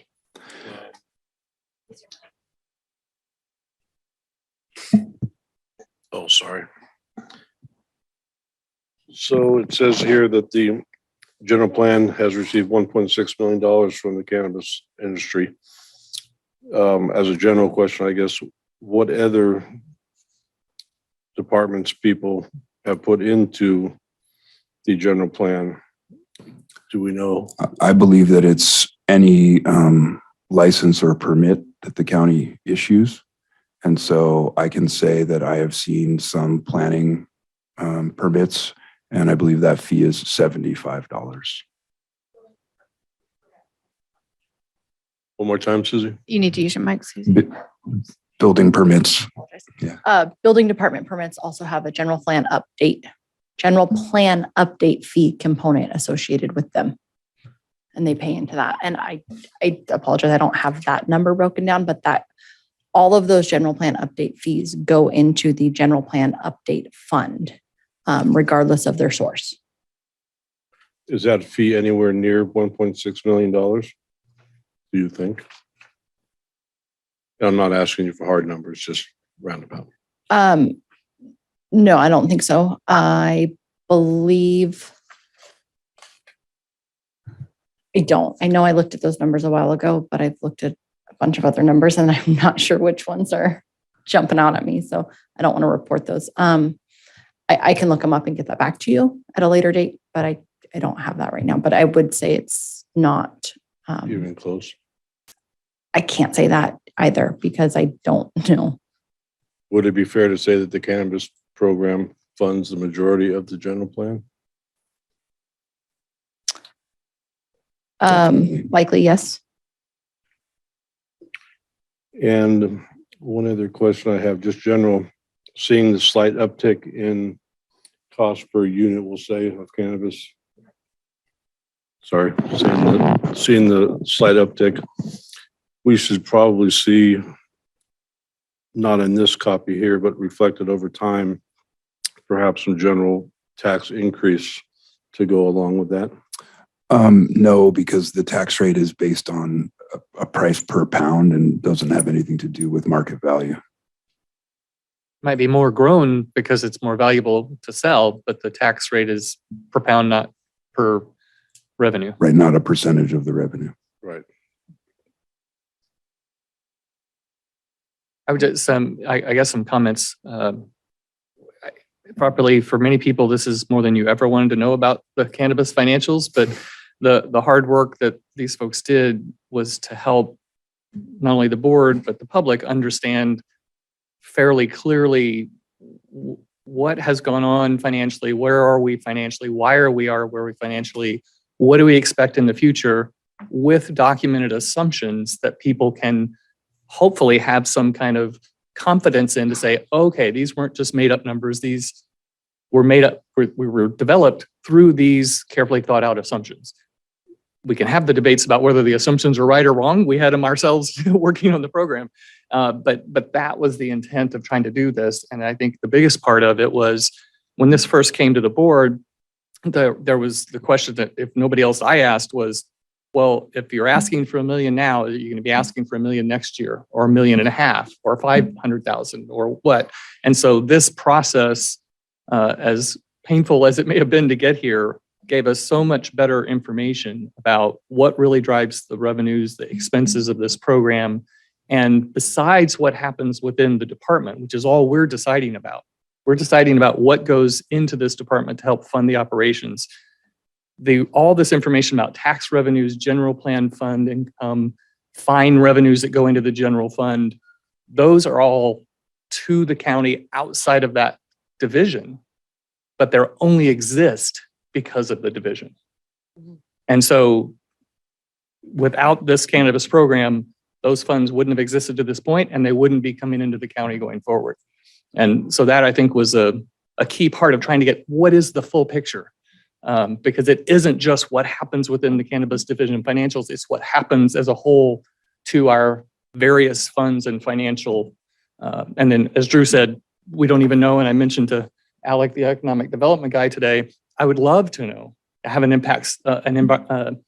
economic impact study on having a viable, thriving program in the county, because that then goes to everything we read in the paper about, stores struggling because money's not flowing through the community as much as it used to, all those sorts of things. But that right now is still that, well, you make up your mind, because we don't have an economic impact study. But here, at least, we have, I think, some very well developed and thought out and supported projections.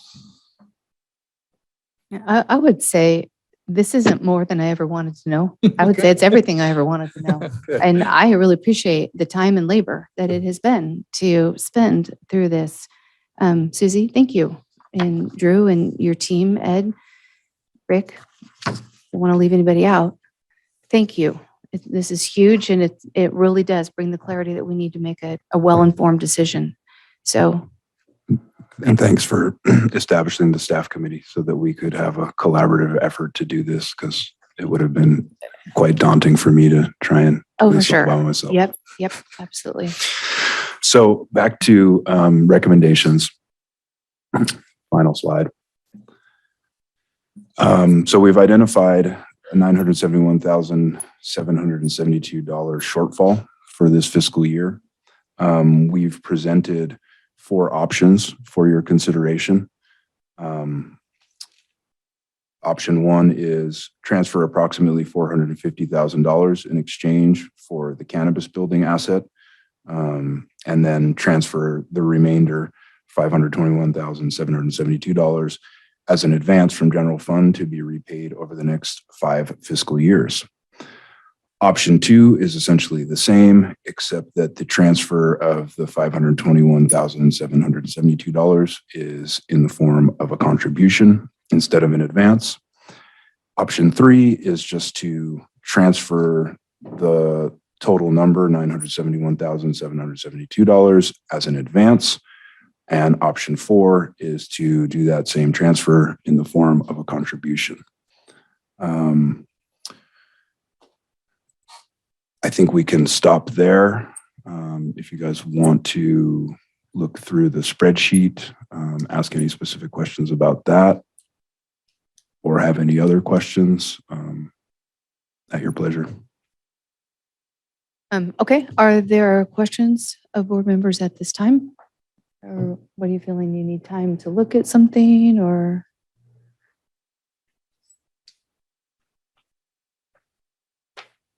Okay, then if that's the case, then I think go ahead. I just one question, not for Drew, but for Terry. I saw the head nodding and shaking and so forth when we're talking about the tax revenues. So, and again, we have assumptions, they've been debated, but if you would like to weigh in as the person who, has a piece of authority about what actually does and doesn't come in tax revenues, I think if nothing else, if you could give the board some sense of, I feel like that tax revenue number is maybe inflated by 50% or something like that, so that in general terms, we understand, because right now it's all just, again, based on some hard work, but not your input necessarily. So one thing that I have privy to that's not shared with everyone else is I do see the reports that we get from the state. So we have over 355 state licenses that are doing business, that are making transfers, but we are not able to actually tax those because they do not have a county license. So, but even with those numbers, so I don't feel that the numbers are accurate. And so if you're assuming that everyone's going to sell over that amount, the folks that we had when everyone did have licenses, we were not in that ballpark. They were not selling over 400 pounds. Okay, the ballpark is the 400 pounds? Well, that's, I was going off of what he had in there. That's not what I used, but that's what Drew had. And so they were not in that fourth tier. The majority of the everyone that was reporting when we initially started this, when everything was rolled out, they remained in the first three tiers. There was only a literal handful that I could probably count on one hand that were in that last tier. So I don't feel that that's an appropriate number to use. But the other piece of it is, and I need to touch base with him, is on how many licenses are we actually basing these numbers on? So that's in here. And that's all been covered in key assumptions, but I'm happy to go back through it. And then I want to clarify that this 400 number is an annual production metric. And so the way the calculations have been established is that everyone would fall into that second tier of producing 200 because likely they would break it out between two reporting periods. So the assumption is not that they're going to be paying the full tax rate being 400 plus. The assumption is that they're paying the tax rate at the production of 200 pounds or less for each of the biannual reporting periods.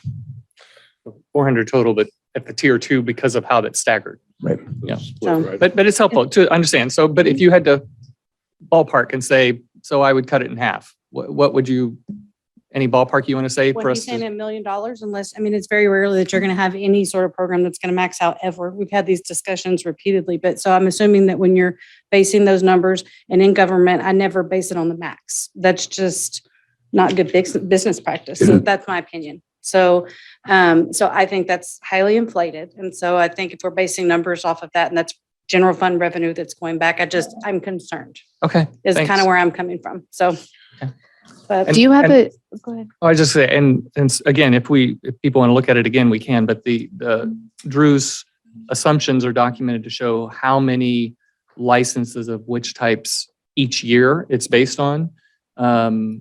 At the end of each year? At the end of each year. And which I understand how, before, after, during, all that makes a difference, but this is a broad brush look. But it is in there, and it actually never shows it maxed out. It's never 530. Most years are in the 300s, 400s. In fact, nobody goes over 400, 407, 460.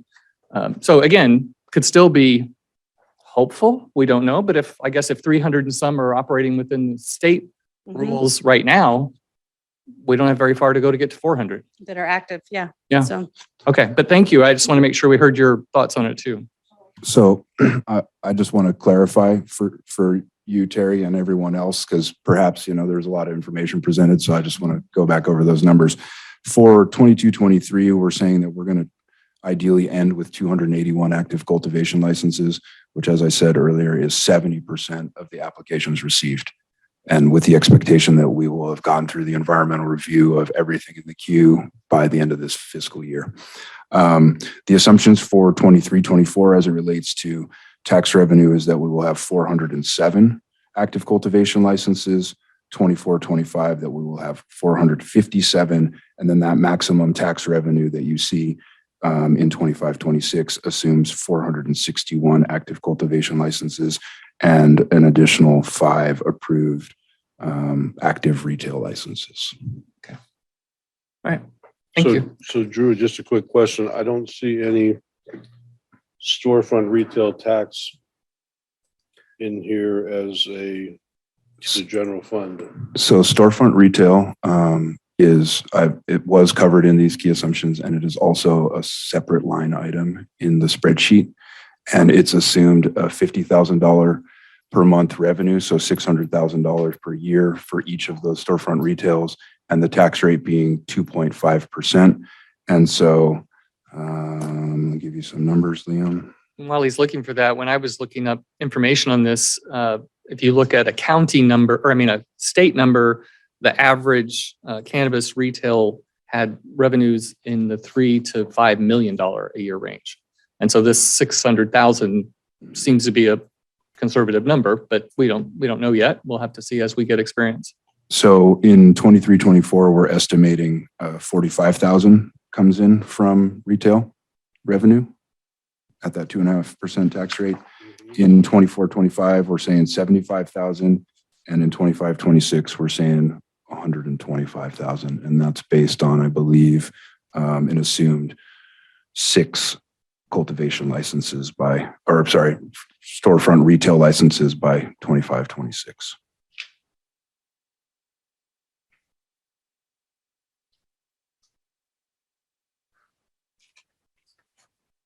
It seems light to me. I think that they would generate more than that, much more than that. I agree. I think that's an underestimation, in my opinion. But estimations are what we have to go on. I just think that one of what I'm seeing seems to be on the lighter side. Seems to be on the lighter side of things. And I would agree with Rick that I think the data from the state at large indicates that retails do a much higher gross revenue per year. That being said, there's never been licensed retail in Trinity County before, and we really have no historical data to base an assumption on. So I went with a conservative number, and we can of course always update this going forward once we do have historical trends to reference. Question for the sheriff, if I could. When I know it seems a little bit odd, but when we're looking at, we're banking on a code enforcement projection. Do you have staff to support this work to be done? Good morning. I'm not quite sure I understand the question when you're talking about staffing. I currently staff 3 positions within the code enforcement unit. So I don't understand the question with regard to the existing budget at 670,000. And maybe my question's totally off base, but so let's try. To what I'm looking at, I'll try again. There's projected revenue that will come in if code enforcement activities take place. Correct? Yeah. I don't make any assumptions on revenue. I have nothing to do with revenue on code enforcement. I think I can help the sheriff answer that question. Okay. The revenue that's projected to come in, the fine-based revenue that's projected to come in has increased significantly, but that's based on their past activities and that outstanding amount that we have due.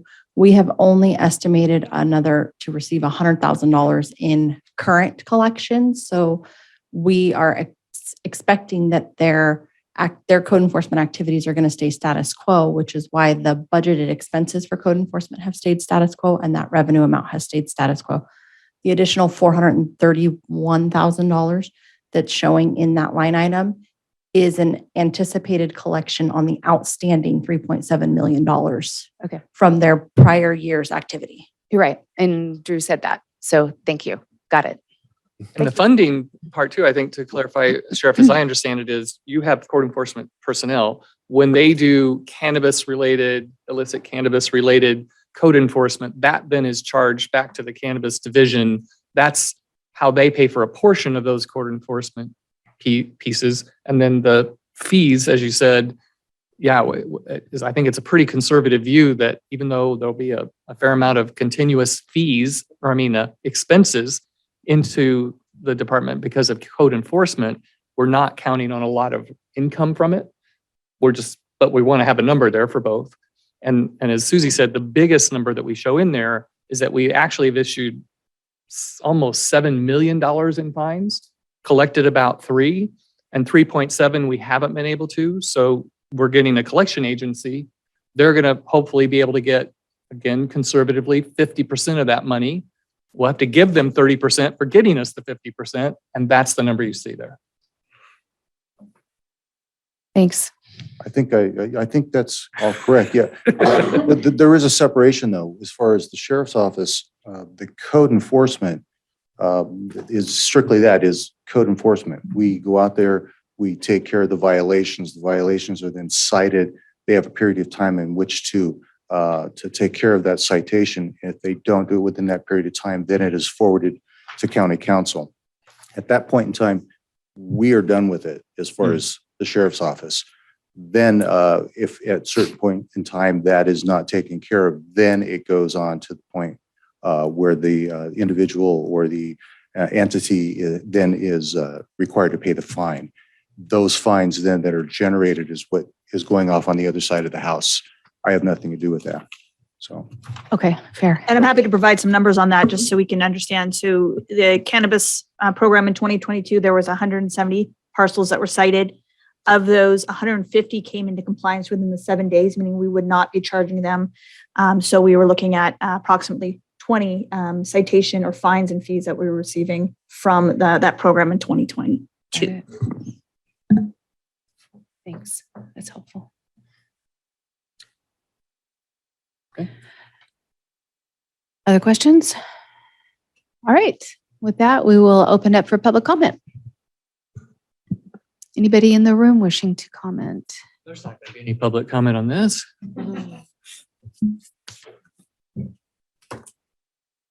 Good afternoon, Chair and Supervisors. I'm happy to get this going. I would strongly suggest choosing the alternative 4. I think that the cannabis program, well, I know that the cannabis program has paid its way wholly up until the TAA lawsuit. TAA lawsuit largely caused by mismanagement of the program at a county level. I don't think that at any point, any program participant contributed to the shortcoming in our program. We've paid our bills. We paid for the EIR, all of our ordinances. And the projections also clearly make it quite clear that the program is beneficial to the county. I could certainly go on for a long time on this one, but I will try and keep it concise. I'm certain other people want to comment. One of the key findings I'm not entirely sure about is the reduced legal costs.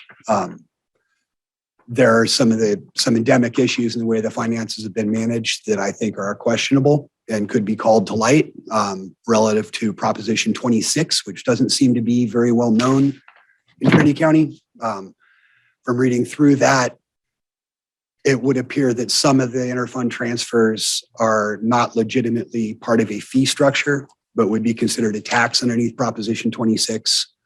And I'm a little fearful that that legal cost wouldn't come down as much as it is stated in there. As far as the rest of the assumptions go, they are assumptions.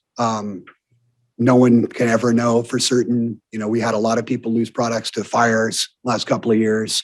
Those are real hits to real businesses. They're owned by real people. I believe that there is no way to quantify how much an individual should owe any governmental body in the form of tax before they've ever created a dime off of that. And in fact, they've invested everything that they have in it into that product, and then they're just lost. There are so many other key elements to this conversation about how the funds are used, what the cost will look like in the future when we get to this point where most farms have been through environmental review, and then we're going to be looking at an hourly, essentially fee-for-service permit in the future. I just hope that the county isn't over-allocating and overestimating what their funds will be and causing a budgetary shortfall and possibly loss of staff. I actually wanted to begin this with thanking Skylar for her efforts here. I'm actually really saddened to hear that she's leaving. She's been really beautiful to work with. So thank you, Skylar. And I think I'll just turn it over to the rest for now. Thank you. Thank you. Thank you. Anyone else in the room wanting to comment?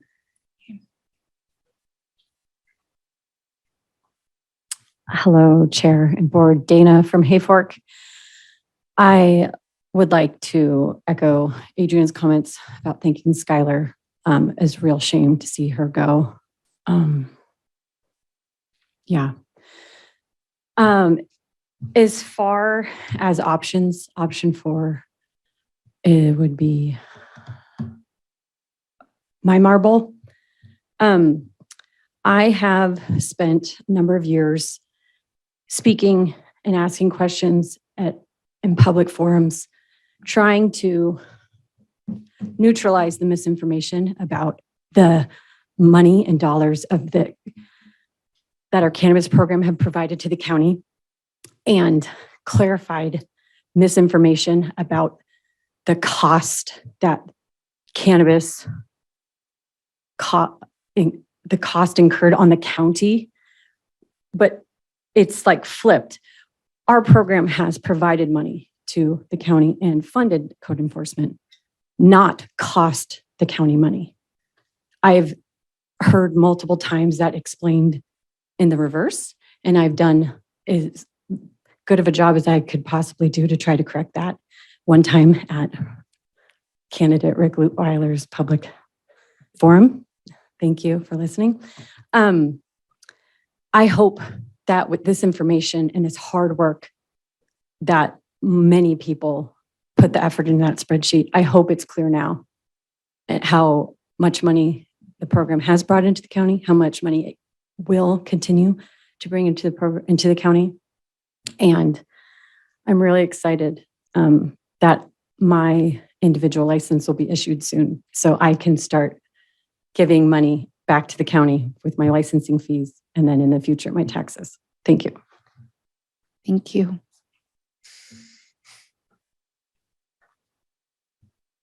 Jay Grossman Christ, Hayfork, good afternoon, Chair, members of the board. First of all, I would just like to say, I've been sitting in this room and sitting at this podium, I think, since 2016 or 17. And although I don't agree with everything in that presentation, I will openly say that is hands down the most comprehensive presentation, document, facts, findings, assumptions, whatever you want to call it, that has ever, and I mean this, ever to date come out of the cannabis department. So it'll never be perfect. Nobody will ever be totally happy. I just found out that evidently I'm one of the literal handful that pay the maximum tax in cannabis, which sucks. Thanks for, for that. I think it's a great opportunity that we all got to learn so much about code enforcement budget. I mean, the cannabis budget. I think that there's a lot of room to grow anywhere in this program, but no matter how strong a fighter you put in a ring, if they're wearing a straitjacket, they're still going to get the hell beat out of them. From somebody that has been inside of this program for a long time, I think financially, get this program what it needs to let it continue building a viable economy in Trinity County. And I think as equally important to it is to take that straitjacket off. I think some of the biggest financial burdens on this program are the processes it's taking to run this program.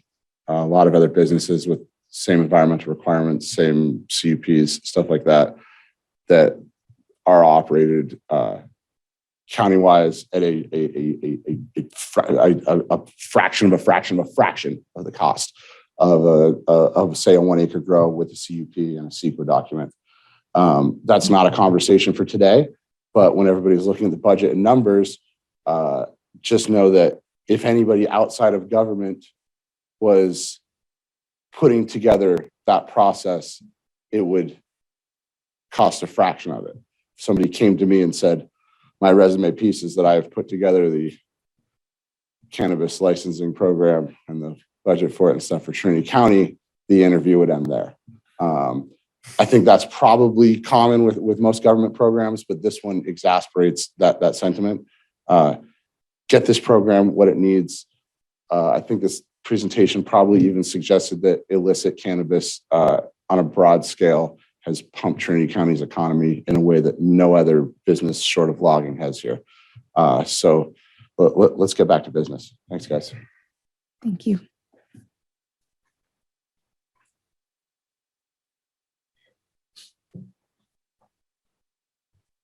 Hello, board. I'm Carl Wampler from Hayfork. And I think it's very ironic that we started this meeting off with community economic development. And the way we could do that the best is to prop us small farmers up, not put these fees on us. We've paid enough into the county that we're due. We need your help now. Don't put any of these fees on us. And we'll hopefully have an attempt to prosper, hire more employees, and keep some of these other businesses afloat. So thank you very much for your time. Please process 4. Thank you. Thank you.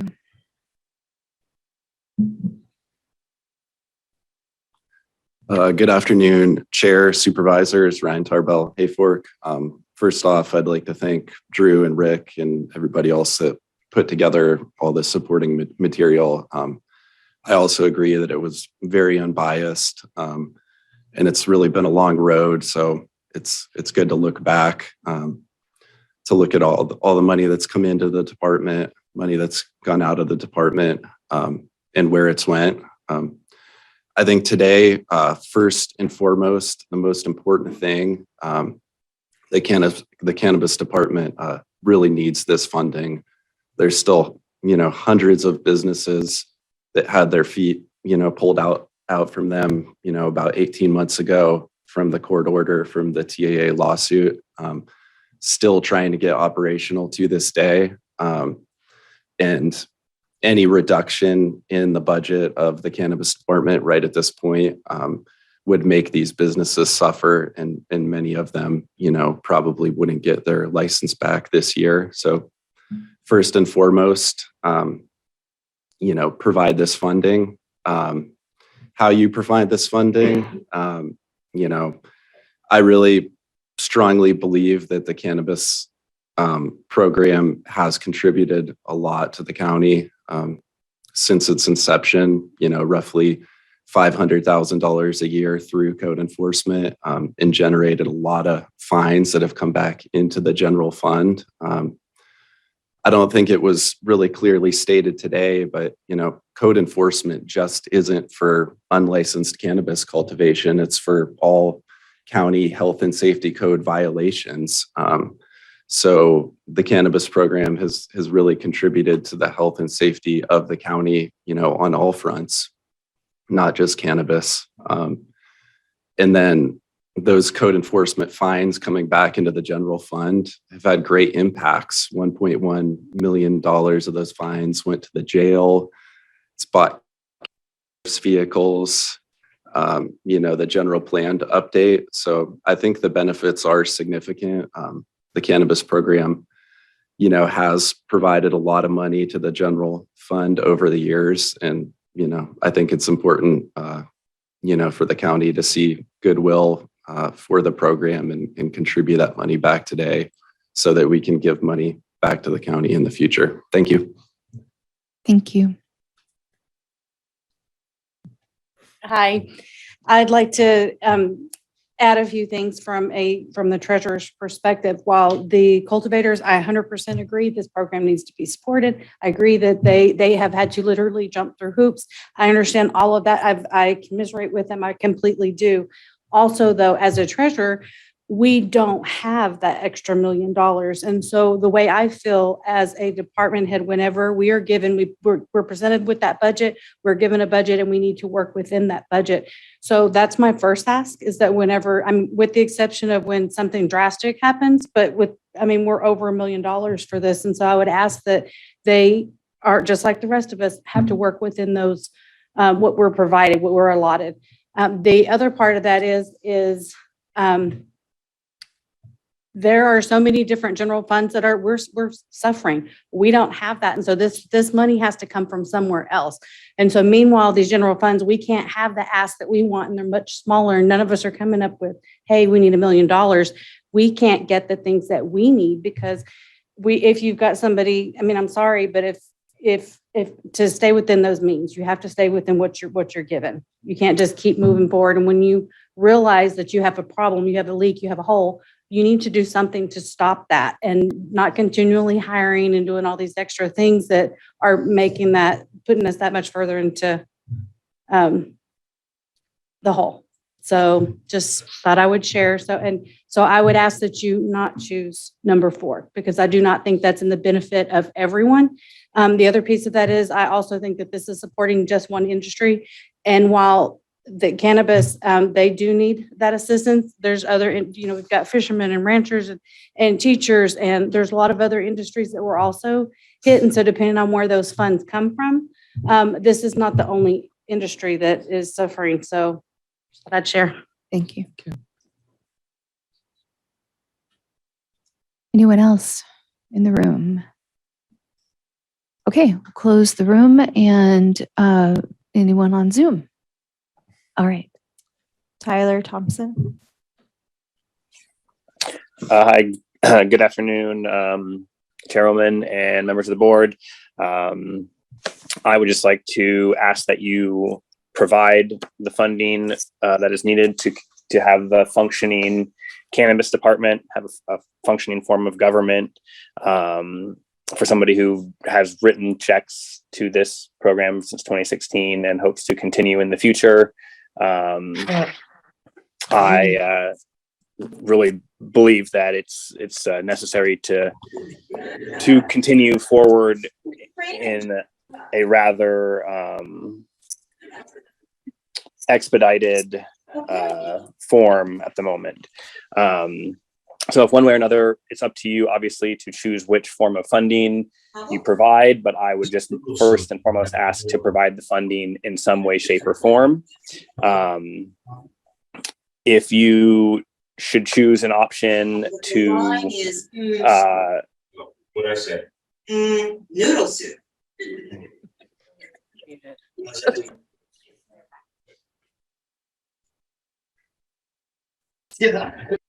Sorry, there were several people unmuted. Got it? Tyler, did you want to continue? I think we're under control now. Tyler. Did we mute you?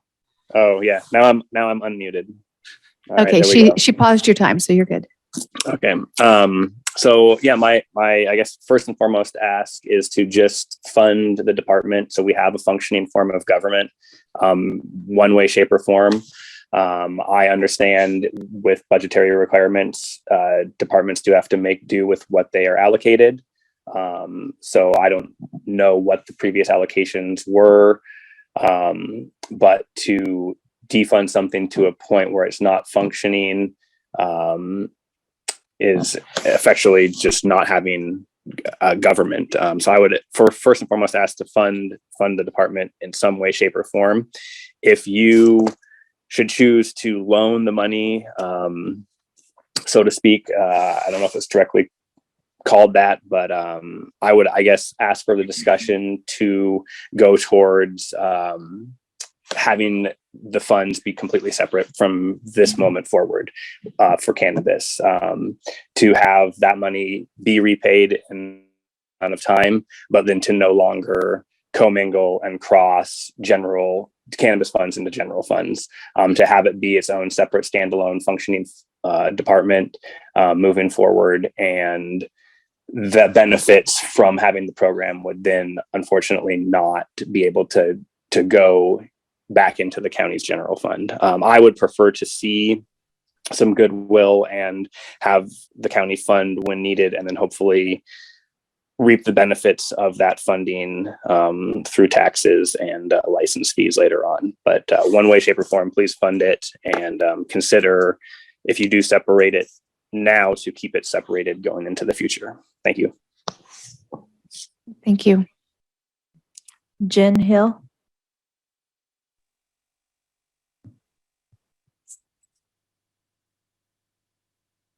Hello, good afternoon, board.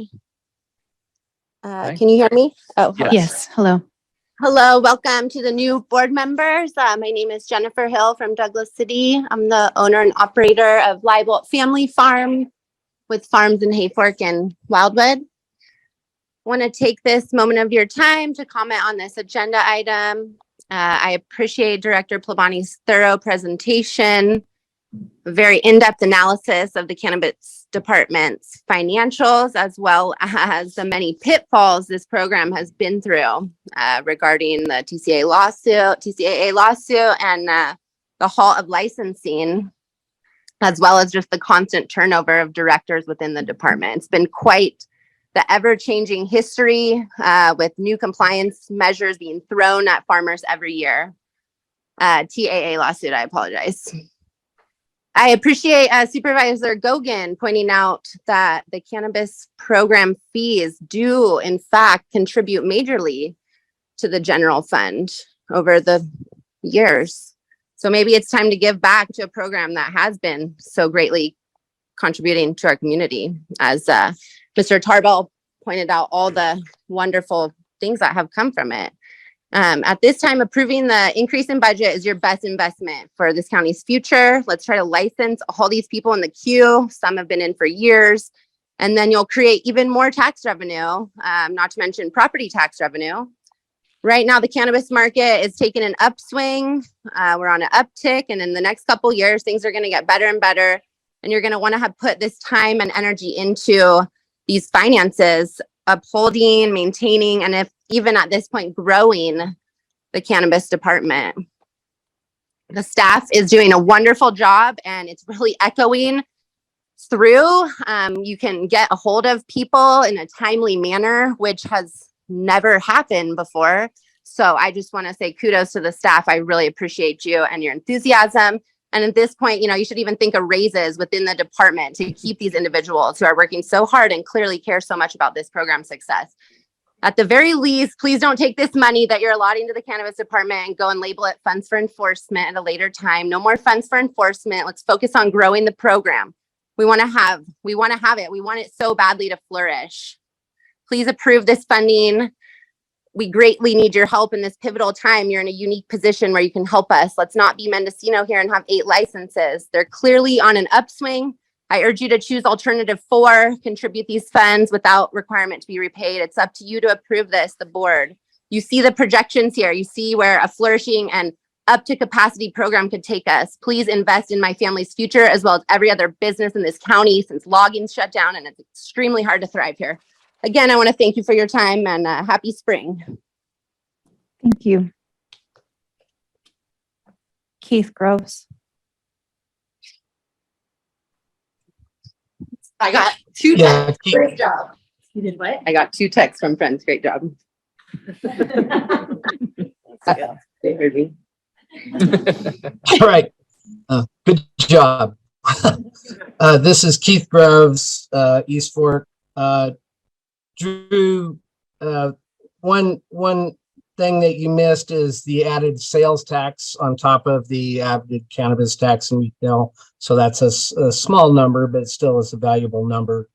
And I think there's one issue here that I know we focused on revenue, but there's an upcoming review and revision of the ordinance where, in my estimations, we could easily cut $200,000 or $300,000 a year out of how we do this process by streamlining this process, by giving multi-year licenses. And the other huge benefit that for the success of this program that needs to happen is that stacking becomes part of that ordinance, because you're probably not going to have 530 independent businesses to get to that number. So with this revitalization that you're trying to put back into the program, I think it's highly important that the ordinance revision take higher priority than it seems to. It doesn't seem like it's going to meet its initial time date of having an ordinance by June 1st. Maybe it will.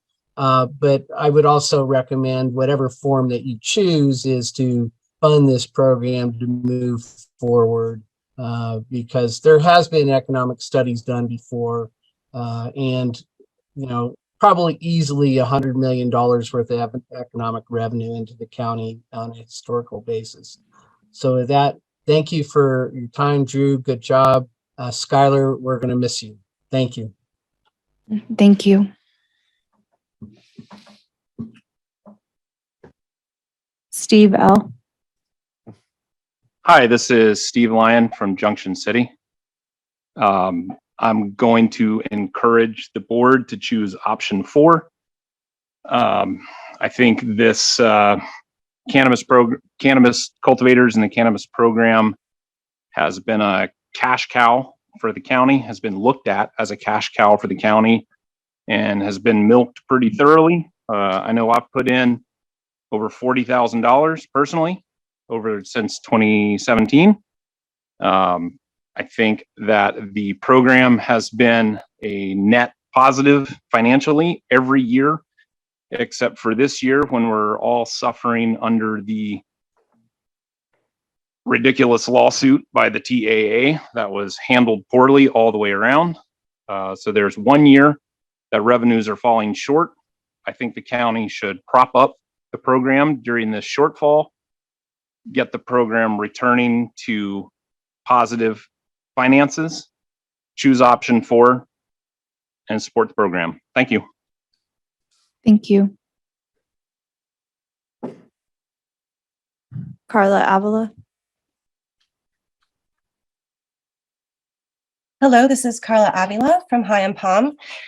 Thank you so much for bringing this forward. I just also want to thank the staff and Supervisor Lutweiler for all the committee for their great work on all of this background. I think it's just testament to the fact that the program is viable, that it can hold itself up. Probably the easiest thing to do would be to build a time machine, go back in time, not take the money out in the first place, and then it would be there. But obviously, you know, we don't have time for that. So I'm hoping alternative 4 is viable, because I don't know why it would be an alternative if it's not a viable alternative. I think it should come from the general fund, not as a loan, just as money that needs to be put somewhere. I understand that departments have to work within their budgets. Again, building a time machine would make perfect sense, because then we could go back and have never used it as a bank in the first place. But this bank, you know, we can't put a run on our bank. We got to put the money back in the bank,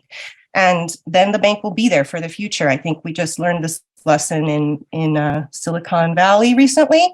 You know, if we're going to look at this as a revenue source, then it needs its budget. If the budget needs $1 million more to function, then that's the actual correct budget. In the future, like any other year besides this year, it probably wouldn't be an issue, and it would probably be there. I don't think that we need to base this on whether we're having conservative or not conservative opinions on how much tax revenue will come in or will not come in the future. There's, you know, we don't have a crystal ball, but it is totally true that if our hands aren't tied behind our back, there's room to grow.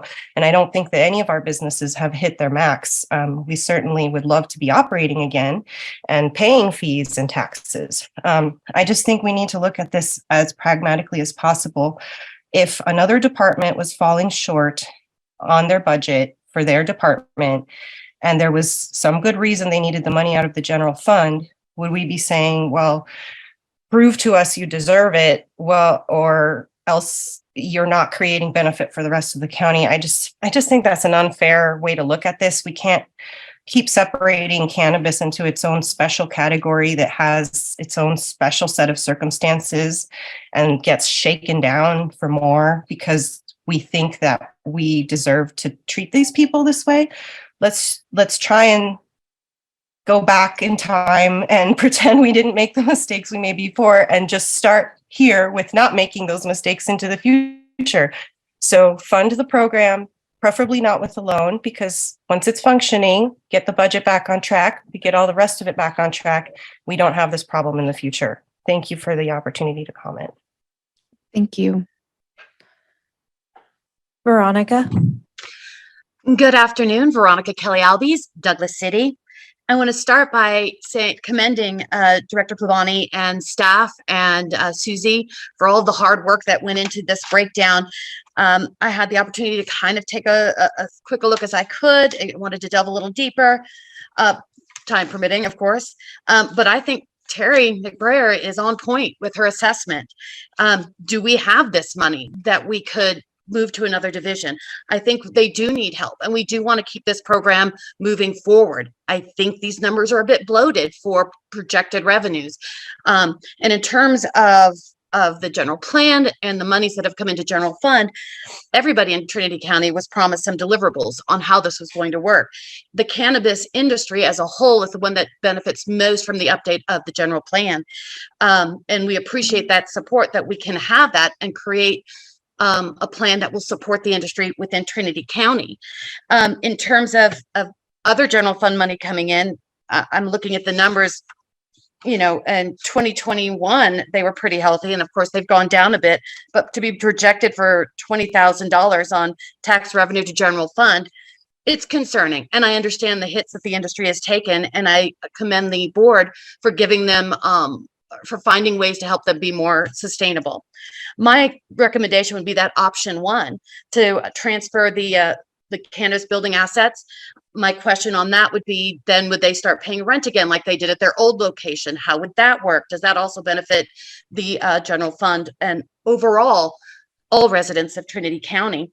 And then have them have a repayment plan over the next 5 years. You want to support them, but make it doable, because what other programs within Trinity County would have to be cut in order to move this money over?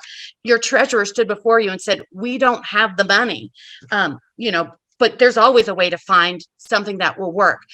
And I encourage you to do that. I think option one is the best that's being presented today. But if there are other options, I think you need to support the program, but you have to remember that the residents, the whole of Trinity County, works with that general fund and the services that you provide, and all the departments within Trinity County who put in their efforts as well to support everybody in Trinity County. So there's some weird numbers on here for me, but I know Susie's on top of it all. The revised budget amounts, there were some things like communications year to date is a little higher than the budget they're requesting. I don't know if that is just something I'm looking at. But yeah, do we have the money? We need to find a creative way to support them, but option one would be my recommendation. Thank you for your time. Thank you. Daryl Davis. Hi there, this is Daryl Davis from Junction City. I think this might be a case of following the money. They always say, if you want to find the truth, follow the money. And as Drew has just pointed out, the money was there in the past. The money's definitely going to be in there in the future.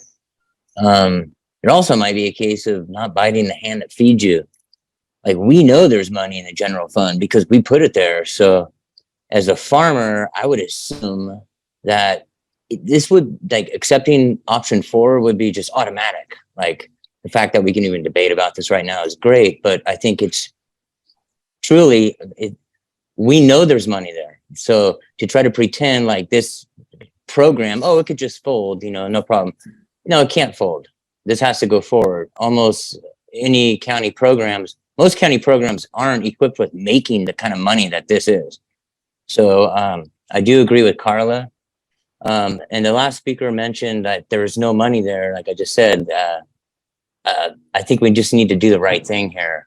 $900,000 really isn't that kind of big capital concerning what we're really working with. So can I really get an automatic on the number 4 and not kind of slight this program any further? Thank you. Jeff. Thank you for. Hi, Jeff Goodell, Xenia. Can you hear me? Yes, thank you. I'm for alternative 4. I don't think this money should be a loan.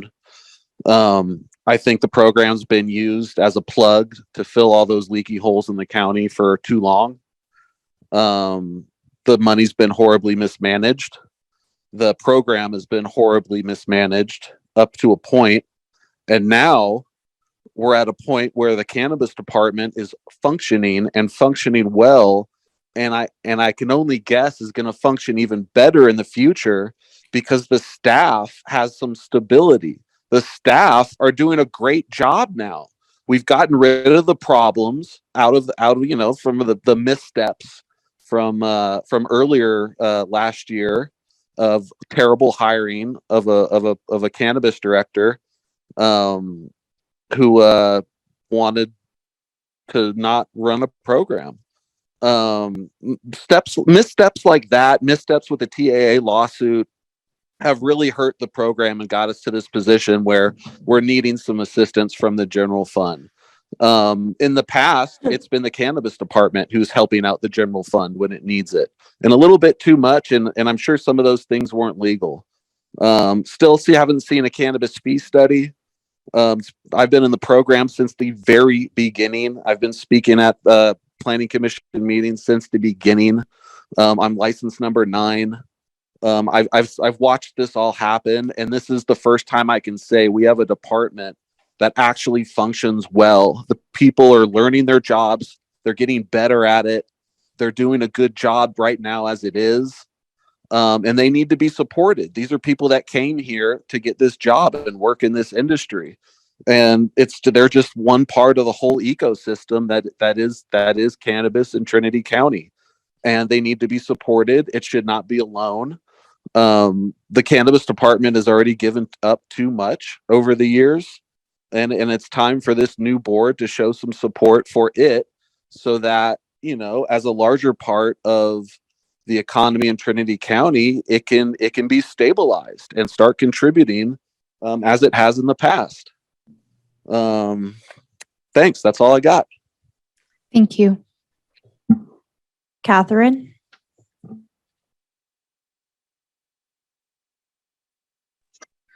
Catherine Sidman, Lewiston. First of all, I just want to say how impressed I am. Every member of Trinity County staff that's spoken today about this item, and as well as the other items on the agenda, have been so impressive and are so dedicated. And I'm really thankful that we're able to attract and maintain that level of staff. It's really impressive. Over the last years of the program, it's been kind of a mad scramble to get it implemented, and then lots of response to the nuisance lawsuits and NIMBYism and activism that we've seen have terrible effects on our county coffers. So TAA is to thank for all of this. And let's not forget that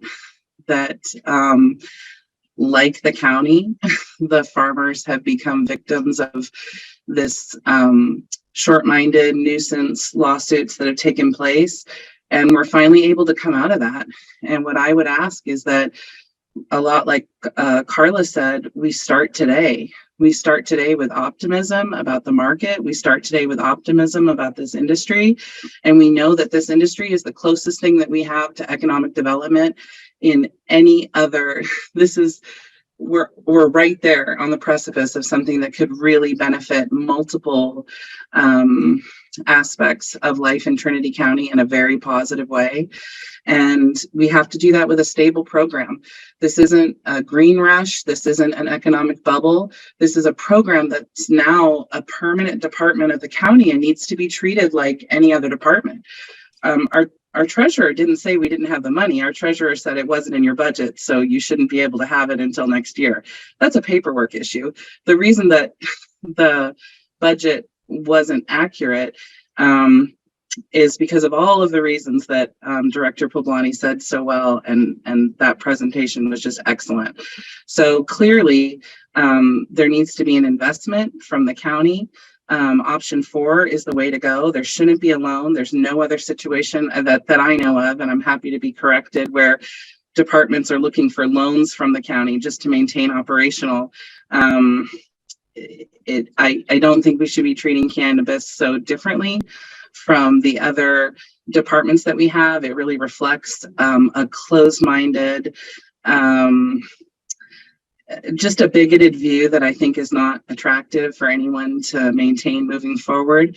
So it's 2023. Let's start this year with some optimism and an investment in the closest thing we have to significant economic drivers in the county right now. Thank you. Chris Williams. Hey, can you hear me? Yes. Great. So this is Chris Williams from Weaverville. First, excellent job on presenting this item. I know a lot of work went into it, and I really, really appreciate it.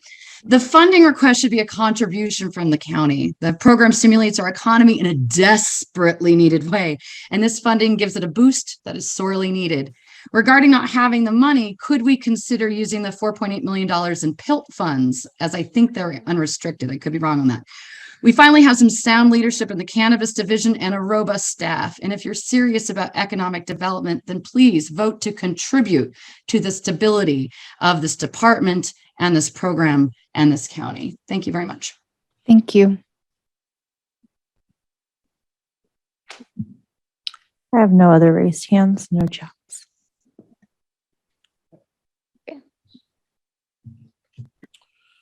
Good day, supervisors and staff. And I too want to thank everybody that had a hand in putting together this the budget document and doing that research and forecasting. It's obviously the best job that's ever been attempted, on this in the county.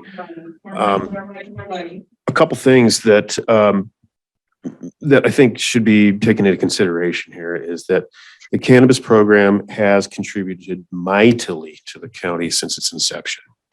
And I have a few examples that haven't been cited yet. One is the first year of big code enforcement fines. There was a BOS meeting where at that meeting it was shared that there was about $1.1 million in code enforcement fines collected and put into the general fund. At the very next meeting, Director Tippett requested $1.1 million for an emergency backfill to the jail program before the county lost their matching funds. 2 years ago, there was a meeting where it was shared that the first round of cannabis tax that came into the county was about $130,000.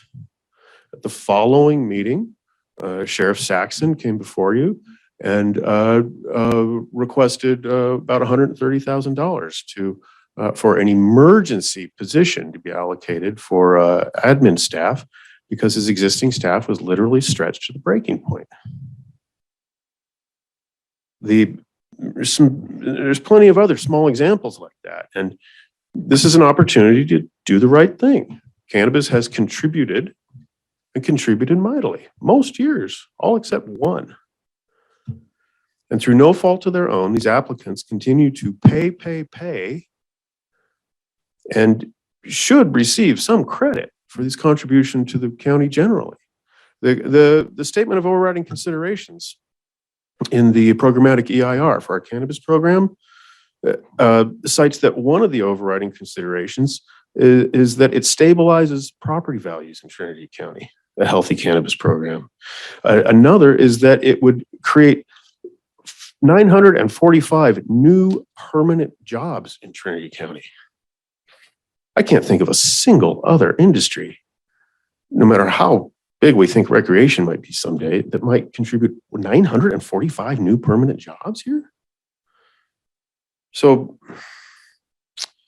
the next two agenda items are the county board of supervisors possibly waiving the fees for the Trinity Trail Alliance and the Lewiston Sparkies. It's a contribution to a greater good for the entire county, all the citizens of Trinity County. I'm in support of that contribution too. This is an opportunity to do the right thing. And option number 4 before you lets the cannabis division retain their own building that they had to pay for. Before they could staff up, they had to come up with $400,000 to pay for that building, cash. They should keep the building. And I encourage you to choose option number 4. Continue trying to do the right thing here, please. Thank you.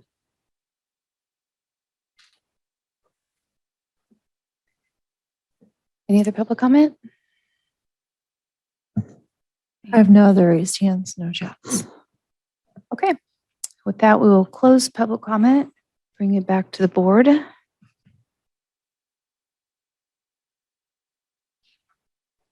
have a couple of clarifications to do. Susie, I think I'll need you for most of this. So I just want to clarify my understanding on something, see if I'm in the right part. So one, on the building issue that was mentioned, I gather some buildings that are, I'll say in general county property, are owned by departments or divisions, and some are owned by the county. Do we have a clear guidance on how that is supposed to happen, or is it variable?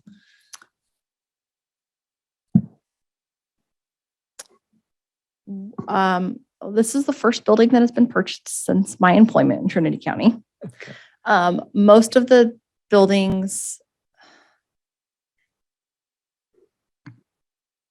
other than the ones that are general purpose and house multiple departments or provide, like the parks provide public access, I believe are owned and shown on the department's fixed assets listing. Those that the courthouse, the parks, the fairgrounds, those are owned and shown on general services fixed asset list and owned by the county as a whole. Now, with that being said, anything that's owned by a specific department is owned by the county as a whole. It just determines where that funding source for the purchase of that property, that asset came from, and where any proceeds would go to if that asset were to be disposed of or sold. I can relate it back more easily to vehicles because that's what we purchase more of within the county. And typically the departments purchase their own vehicles. And then when those vehicles are no longer useful for their department and they sell them, that any proceeds from the sale of that vehicle go back into their departmental funds, unless they go through the motor pool, and then there's a separate process for that. Okay. And so costs of, I'll say, owning that building, insurance, anything else that has to do with it, improvements, all that kind of stuff right now would be with the cannabis division. If it was purchased back through this transfer by the county, then the county would own those responsibilities. Is that accurate? No, that wouldn't be accurate. So it would still be occupied by the cannabis department. So there would have to be a rental agreement put in place in order to cover those costs and compensate the county back for those. Well, I'm getting there, but I'm just saying it would start with the county owning that and then charging users of the building both for rent and their portion of insurance and everything else. Correct. That would Okay. function the same as it does for every other county building, regardless of whose departmental fixed asset list it falls on. Right.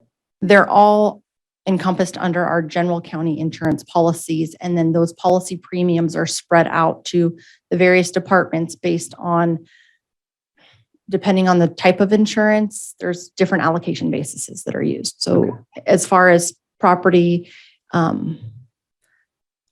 believe it's spread based on square footage. And today the cannabis division receives a small amount of money because planning has some of the space. Is that correct? Correct. The planning department pays rent to the cannabis division for the space that they occupy in that building. So if the county took that over through this transfer, then both planning and cannabis would pay into the county. for their Likely, portion. since planning is a general fund department, we would have planning purchase the asset and own it. And so then cannabis would pay rent to planning instead of planning paying rent to cannabis. Okay. And now over onto the contribution or advance to be repaid. So my understanding is if it is a contribution, then it's, I don't know, a little bit like a subsidy. It just says, here's the money. This does not then get calculated in your cost of doing business. Whereas if it's a transfer paid back over, in this example, option 1, 5 years, well, in this sample, that'd be about 100,000 a year would be being paid back, and that would then be included in the fee calculations going forward. So that's the difference that would happen for, on the other side that we've been hearing from cultivators, is if you just give that money, then we don't bear the burden of it in our ongoing costs of permit fees. If you transfer it, then we do. Correct. And then the other side of that is If it's transferred, then the general fund with an advance, then the general fund gets it back over time, and can be used for any sort of program or whatever. Correct. Okay. And then I think I see here on the slide that we didn't actually cover, I mean, we covered the slide, but not that bottom point is, this says that the funds would come out of the 4.8 million, because that's really the only place we have funds sitting around, right? That is correct. That is the only funding stream at this point in time that we have that has the amount that they're asking for. Our contingency only has $530,000 in it. And we don't have additional excess general funds to recognize for this fiscal year. So if we were not to take them from our local agency tribal consistency funds, then we would have to go through and cut general fund contributions to other departments to find that difference. Okay. Right. And what is the amount in our general fund as of today? Do you happen to know a ballpark on that? I mean, the contingency. What do you mean in our general fund? Well, and maybe that was a poor way to ask it. And there have been a lot of public comments that there must be plenty of money in our general fund because we've watched money go into it, therefore it must be there. And so to take it out must be an easy thing to just go get it and just use that. So can you speak to that a little bit? So I don't know what our current cash balance in our general fund is. I haven't ran that. What I can tell you is we budget every dollar of general fund that we have in any given budget year. So in the fiscal year 22-23, every dollar that we had in anticipated revenue plus anything that was remaining as carryover from last year was used to balance the 22-23 budget. And that includes the $530,000 contingency that we currently have. So there are no excess funds sitting in our general fund that could be used to cover this costs. What would it mean if the board were to say, okay, we're going to take this amount, 971,000 out of the general fund as a blanket statement? What does that mean on a spreadsheet or as you go to work the magic? What does that mean? That means Susie pulls out all of her hair and goes home and cries. Because that means we have so we can cover 530 of it with contingency. Okay. And the remaining would have to be cut from other general fund contributions to departments' budgets that have already been balanced. So we would have to go through every single county departmental budget and see what was their general fund contribution, how much have they already used, because we can't take that back from them, and see what was left to cut from them for the last quarter of the fiscal year, and what would that do to their services. Likely, it would mean shutting down services and staff layoffs or furloughs for the remainder of the fiscal year. It would not be a fun or pretty task. And thus the option of coming out of the 4.8 million. Thus, my recommendation being that is the only place that whatever portion of funds you choose to provide to them come from that funding source, regardless of whether you provide it to them as an advance or as a direct contribution, regardless of whether we choose to buy the building back from them and provide a advance or contribution for the difference. All of those dollars, the full $971,772 has to come from our local area tribal consistency fund, because that is the only funding source that we have without decimating our contingency, which then leaves every other county department in hardship for the rest of the fiscal year, because we don't know what additional unforeseen things are going to come up. Right. And so out of that, we've received the 4.8. We had hoped that we would get a second payment of 4.8. We don't know if that's going to show up, right, until it does or doesn't. Everything I read has indicated that we will get it in fiscal year 23. Okay. That being federal fiscal year 23. So I don't know. I did just receive an email. I have to do my first reporting on this first 4.8 that we've received. Mm-hmm. I'm assuming that first reporting will be part of the trigger for allocation of the second installment. And then can we just review things that we already know are going to have to be covered in some fashion? Not even touching on requests that have been made, but we know that Canyon Creek is going to cost us $1 million. What other things can we talk about that are out there as have-tos? I don't know if Panos is really good about talking to you guys, but I'm not sure if the community is aware of that. But due to the new air restrictions that they have, he's limited on how long he can operate a piece of equipment. And so what they're having to do, this is for snow plows, because everybody's so upset because their roads aren't plowed. Well, has a limited amount of time he can use for that equipment. And when that equipment's done, then he has to rent equipment from somewhere. And when they reach that threshold, it has a counter on there, they're done. And so that's one thing we need a roof on the courthouse. I can't even get the software for equipment, for equipment for the cannabis. I wasn't even granted that. We are told status quo. And that was just my whole point. And it was because that's, and I think there's a precedent with this money that the part of the restrictions, if you read what they say, what the allowable uses are for that funds, it is for hard hit industries that were in that time, but that's not the only industry that was hit. Cannabis was hit, but you have a lot of other industries as well. So that's just something to be fully aware of. Mm-hmm. And Liz or Susie, I don't know which one of you could answer this better. And I know it's an on the spot, you'll have to do ballpark, but we also talked about supporting this division, which I believe we should. But there are a lot of other departments and divisions that have approved positions that aren't funded, including, we mentioned earlier when we were praising Skylar and wishing she wasn't leaving. And in my heart, I believe that part of the reason that she's leaving is because that department was defunded in part to balance the budget this year. And so therefore we left a few people trying to do the job of many without the support they needed. And I'm sure that story gets told over and over again. So I'm just wondering, how many approved positions do we have, again, ballpark, that are unfunded because we can't afford it? I don't know that we could provide that level of detail on the spot. There are several, but I want to provide two different answers. When we have done a survey to department heads about needs, our responses collected total roughly about $12.8 million in identified need for the county, which Terry was speaking to. The second part, when we're talking about staffing, I would be remiss to ever recommend to the board using one-time fund to pay for ongoing costs, which staffing is.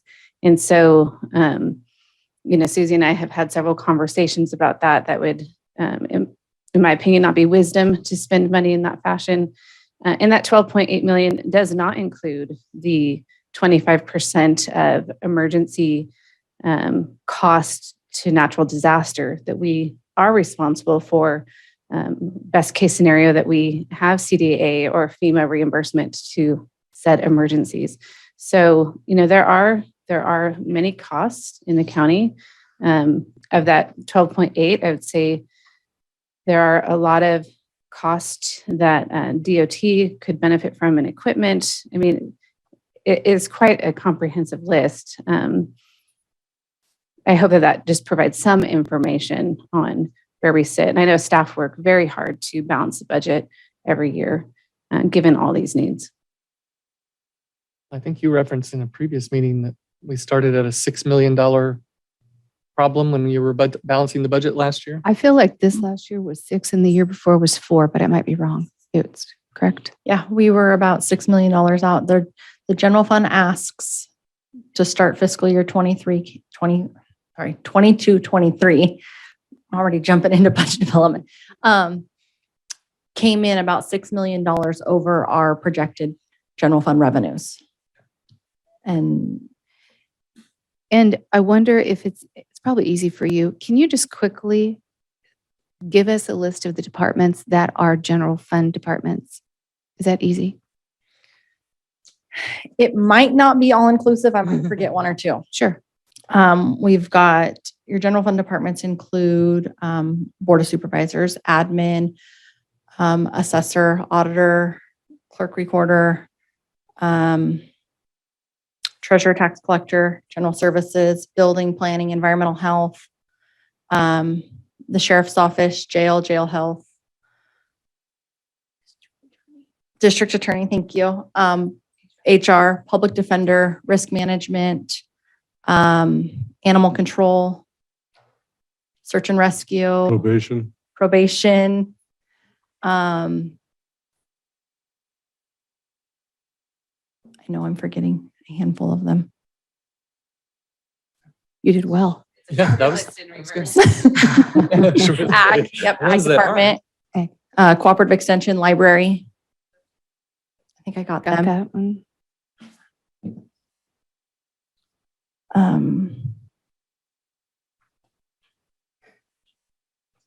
I think that might be it.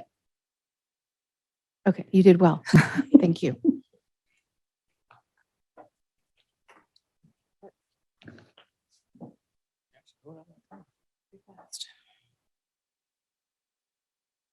Okay. So a stress I'm having is in addition to emergency, the 25% that's our responsibility for emergency things like Canyon Creek, and not knowing what other emergencies. I mean, we wouldn't have guessed that the Canyon Creek slide was going to happen and be as extensive as it is. And then that isn't even beginning to talk about other emergencies that you're looking at and dealing with. The one that just weighs heavily on my heart is the planning department, because I don't understand how we're going to ever have any kind of, I'm sorry. Oh, I can't talk too much without emotion on the table. Well, let's throw emotion on the table then. Anybody want to make a motion? I just have a couple questions. Let's take a 5-minute break. Okay. Thank you. Yes, 1:19. Nope, you're right. There is some margin there. Yeah, there is. I think we're gonna have some debate. Judge, do you want me to answer that?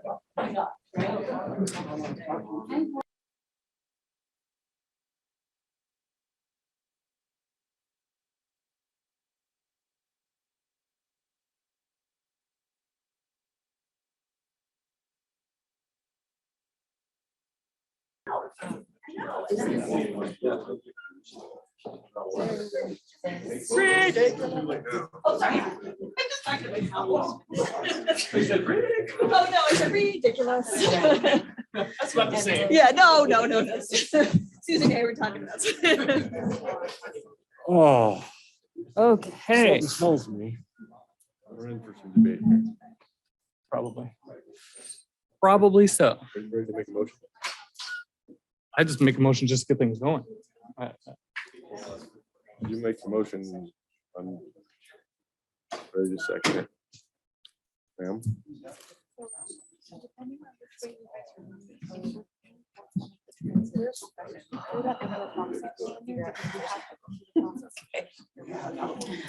Okay, it is 1:20 and we are back at it.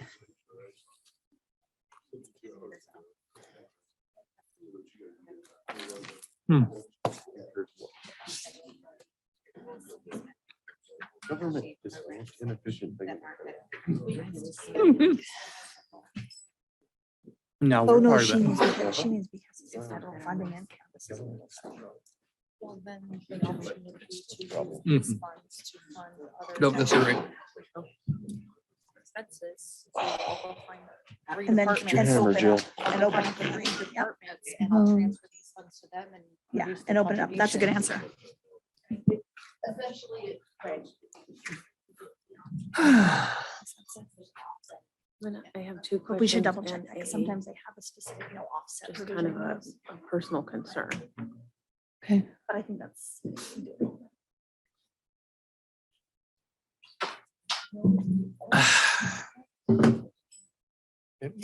At our 5 minutes, I don't remember. We're past it. Oh, okay. Yeah, we're 2 minutes over. Okay, we are 2 minutes past, my apologies. And we are at the point where I'm going to ask if there is a board member who would care to put a motion on the table. And I think when we broke, Supervisor Carpenter Harris said she still had a couple of questions, if that was. Oh, I'm sorry, prior to the, oh, my. I do. Mhm. Okay, so I pulled up the list of utilization opportunities for this local assistance and tribal contingency funds, and I'm assuming that that the assumption would be that it would go in the let me find it. Look at like the category that would allow it to be used. Yeah, that way? yeah, Okay. long-term economic, well, no, that's not in provision of health services, education services, court service policy, fire, emergency, medical, and other public safety services, utilities, sanitations. I'm just trying to read through economic development, general government operations, I guess is the one. So with that being said, I have a question to I guess the reason this money came to the county, my assumption is that it says tribal contingency fund. So with that being in the title, I have a curiosity to know whether or not when we spend these funds or look for ways to spend these funds, although Trinity County has no federally recognized tribes, we do have some state and locally recognized tribes. Do we consult with any of those tribal leaders in the expenditure of these funds? Do we? No. Do we know? Okay. And then that's just was a curiosity. And then secondly, as brought up by the UC Extension fellow this morning, when Supervisor Lettweiler asked him if there was any way that his organization could help support economic development, he said he had to check because a good percentage of their funding comes from the federal government, and there may be a conflict in the utilization of those federal funds in a cannabis related development. So these funds are also federal funds. And so I'm just curious to know if there would be some type of a conflict because these are federal funds, if they were utilized for the cannabis division. That may be for county council to help me understand that. And with that said, I also have some, I personally feel, as we were given information today, both from the auditor and from our taxes and everyone, we looked at the departments that were in the general fund. I feel like in order to make an informed decision, I need to know more about how this decision would impact all of the other departments as a whole. So I don't know if I hold in front of me strong enough information to be able to really make a choice today. Can you answer the federal funding question, or is that for later? No, I would love to answer that. I was not given a heads up that was the plan, but I was just, but it's a great question and it triggered my thoughts. So if you would mind giving me a moment to research it. My understanding from the guidance we were given and in consultation with Susie is that the guidance we're given is that there's no restrictions on the use of funds and they can be used in the same method as PILT money can. And we have confirmed that PILT money can be used on programs such as cannabis programs, but I would like to double check it. So if you wouldn't mind giving me a moment, I'll do a little research on that. Perfect. Yeah.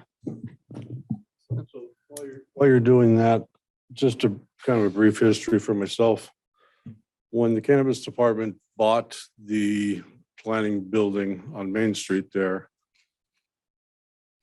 I thought that there was going to be at least 2 or 3 other renters in there. I think that's the way Richard sold it to us, was that the cannabis department would buy it, then the planning commission or the planning department would pay a certain amount, and maybe 1 or 2 other departments would pay into that fee. What does the planning department pay the cannabis department now?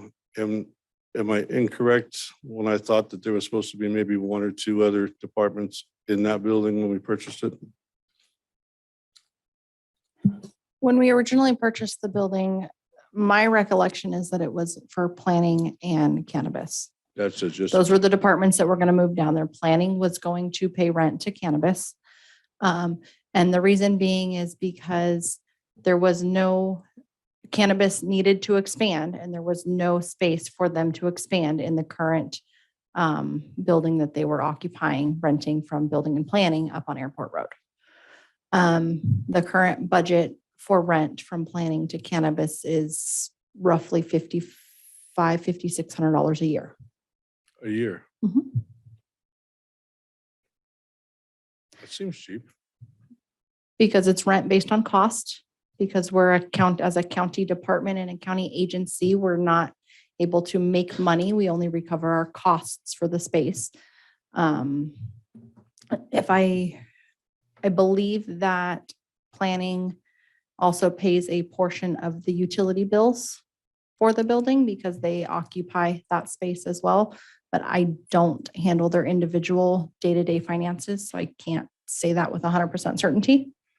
And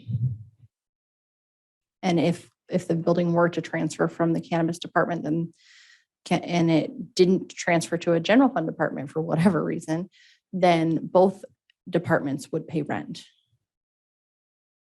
And are there special logistics of if option one was chosen or whichever one involved the exchange of the asset?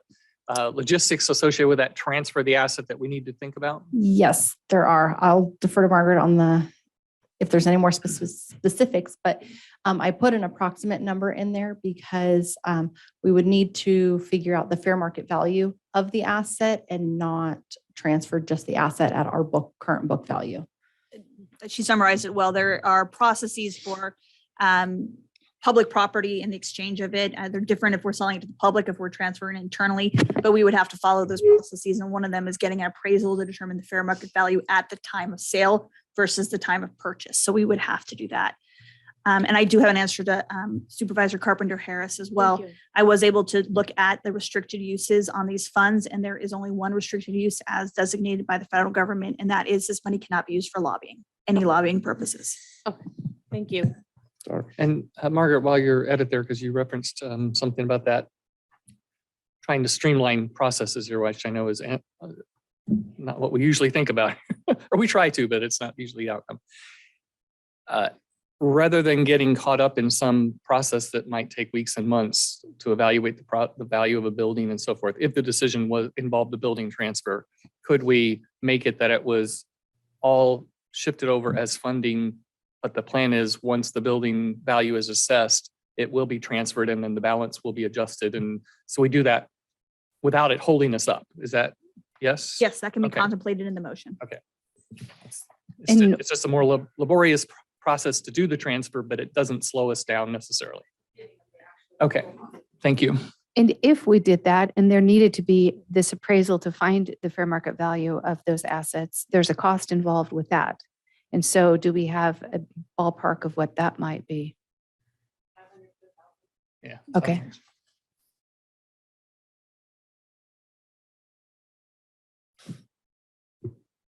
Okay.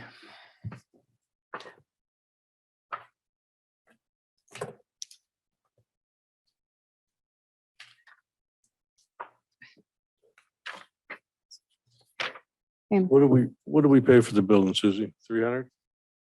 350. And then improvements. The purchase price of the building was 300,000 plus closing costs. And then we have to add on top of that, the remodel costs. 450? I believe it's roughly around there. I think we had a $500,000 budget total for purchase and all of the remodels. And I think we were in that $450,000 to $500,000 range. I didn't have a chance to look that number up and pull the exact dollar amount for you. That's fine. I'd hoped to this morning, but So that was $500,000. That came out of the cannabis budget? yes, cannabis department purchased the building. They paid for all of the remodels. All the It's upgrades. their building, and that's why they get to charge rent to any non-cannabis division that works out of their building.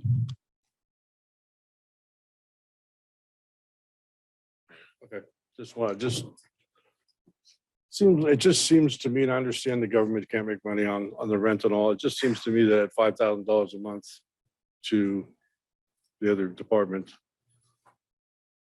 it's gonna be forever till they get paid back. to make that whole, it would seem like it'd be what, 25 years?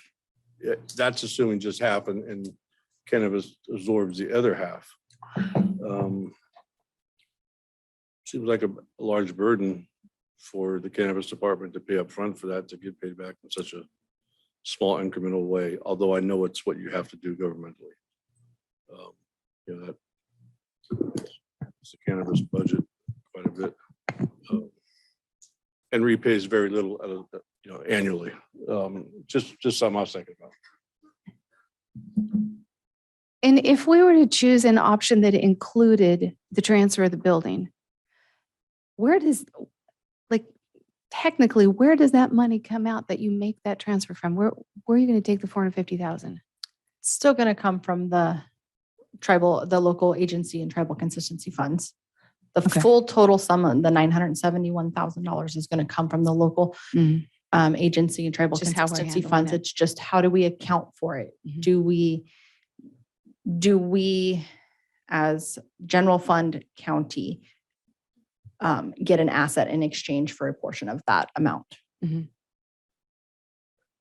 we're rounding up and using $1 million instead of the 971, if it's treated as an advance to be repaid, then if it's all just done as an advance, then that's $1 million that has to be repaid over whatever the time period is. Versus if it's the building and advance, then it's about half that has to be repaid. Correct. And then, of course, the option that we heard a lot from people today was, but if it's just a contribution, then of course they don't have to repay anything and they get to hold onto the building and they get to make a tiny bit of money off of the planning department, things like that. Is that fair? Correct. Yes. Okay, thanks.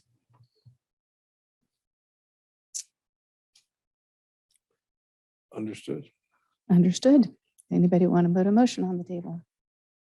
When are we expecting the second half of our tribal fund? Is there any set date perhaps?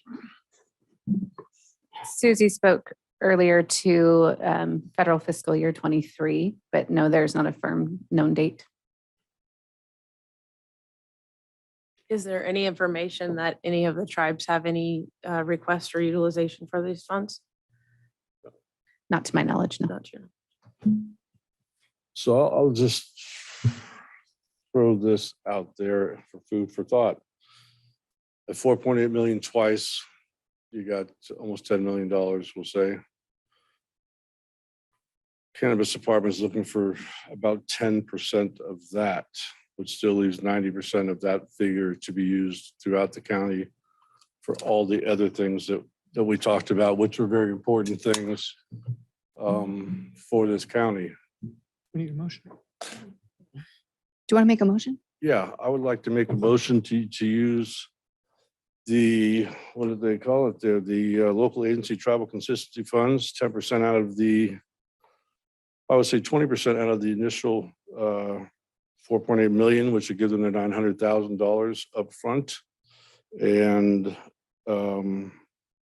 if there is a way bookkeeping wise to spread that out 10%, 10%, I'm not sure how you do that. So I would make the motion to take 20% approximately $971,000 and some change out of the local agency tribal consistency fund, which would basically be about 20% of that fund. And we would still have 80% of that fund left for the rest of the county to move forward and do the things they need to do with that money. And Liam, are you suggesting is option 4 where it's just given? Yes. Okay, wanted to make sure I understood.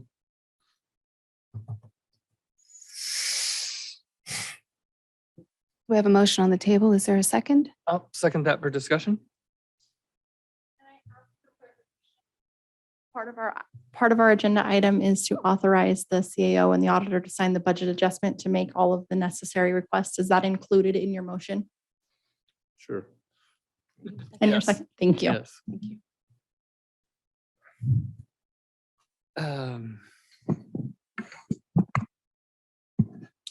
Well, so in terms of discussion, I mean, I think we heard a lot of opinions and a lot of facts along the way to help us shape our views on this. You could certainly come up with a justification to say if somewhere in the $3 to $5 million has been contributed in some fashion to general fund over the program's life, couldn't a million of it be given back? I think that's kind of what we were hearing, and I can understand where people come from. The trade-off to that is that $1 million is obviously desperately needed when we had to cut $6 million out of what people said they needed to run the county well.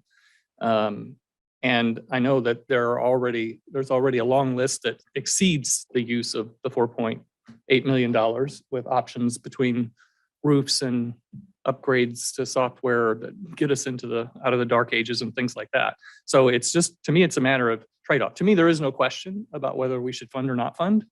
That, at least in my mind, is a given because of the positive impact it has as overall. It's really just a matter of getting down to whether it should be just given kind of in the mind of paying back for what has been brought into the general fund, or if we just can't afford to do that because we need that money so badly in other ways. And this is a cost of running the program that needs to be repaid back. That's where I'm kind of stuck. And just to have the other motion on the table, I'll move that we use all the same wording that Susie did for option 1.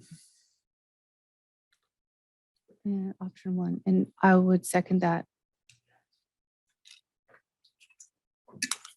I think that the piece that I fully agree that we can see the benefit, and I would just reiterate the gratitude for being able to look at hard numbers on spreadsheets and really be able to speak in a factual environment.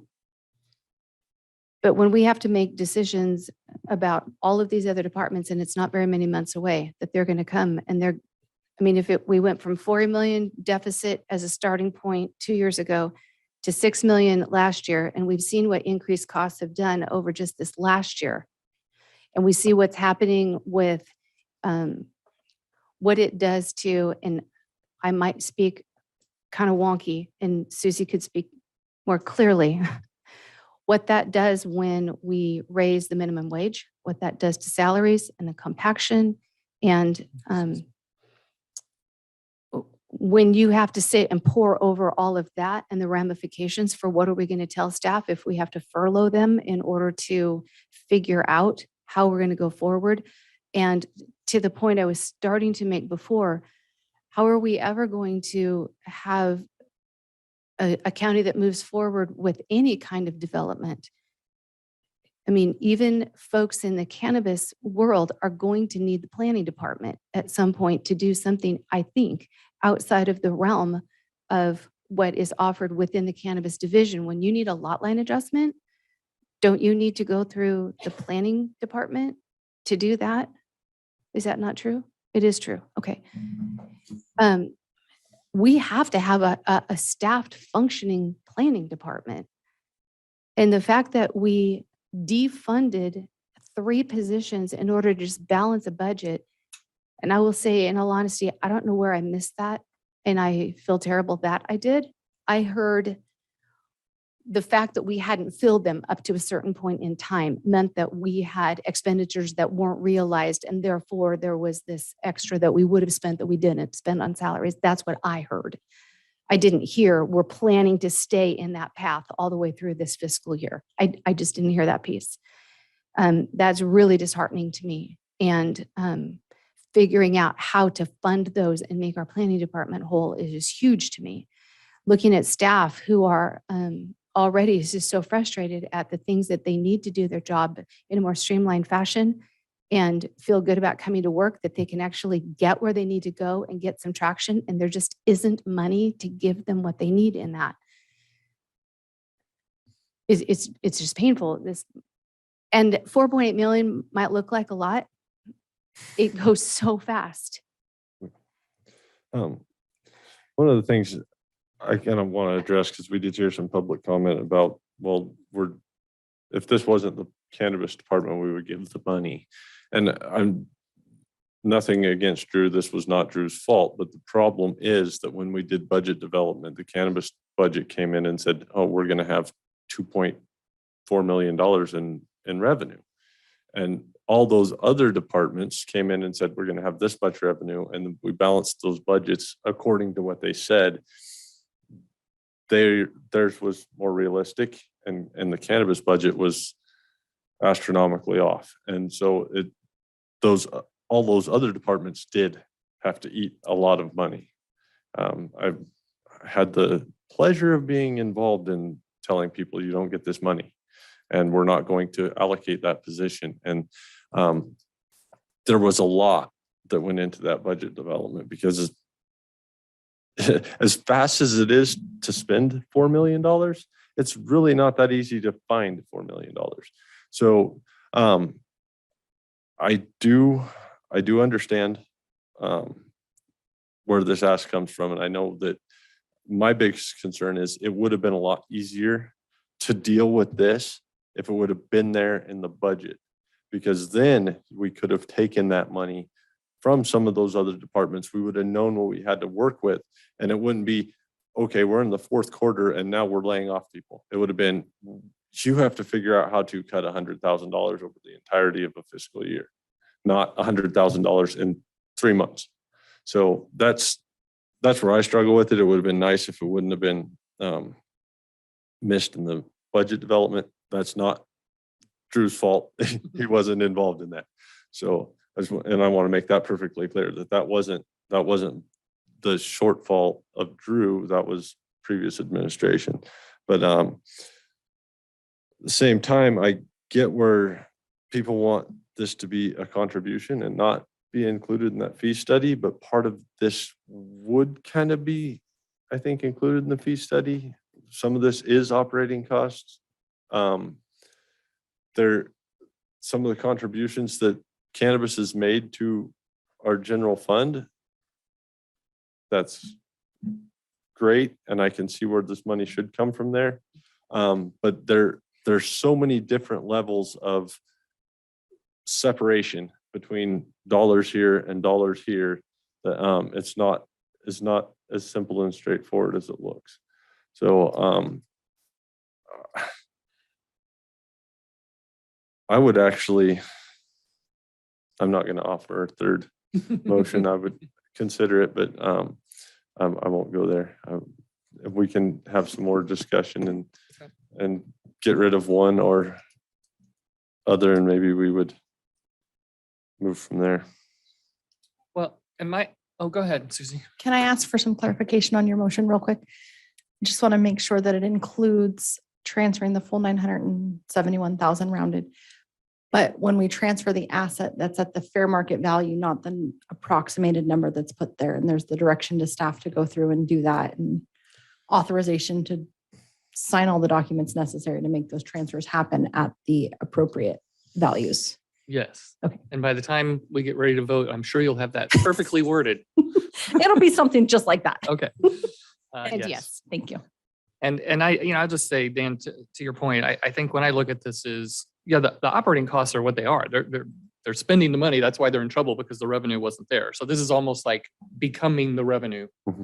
And so, but if it is given as an advance and paid back in this example, option 1, 5 years, 500,000 rough numbers, that's 100,000 a year is going to be added to the cost because you're paying it back. It's going to be added to the cost when they do their fee schedules.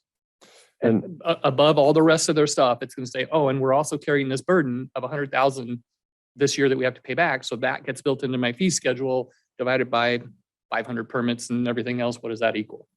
Right. So that's kind of how it ends up impacting and falling back on the cultivation world versus if the general fund just eats it and then we just don't have that money to use in any other way. Did you have something to say? I just wanted to agree with you and also point out it's not something that we touched on in the numbers, but if you look at the budget projections going forward, we do show a net positive and essentially, an overage, and that's not actually accounted for in cash carryover into the next fiscal year. So at least looking at the numbers that we've presented, it seems very achievable to include that additional $100,000 per year. Okay.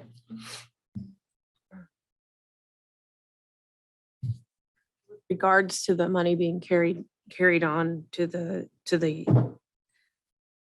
fees for the folks who use this, we just heard solid waste say that that's how they balance their needs, is they increase their tipping fees, correct? For your trash dump. So I think that's kind of a traditional way to recover money, is to we just charge more. In my mind, it doesn't seem like any one person's being asked to do something more just because of what they're doing. Yeah, I mean, No, I'm just thinking out loud, I guess, yeah, in terms of discussion. if I tried to give voice to what I've been hearing from the cultivation side is, whether right or wrong, we did what we were asked to by the county for this number of years. Absolutely, yes. Then suddenly the world around us collapsed, Yes. and we've been without the ability to do business for a year, which has cost some of our properties, our businesses, family relationships, all kinds of other burdens. Yes. And now we're at a point where, not because of us, this division needs more money. We would be happy to be paying you the money if we only could have been growing and operating this last year. But we couldn't, and it wasn't our fault.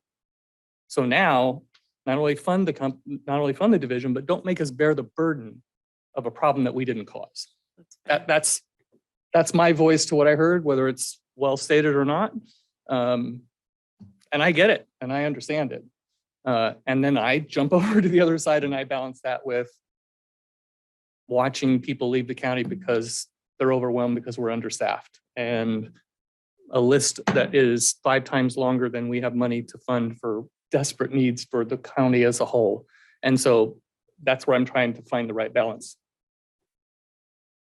And to me, the option 4 is obviously the way that really speaks to the voice I was trying to convey on behalf of the cultivation world. And option 1, to me, is the best option to try to be on that other side, to say, well, at least if you're going to charge back half and just take the building back, and that's a lesser burden. That's kind of how I get to the option 1. And I'll try to be quiet because I talk too much. So yeah, I guess there's a lot of options here. So that option that you're throwing out there, Rick, would be to have that $100,000 over 5 years to be repaid by the cultivators in a fee. Well, that's what option 1 would in effect too. Yes. So is it possible for me to throw out a hybrid of these things here? So here's my hybrid. Exchange the building for what you can. We'll say $450,000 here. Out of the local agency travel consistency fund, take the remaining $521,000, which is about 6 or 7% of that 4.8. If you get twice that, it's about 3 or 4% of that 9.6, which still leaves the county with a substantial amount of that local agency travel consistency fund for the rest of the county. And we all know that the rest of the county could use, a great portion of that. So with my hybrid motion, we're not using more than 5% of that local agency travel consistency fund to make this a workable. That sounds like option 2. It's option 2 that you're presenting, but the entire $971,772 has to come out of somewhere, regardless of whether we transfer that building or not. They need that. So it's just dependent upon, does the general fund exchange funds for an asset, or does the general fund give a contribution or an advance in total? Question of some of you, I guess. My question would be, is it possible for the general fund to give cannabis a loan using their building as collateral? So basically it would be like, okay, we're going to say we're going to give you a contribution of this much and we're going to buy your building for market value and you have 5 years to pay that back and then you can have your building back. Or would that make any? So as treasurer, I've done this for the school district before. So, but the way it works, we've done like a temporary loan. But the thing is you have to have a finite date and then they'd have to pay, would have to pay interest back because it's for the pool participants. So it wouldn't be something they could just, it would have to have interest. Okay, so if it was a loan, it would have interest. But if what I'm questioning is, can we setting with option one, if we buy the building for fair market value, rather than making them pay back the 521,000, can we make them pay back the building cost and buy their building back from us in 5 years? I think I'll defer to Margaret on that one. So from a legal perspective, yes, we can structure it in that mechanism. Typically, we don't get collateral on ourselves. So I think I wouldn't refer to it that way, but we can have a temporary transfer of assets upon repayment. We can structure that in the form of a contract. Susie, do you have a way of ballparking if the county does the building transfer, what will the cannabis division pay the county? Planning is paying $5,000 a year. Likely it would be approximately the same dollar amount because that's based on the cost of maintaining the building, not the cost of purchasing the building. But isn't planning is only paying $5,000 because they only have this big of a Well, piece and cannabis has this big of a piece? That's true. I would defer to Drew on what's the space? Like, are they 10, you're 10 times as much and you Is so it you- 50-50 or? My recollection in going through these numbers was that the rent would be like 15,000. 15? Yeah. Okay, so, yeah. I don't know that there's That any real value to seems the really cannabis high. division.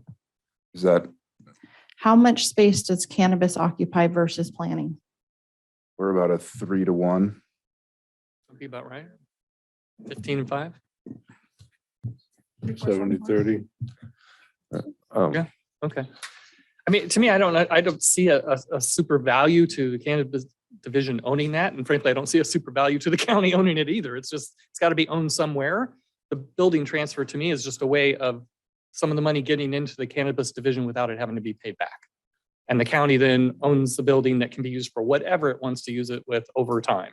So it's a flexibility thing from a county standpoint. But to pay, I mean, 15,000 in a multi-million-dollar budget a year is no big shakes for you to pay out. And losing the whole 5,000 that you get a year from planning is no big shakes.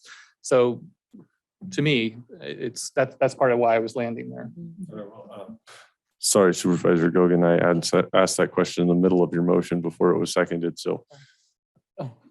Oh, so we haven't seconded? Apologize, I didn't hear that as a finished motion. So his My apologies. Option 2. His option 2, yeah, So, basically. yeah, except I guess the only differentiation I make here between the general fund, which seems to be thrown together with the local agency travel consistency fund, is this would not come out of a deficit for the general fund. It would come out of the $4.8 million, which to me is this, and the general fund is that. So my hybrid, although it does sound similar to option 2 says as a contribution from the general fund. I would like to change contribution from what it says general fund right there to local agency travel consistency fund instead of the general fund. Which is the same we've done with the other 2 motions, right?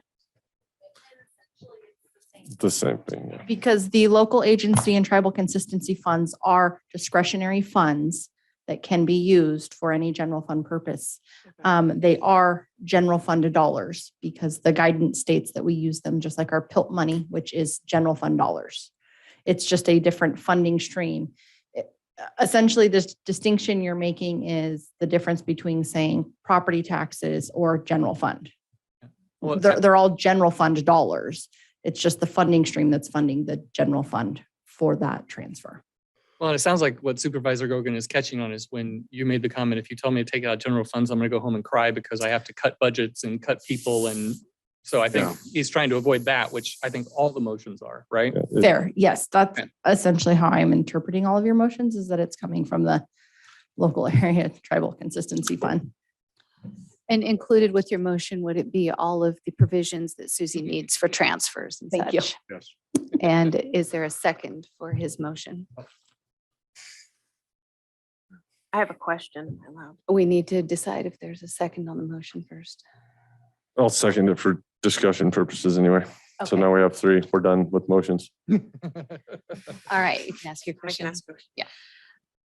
When looking at the tribal consistency funds, and you say that they're considered within the general fund, are those dollars that came in from this somewhat allocated by request yet, or are they just sitting there and we're waiting for those requests to come in, or what has this been tagged for? They are currently sitting in our treasury pool, waiting for spending plans to be developed and presented and allocated and approved by the five of you. Okay, thank you. I believe Canyon Creek is the only earmarked piece for that portion or that's not going to be covered in. And what was that for? Just to help me remember. Do you remember? It's I around don't- 1 million. It's about $1 million, and I don't remember And when we say earmarked, formal action on that. that didn't I don't happen. think there was formal action. That's the only discussion towards on that this. money. So take Right, $1 million so- off of that total when we're talking about it roughly ish. Right, but if we're gonna, and I hear you totally, and if we're gonna go down that path, I think we may need to broaden our minds, because if we're saying Canyon Creek has a problem, we're required to fix it, and it's gonna cost us $1 million, and there's no way out, then what do we say when all of our snowplow equipment is out of hours and we have to plow snow and there's no way out? And how many other things can we say that? No, we haven't had these formal discussions. We haven't made a board action to say that. But if we took those kinds of things and said, then what are we going to do? And we total it out, my fear is we're going to be past 4.8 before we blink twice. Well, even when Director Kokas was presenting the last time, that really nice comprehensive presentation, I believe he said, like Canyon Creek, we have actually $20 million worth of those. So that was one, but we had a number of others that totaled to 20 million. So if we have to pony up a quarter of each of those, there's 4 million already. So yeah, the money will be gone before we know it. And my conversations with Letty before she left was she had been gathering from staff all the ideas, if you will, the needs, and we were trying to look at it from what are have to do's, you know, that we by law are going to have to do, or we'll have to stop providing services if we don't do, or something like that. And so she had a pretty good list. And at least my conversation with her the last time was, let's wait for our new CAO, because he's the one who's going to have to help us live through what our decisions. And so let's give him that chance to get here, provide input of his own, filter what he's hearing from his team, and then come to the board with his recommendations so we could make those decisions. Right. That's where I understood it got left off. So I wonder if there's a possibility, another question for Susie. I think I know the answer. There was a dollar figure that you had kind of figured that the cannabis department was like, what's the monthly overhead? That the longer we don't make our decision and decide formally what it's going to be, there is a cost involved. And do we recall what that kind of per month roughly is? It's like 150,000 a month, I think. So Jill, can I respond? I Please. think that in that meeting that you're referring to, from my perspective, that was a misconception Okay. that was conveyed. What we're asking for is what was currently budgeted for this fiscal year. Exception of the increase to environmental consultant costs, which was cut, and some very other small increases. Am I correct? Yeah, I think it was really, the number was what is not covered. There's You weren't actually you weren't spending anymore, but what's not covered. what's not covered because of the revenue shortfalls that are coming in. And that's the number that Jill is talking about, the cost that the department incurs regardless of what we do, because it's in your budget to have those expenditure appropriations, but your revenue's not coming in. So every month that we delayed in making a decision, we forced the board's hand in saying that you are guaranteed to have to provide another approximately $100,000 to $150,000 to the department because those costs have already gone out the door. And And so, that number kind of started accumulating, I think, in January. yes. Wouldn't those costs have all been allocated for our current fiscal year budget? So it's not an The- increase the per ex- 100,000. Correct, but the expenditures are allocated, but your revenues are not coming in. Your budget was balanced at the beginning of the year based on the expenditure level that is there and projected revenues to offset that. So the fact that your revenues are not coming in, then the cost that the cost that the board's hand is being forced to by every month that it's delayed is approximately $150,000 in mandatory contribution back to the department to cover costs that have already gone out the door that we cannot stop. We cannot not pay those consultants. We cannot not pay those employees. Those costs are there. Yes, they're in your budget. They're in the expenditure piece of your budget that was approved. And nobody, I don't think, is trying to state that the department is overspending their budget allocation. No. The issue is that the department is not receiving their projected revenues, which causes a shortfall. And so the two options for any department facing that same scenario is to cut expenditures by the amount of revenue shortfall, which there's no feasible way to do that in this department's budget, or to get a contribution of some sort, whether it be a general fund contribution as just a contribution, whether it be a loan from the general fund, whether it be a loan from an outside entity, whether it be a loan from the treasury pool as a whole. Those are the options that the department, and that's the same for any department, has to meet a revenue shortfall. And every month that we push this decision out and every month that we delay, we are forcing the board's hand in. It's that much more contribution because those expenditures could not be cut. Whereas potential future expenditures could be cut based on the board's decision. Right. And another way, if I think about it, Susie, is if we'd been making a decision in January, $500,000 that we have spent since then wouldn't have been spent, and we could have had discretion. Right now, we really don't even have discretion over about 500,000. It's gone. Potentially, yeah. It's really the 150 a month for the balance of the year that we're really talking about. It's just that we have to talk about the total. Correct. Yeah. Okay. So the reason I asked the question is because it definitely feels like, I mean, we're not voting. I'm not trying to put words in your mouth. It feels like the consensus of the board that we certainly don't want to see a department dissolved. Therefore, this expense is before us. It's how do we want to deal with it? But there's also, how do we have to deal with it based on everything else? And because we had kind of said, and this was casual conversation, I know I had this conversation with Letty before she left. I don't know if any of the rest of you did or not. But I think Supervisor Lutweiler, you just alluded to your interpretation of the same, that it would be really nice to wait for a new CEO to come on board where we've got a strategic plan in place, where we're saying these are the things that are important to us as a county, things we want to do. Here's a list of things that are breaking or broken. Here's the list of things that we are committed to because we have no other option, Canyon Creek and so forth. If we allowed, the fresh person in the seat to say, it's my responsibility coming in to look at all of these things, weigh them in the balance, and give my recommendation to the board, wouldn't it be fair to let that person have that opportunity? And so the reason I asked the question about the per month thing is the part that we have, there's no going back. There's somewhere between $500,000 and $750,000 that there is no going back. It's got to come from somewhere. Is there a possibility that today we could figure that out? 5 months would take us all the way through May, which would give our new CAO 5 weeks. You're welcome. To kind of look at all of that and think about it. So Susie's shaking her head no, you don't like the thinking. And that's fair. No, I want to hear you. It's not that I don't like your thinking. Yeah. My personal opinion is that I don't know that that's a fair thing to saddle a brand new CAO with when they're having to come in and learn everything else that's going to be thrown at them. And there's a bunch of projects that are being thrown at them that are that they're going to need to devote a bunch of time to.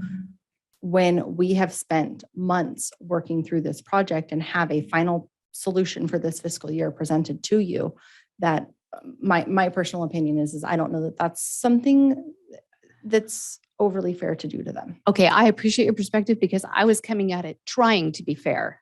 And you're seeing it from the other side and going, no, that's not fair. Yeah. Yeah. Okay. Chair, I would say the closest thing to get to what I hear you saying would actually be the option 3, which we didn't get in any of our motions. And somebody would have to Because withdraw that a would motion. basically be saying, here's the money, but you owe it all back. And we could always come in later and say, oh, never mind, you don't have to give this much back. But we don't have any more motions to put on the table, so. Unless somebody is, I mean, if you made a you wanted to motion and withdraw you're it, rethinking Colin. it, you can do what you want with your placeholder. That would give them the money, give the flexibility to pull it back. Whereas these other ones are already saying, oh, well, no, we already transferred the building, we already decided that, or we just gave it, we can't now ask for it back. So that's the only way I think we get to what I think you're trying to get at. Yep. Okay.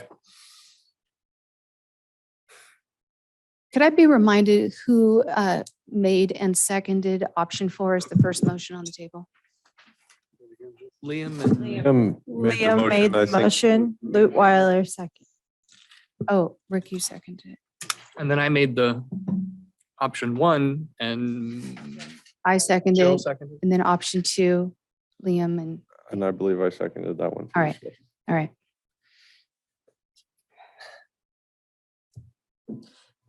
So if I understand, Jill and Rick, what you're saying is that option 3 has the flexibility in it to come back around after things settle out a little bit and say, no, we're not gonna require a full payback. Is that kind of how you, okay. I mean, and am I right that if we just make it a contribution from general fund, I suppose we could come back and say, never mind, we changed our mind, you owe it back. But if we say it's a transfer, we can easily come back and say, never mind, you don't have to pay that or a portion of it back. Well, just to correct you, if it is a payment from general fund to cannabis and it is utilized, you can't then ask cannabis money to contribute to general fund, because cannabis money is, especially the money that is received off of fees and fines and licensing, has to be specifically used to that purpose. So your proposal is actually giving that option that wouldn't be there otherwise. Meaning the opportunity to retrieve it back. Which one is? Your proposal of the 3. specific, yes. Yeah, okay. You're saying. Option 3 does provide the flexibility. Correct. The others don't. Does not guarantee it, no. Guarantee that it would be brought back. It wouldn't guarantee that it could be voted on and not revisited. So. Right. So I'm going to try to clarify again. If we make it a contribution, it's gone. If we make it a transfer to be paid back, we can come back later and say, never mind, you don't have to pay back some portion of it. You could, but that's not guaranteed. No, not guaranteed. I'm just saying it provides that flexibility if it's wanted, if that's a goal.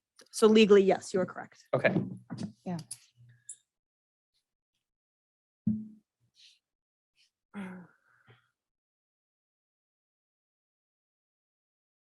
Okay, well, the options now are we can have some more discussion. I can call for a vote, in which case we go on the reverse order, or somebody can use your motion that's on the table if you wish to do something different with it. That's what we have. I have one more question, I guess, for Or another question. county council. Yeah, was just, so you have this limit of 3 motions. If you vote on one and it doesn't pass, does that mean you can put a third back on? No. No. You have 3 total motions before you to commence voting. To do it now. Or voting would be the only time when somebody could pull one back to make room for 3 if that's was their inclination. Correct. Okay.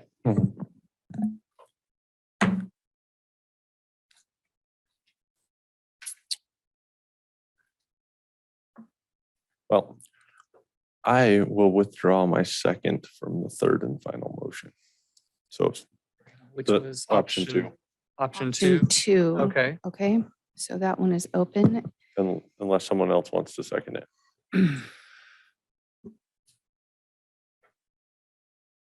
Okay, hearing none, I'm going to put option 3 on the table. Does anyone care to second option 3? I'll second option 3. Okay. Chairman Fox. Just for clarification, your option includes that authorization to Includes sign the. necessary all of the documents. ancillary pieces that are critical to the process. My motion does. Heidi, does your second? Yes. Yeah. Is there any further discussion? With option 3, the one issue I'd have with that is now we're talking $200,000 a year the cannabis budget has to come up with. Well, this does To say pay back. 5 to 10 years and we So didn't specify you that. need to clarify that in your motion, whether that be 5 years or 10 years, because a $200,000 a year hit to your budget's a lot harder to absorb than a $100,000. And Rick, did you also say there was a contingency in there to not? Well, that would be something we'd have to bring back later. Yeah, so Liam, what I was just saying is if we went with option 3, then it would be set up for them to repay. At any time, the board could put back on the agenda, we want to revisit that, or we want to actually not even revisit so much as we want a motion to say, we want to waive some of that and just make it a contribution. But if we make it a contribution, we can't come back later and say, never mind, we want you to pay it back. So, but we're not putting anything in the motion that says we'll come back and reconsider. We're just saying that that's the flexibility it allows us. And so is that why on the options, when these were created, the first option 1 specifies it's going to be 5 years, but option 3 leaves it up to us to kind of put some flexibility, 5 to 10 years for us to decide. Is it because it was just so onerous, it's such a large amount over? It's the recommendation essentially was intended to be at your discretion. Sure. For that time period regardless. But yes, it was to break it down to that more manageable dollar amount over the length of whatever time period the 5 of you felt was most appropriate to finance that contribution over. And then the other question I would have for you, Supervisor Cox, is what do you see as the difference? I'm sorry. And option 3 and option 1, how do you differentiate between those two? What's the benefit of the cannabis department keeping the building and having the loan for $971,772? What's the benefit there? Okay, well, let me ask one more question. The answer is, I don't like interest. And I would think that others wouldn't like interest either. I don't see what a value a building is to a department. So that's why I thought option 1 was really helpful. That would almost be kind of like a gift in a certain sense. But if we're talking about paying it back, Terry, is there interest involved when they're paying back the $971,772? Depends on how you guys do that, but any other, like right now, if they were in the deficit, they should be paying the pullback negative interest. They should not be, no one should be allowed to go into the negative with the exception of grant funds because we know they're getting redeemed. But this is a little bit different, but I would say they should be paying. That should be interest also. The way this is structured, sorry. Yeah, go ahead. So the way this is structured is it's an advance, which means we're just transferring the cash and we did not. It's not a loan. It's not a loan, it's an advance. So we didn't prepare it to be set up to charge them interest on those funds, but That's because, and there's no impact to the pool because Correct. we're not, so if he currently is in the negative, he should be paying negative interest. But as far as this is concerned, it's not the same thing. So it wouldn't be required for that. So what Terry's saying is we're not actually taking money from pool participants to where interest needs to be paid back to those pool participants. Where did it come from? We're just taking money from the general fund and putting it over here temporarily and letting them use that. So the general fund is losing interest on those funds that are sitting over there.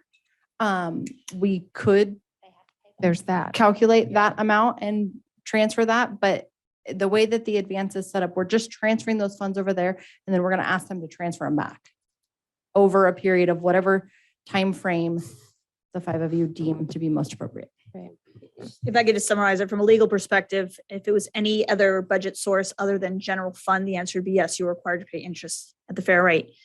With general fund, because essentially you'd be charging interest on ourselves, it's an optional for the board to make that determination. Okay, that's understood. Does that answer your question? Yeah, I still, I'm just struggling to understand how if they transfer the building to the county, which would end up being planning undoubtedly, and then we give them an advance of 521,000 rather than an advance of 971, and they keep the building. I don't understand what how cannabis benefits or how the county benefits. I think it's agree. I just like I liked there being an option there, but would the same option with the 521 portion of option 1 exist? That they could not pay that? We could say, okay, you don't have to pay it back anymore. Yes. That portion. Any amount that you provide as a contribution, I'm sorry, as an advance, not as a contribution, you could at a later date and time come back and waive the requirement for them to return that advanced funding. Okay. With the appropriate findings. And what I mean by that is you would have to make a finding of public purpose, which is a very broad finding to make. And typically it can be done just by talking about the goals of the county. But I just want to make sure whoever's sitting in the seat, make sure you do that. Just make sure you make the right findings. Okay. Can I say Yes. something, please? Ed Presley, Interim Deputy Director of Building and Planning. I do not want to belabor this process like for the next 3 or 4 days, but I just want to point something out. Everything that we're talking about are just recommendations that were put down on paper. The board is at your pleasure to decide and come up with anything that you would like to do to face this. So we're going back and forth and arguing about different aspects of different things, but these were just recommendations that were put on paper. It's really your discretion. So that's all I wanted to say. Okay, thanks.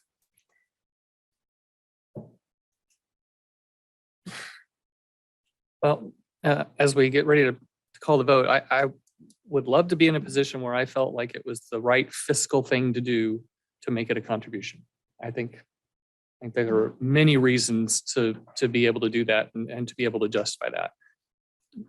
Personally, I'm not in the place where I feel like that's the fiscally responsible thing for us to do with our responsibilities for $20 million worth of road damage and equipment that's failing and buildings that are leaking roofs and everything else. And the need that we're going to have for that money outweighs in my value the thing that I think will be a nice thing to do in return for everything that the cultivation group has been put through. One of the questions I would have, and it's something that we haven't considered, is what's stopping us from saying we're going to give you so much as a contribution, and then we are going to give you so much as an advance. We don't even have to put the building into that picture, but we could make a general fund contribution of $450,000, and we could give them an advance of $521,000, and we would have both. We'd both be giving them a contribution saying, hey, we appreciate the fact that you guys are benefiting the county and the cannabis department's finally working. We think that that's a worthy cause to contribute to, but at the same time, the county's strapped for cash, and this portion we would like to get back. And I think that what you're saying has total weight and merit.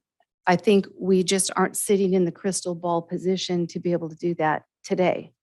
And that's why the option to let the, I don't want to call it a loan because that sounds wrong, the advance to not have to be paid back because again, these are thoughtful projections, but they are projections. Nobody has a crystal ball on what is going to happen tomorrow, next month, next year.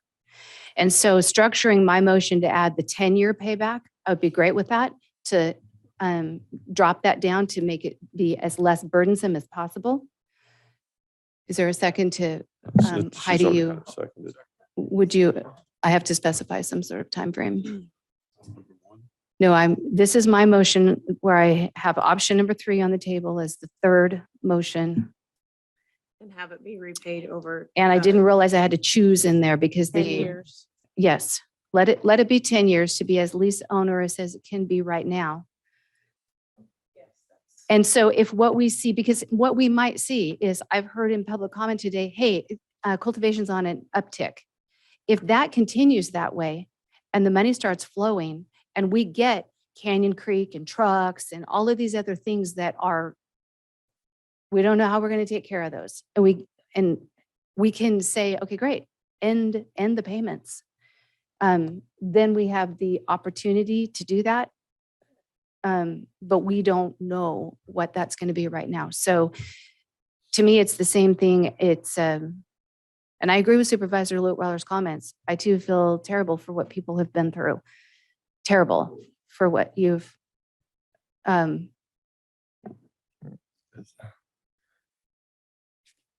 No, I I'll- was just thinking, is there any way we can put in, or you can put in your motion, a time frame when we would revisit this and see if we want to turn it into a contribution? Because I know the way things go, this is something that would fall through the cracks and we wouldn't revisit it. 5 years. So it's like there needs to be if you can put that in your motion where at this date, we're going to look at this and see if we can make findings that the rest of what is owed and from the advance be deemed a contribution, and go with that. so it looks like a turning point, if I'm reading your spreadsheet correct. It looks like there's a significant turning point in 23, 24. Is this the bottom line? I'm Drew checking out? shaking his head, yes, that's the turning point. Okay. Which is next year. Can I just point out that, sort of related to what Liam's trying to work through, that it would be helpful, whatever you decide, that you give Cannabis Division a clear directive in terms of whether we're going to revisit it and or whether we should proceed in preparing our time study and fee study with X number of dollars contributed and the repayment terms. So if you don't decide, I will certainly be bringing it back for your attention prior to establishing the updated fees. We have option 3, which is all of it as a transfer to be paid back over 10 years. Mhm. We have option 1, which is transfer the building and then transfer whatever's left, 500 and some thousand as a advance to be repaid. Or we have transfer all of the money as a contribution from general fund. Those are the 3 that we're going to end up voting on. In that order, as I recall. Correct. Okay. All right. What was the order? I'm sorry. Option 1 and then So option 3, 1, 4. option 3, 1, and 4. Okay. Oh, Can we change the language in? yes, Craig. Oh, I'm sorry. Hi, Craig Goodman, consultant for the county. I just want to caution you on the transferring of the building, that probably what's not in Drew's numbers is the increase in the rent and utilities that he would be charged by not owning the building. So We did talk about that, Craig. We estimated it at $15,000 a year. that would be the rent, right? He also has the utilities and all of that, but is that that's not in his $971,000 number? It would be pretty small this year. Well, we said that planning is paying 5 to him. He has 3 times as much space or people as they do, so he would pay 3 times as much, which got us to the 15,000. We're assuming that everything's inclusive of both numbers. Is that fair? Yeah, I think what Craig is talking about is so if the building were to transfer for this in this fiscal year, and maybe we would want to specify that the building transfer happen effective July 1st of 23. Then So he doesn't. So that way that their budget for 22, 23 does not include any rent that would need to be paid. And it currently includes rent from the planning department. So those numbers are not accounted in there. The other thing that I think Craig is trying to touch on is that the budget projections moving forward don't take into consideration a loss of $5,500 in rent from planning and an increase in $15,000 in expenditure for rent that they would pay in those projections. Yeah. And my only comment is, we're talking about a total of 20,000 between what they would pay and what they would receive. And that's well within the margin of error of our projections. That, to me, but I think the point is well taken about make the transfer at the beginning of the next fiscal year, so you don't have to worry about burdening them with, oh, you just got an extra $7,000 added to your expenses. Okay. So I have one more small piece. And that is, I don't want to like disagree with anything that you've said. I've just heard another perspective from another public servant source who said that that the general fund owns property that departments don't. I think you've shown that in our county situation, we do have departments that own their building, but I've been kind of motivated to get that, to clean it up, because I just look at what happens to a department that owns real estate. What do you do with, if it increases in value or if it doesn't, or at the end of what does it become what to that department, that it seems safer, if you would, or if it's just covered in the general fund. Is there any validity to that thinking, or? I can provide, you want to do it? So the money that was used to purchase the cannabis building was designated cannabis funding. So we have to make sure that it is being used for cannabis purposes. And so as a result, that is a asset of that department. Similarly, like HHS at times will use some designated funds for purchases of property. And again, that's designated to them. It is owned under the name of the county. It's not on any lease or any document filed saying that it is owned by the department. It is owned by the county in general. But because of the funding sources and the designated use of it, it has to be allocated and tracked through our system as being owned by that department. Okay. And that's where we show them on the departmental fixed asset listing. Similar, so Department of Transportation, they own their buildings. The county owns all of the assets. Okay. Department of Transportation paid for their buildings. They show up on the Department of Transportation's fixed asset list. Mhm. The sheriff's office, the jail, that shows up on the sheriff's office departmental fixed asset listing, even though he's a general fund department. So it's the way we're probably both saying same things. We're just talking about them in different ways. It's the way that we track them and account for them.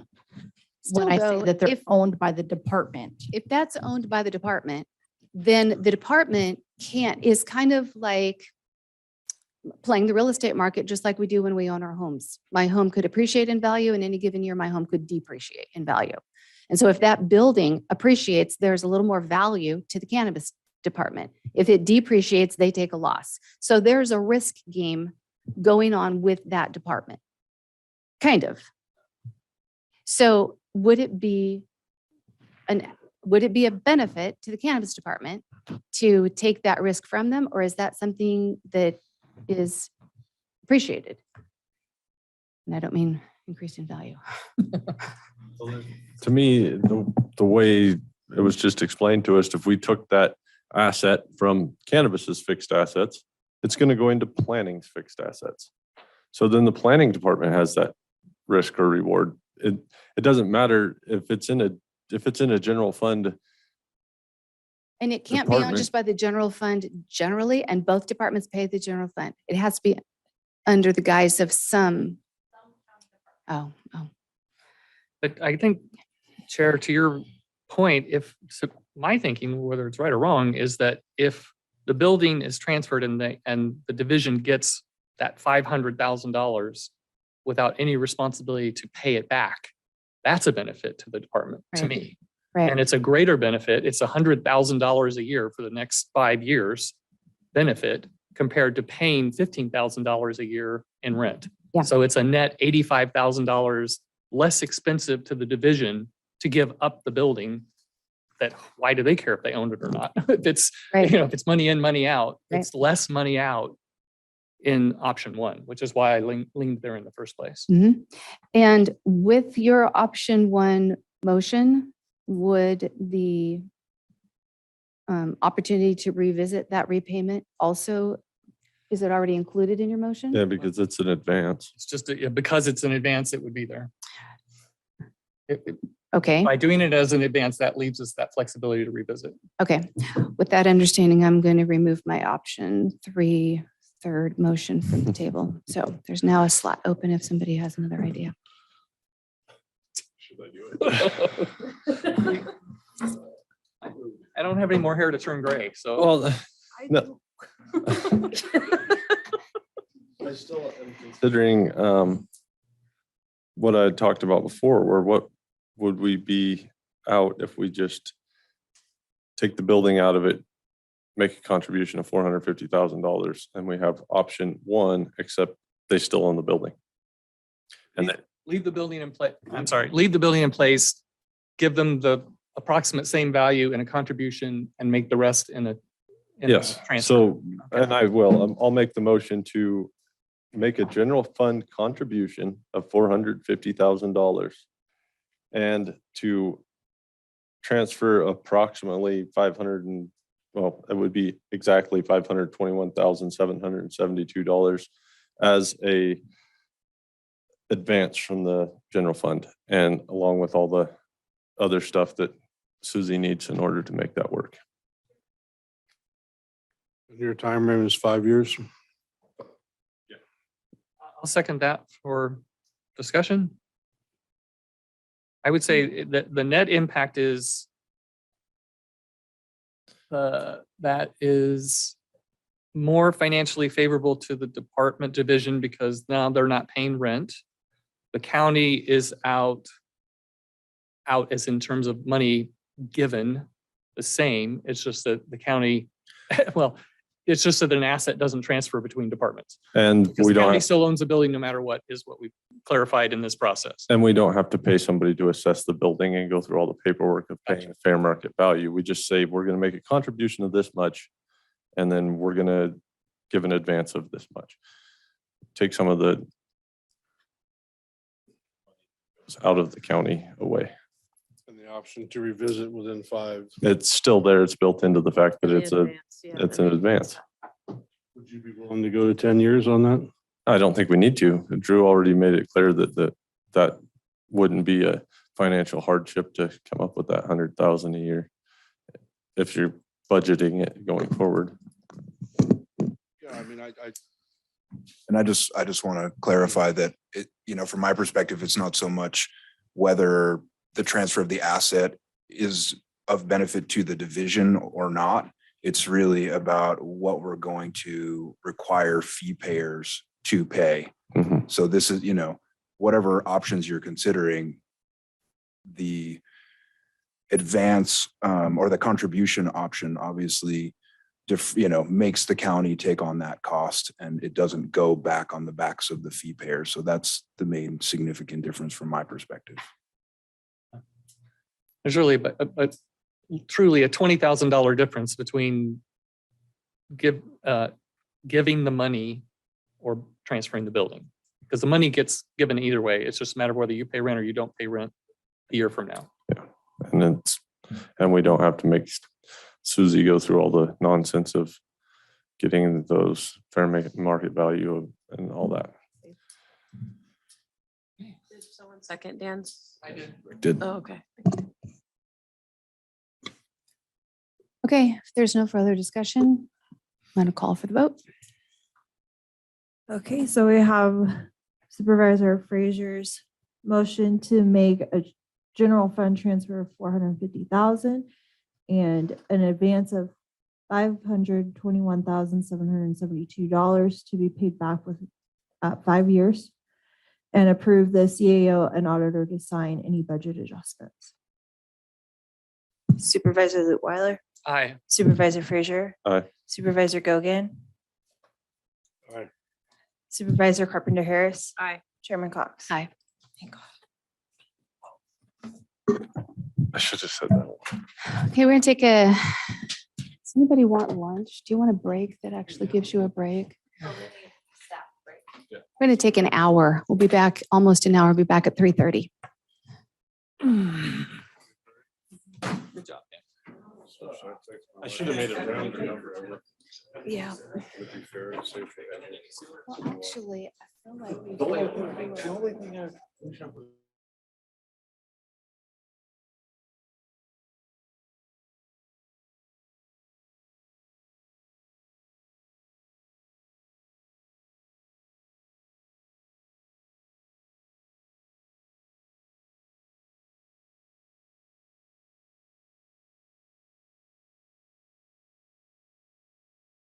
I was stuffy before Trent started showing up. I don't know. Yeah, jeez. Oh. I was gonna try to save it for. Okay. Well, that's a new one. Well, probably not for her. It's not a new one. Okay, we need to start. Okay. Yeah. Let's try not to do anything stupid while we don't have representation. How will we know the difference? Well, that's the thing. County counsel's job is to get us out of trouble. Ah. So if we get in trouble, she Are can we figure on? out how to get us out, right? Okay, all right, so it is 3:31 and we are back in session. We are on County Matters, item 5.2. Adopt a resolution which adopts an amended fee waiver policy. And CAO Hamilton. Okay, thank you. I'm bringing this item back to the board, I think from a February meeting date, which is familiar to you. The content was updated based on board's comments at that meeting. When we're looking at the policy in and of itself, I added a more detailed procedure process to this. But essentially it takes the current fee waiver policy and gives discretion to the CAO for approving waivers under $1,000. That is the primary change. We also updated the application just to reflect a county use for routing so that we know that department heads have seen this, made a recommendation before it goes to the CAO for final recommendation. So I'm happy to take any questions that you may have. I know that from Friday's board meeting, this was quite the discussion on the provision for waivers, given our financial status. So I guess we can just go from there. And so you didn't change any of the criteria or qualifying, you just made it so that you could, the CAO could approve some and pass on the rest. Correct. Okay. Okay. Great, so questions of board members? I guess I would like an interpretation as you understand it, I guess, from your seat is, I see information in there about cannot be for the purpose of fundraising. And then I see things that say they meet all the criteria and it's for a fundraiser or a fundraising event. So I'm trying to understand, what do we mean then when we say it can't be for the purposes of fundraising? There are nuance. I'm going to make an assumption that there are going to be nuance to each request that is submitted. And I know, for example, some of the items even on today's agenda, their Trinity Trail Alliance, they do fundraising, which then is reinvested back into the community. And so I think it's been precedent that has been in there, how that's been interpreted by boards in the past. I think that they're able to waive that provision when they were making their decision.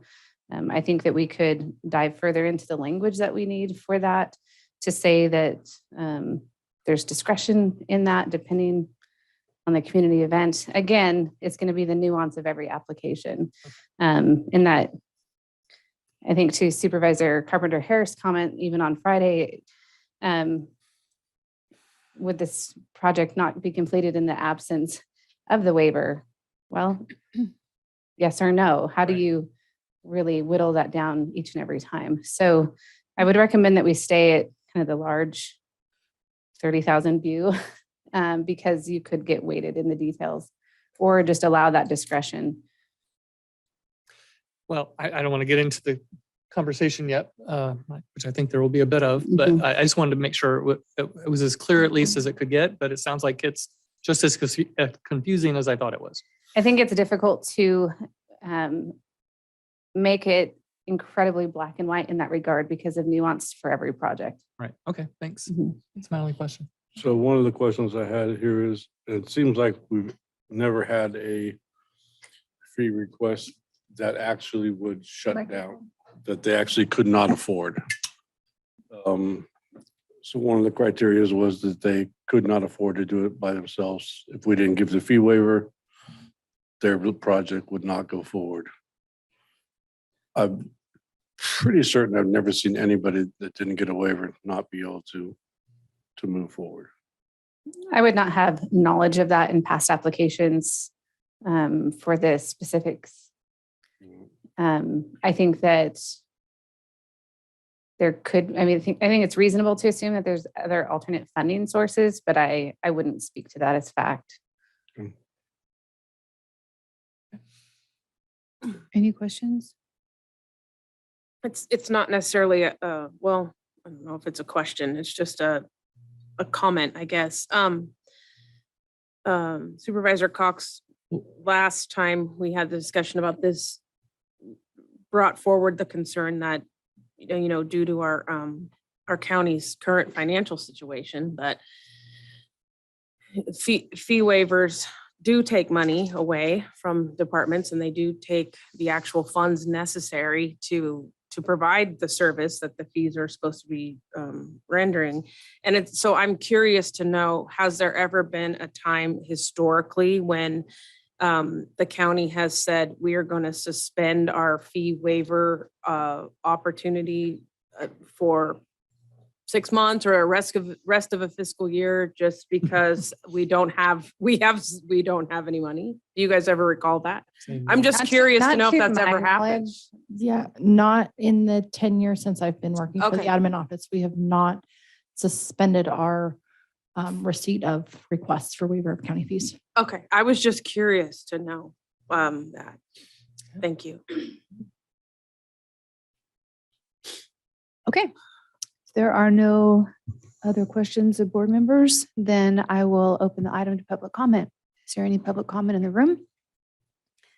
Any on Zoom? I have Keith Groves. Okay. Hi again. This is Keith Groves in East Fork. I'm kind of looking at you and wondering who's the Grinch here today. But if I don't see anybody being able to qualify for this because nobody, how do you prove that the project would die if you didn't, to Supervisors Gogan's point? How do you prove that? You bring in the, your spreadsheets and all that time is kind of a waste. So if you're going to just say, no, we don't want to do this and ban it, then just say that instead of going through this, putting qualifications that are impossible to meet. So that's all I had. Thank you. Thank you.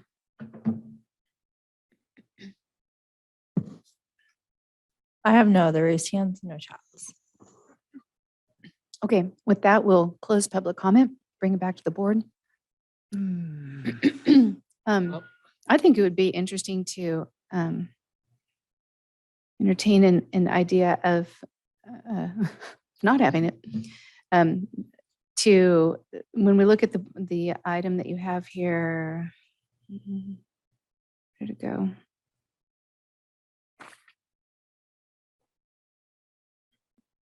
Where's the piece about the fire departments and such emergency services.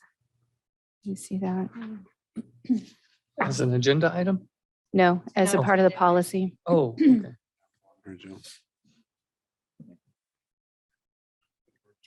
Oh, the applicant. Item number 6. First responder services, because to Supervisor Frazier's point on Friday, fire departments provide a service the county would otherwise be required to provide, which we don't, and our volunteer departments do. And so when an emergency service needs something, it seems like it's in our, doesn't seem like that's optional to provide that.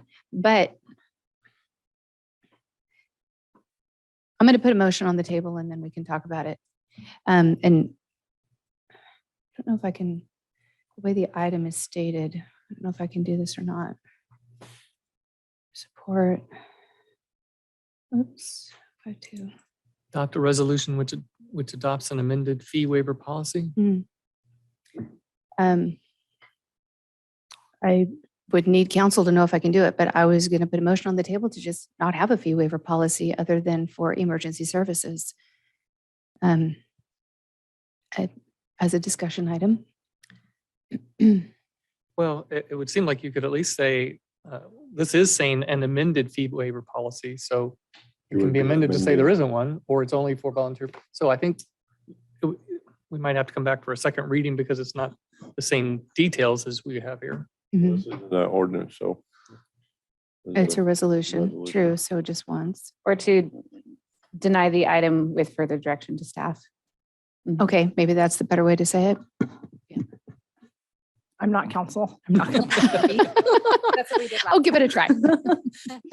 But I think if you wanted to deny it as currently written, or maybe not even deny it, just give direction to staff to bring back a second revised attempt at it that removes the option for any agency unless they are whatever it is that you're looking for, those emergency services, I think would probably be the cleanest way, as opposed to trying to wordsmith it up Yeah. there into your Yeah, motion. no, I don't want to do that. I So, would support that. okay. I'll second that. And the reason is this, I just, I'm so weighted by, it's so easy to be torn by the wonderful things that are coming forward, and people are doing great things and needing things that are, substantial and, but you can't give money if you don't have it. And you can't give money to other places when you haven't first taken care of your own home. You have a responsibility to provide. And right now, our general fund dollars do not well provide. So to be giving money away and to sit here and have conversations about, well, who will we, approve and who will we deny? To me, it's just untold pain that could so easily be avoided by having a higher level view of what our fiscal responsibility is as a board with the money that we are supposed to govern. And that's just my feeling, emergency services aside, because that is a total responsibility. And so given the motion that's before us, we would have some discussion just to frame what direction we're giving to staff to come back with something, right? Okay. Okay. Well, I agree with what Supervisor Frazier said last Friday and what you said today, that to me, the volunteer fire departments, for a number of reasons, including they are providing a service that is required to be delivered in the county, and we don't provide it. So to provide some level of funding to help them along the way in the form of waivers meets a bar that I can live with. Another piece that I would put on there is if it got broader than just them, then I would say any entity that has an income source beyond fundraising and grants is disqualified. So like what we approved Friday, school system, 60% of the property tax goes to them. That's a big source of revenue. That would disqualify them. The Montessori school, they have a source of revenue. That would disqualify them. A fire department has no source of revenue, at least shouldn't say that. My volunteer fire department doesn't. We only have grants and fundraising. I understand some are in special districts and they do have funding. So that might, but Water that tenders would be, go a- on fires, don't, does it, but Yeah. if their water tenders were assigned to fires and they gained a source of revenue by that. would well, that that's true. disqualify them? That's true. Okay. Yeah. I, Okay. Right. Thank you. Got something? yeah, I just have a slight, I don't know, it would be. I would have an issue, personally, just saying only for volunteer fire departments.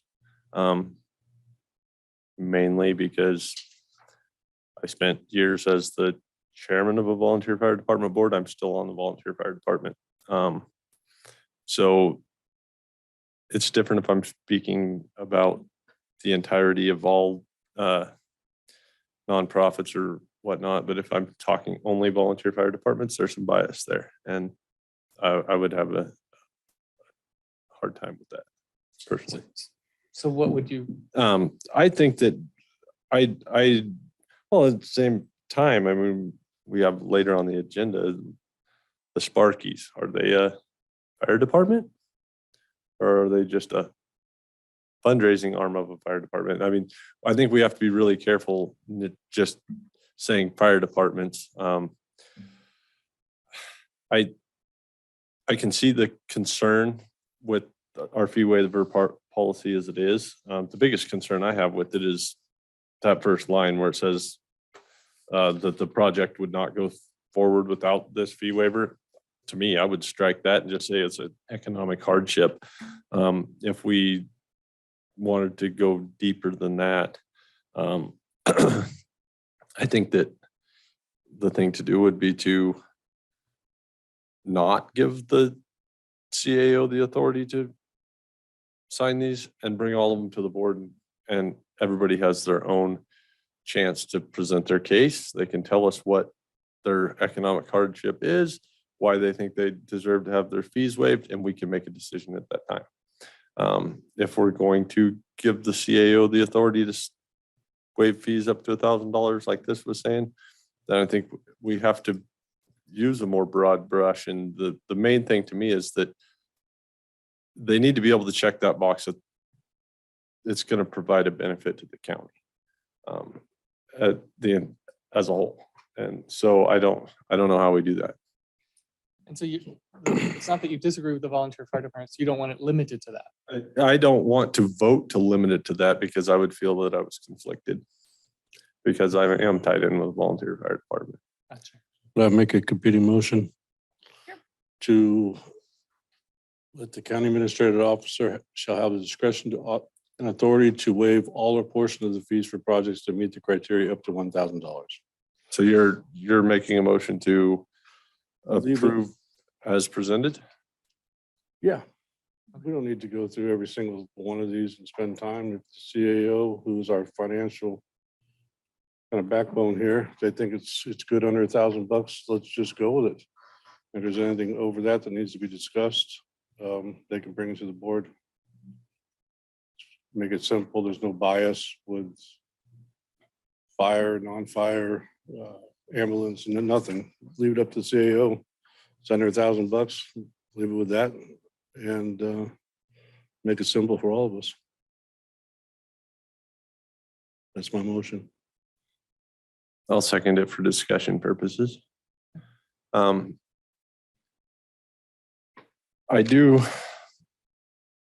don't really have a problem with that idea in theory. I do understand where Supervisor Cox is coming from, where it's hard to give away money you don't have.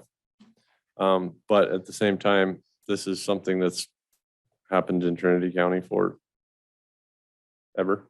And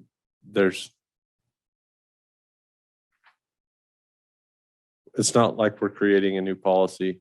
I don't think that it breaks the bank even. I mean, the biggest I've seen, Liz had that spreadsheet for us. The last board meeting showed, yeah, this one. Where we did waive $17,000 in fees in 2022, but 10,000 of that was one project. That would have came before the board anyway. Actually, looking at it, there was only 3 projects in that $17,000 that would have been eligible for the CAO to sign off on. So I don't think we're going to damage our general fund too terribly by, I mean, we're looking at $1,136.15 that could have been fees waived by the CAO in 2022 out of $17,361. If I may make a comment on under procedure, under B3, it is requiring that the CAO is monitoring per fiscal year with county operations, just their approval and denial process, right? How much money is available, and maybe that is a part of the discussion during the budget development, is what is a dollar amount that everyone is okay with being waived up to, and it's kind of budgeted and considered in that way. I think that there's mechanisms to make sure that there's financial integrity, that we can afford, what's being recommended in this policy as presented today. The CAO can deny. There is room for that if there's not a budget available. Okay. And to Supervisors Fraser point, any of those over $1,000 requests would come to you. Would it be wise to say an amount per quarter was available rather than in one year? Because then all of the stuff that came in at the first of the year would be the ones that got, like if we put a cap on a dollar amount that said, okay, we have a fee waiver capacity of $10,000 or something. Then all of the ones that came in at the beginning of the year would get those potentially. But if we broke it up and said we can waive fees up to so much, maybe per half a year or biannually or something, and then it would kind of reset the ability for people to ask for. I think you'll see, I would be leery of getting into the detail that Okay. much. I think you would see actually from that spreadsheet that you were provided Friday that, most of the requests come in advance of summer activity. And so you would see in third and fourth quarter, and, a CAO and our budget officer would know at mid-year how we're doing. I think that there's already systems in place to monitor. Okay. Yeah. Thank you. I'll make a third motion that we provide the CAO authority up to $2,500 and a requirement to report to the board quarterly with what has been approved and rejected. So I'll second for discussion, but Okay. I guess you're saying that $2,500 per incident? Yes. So you're, Increasing the authority.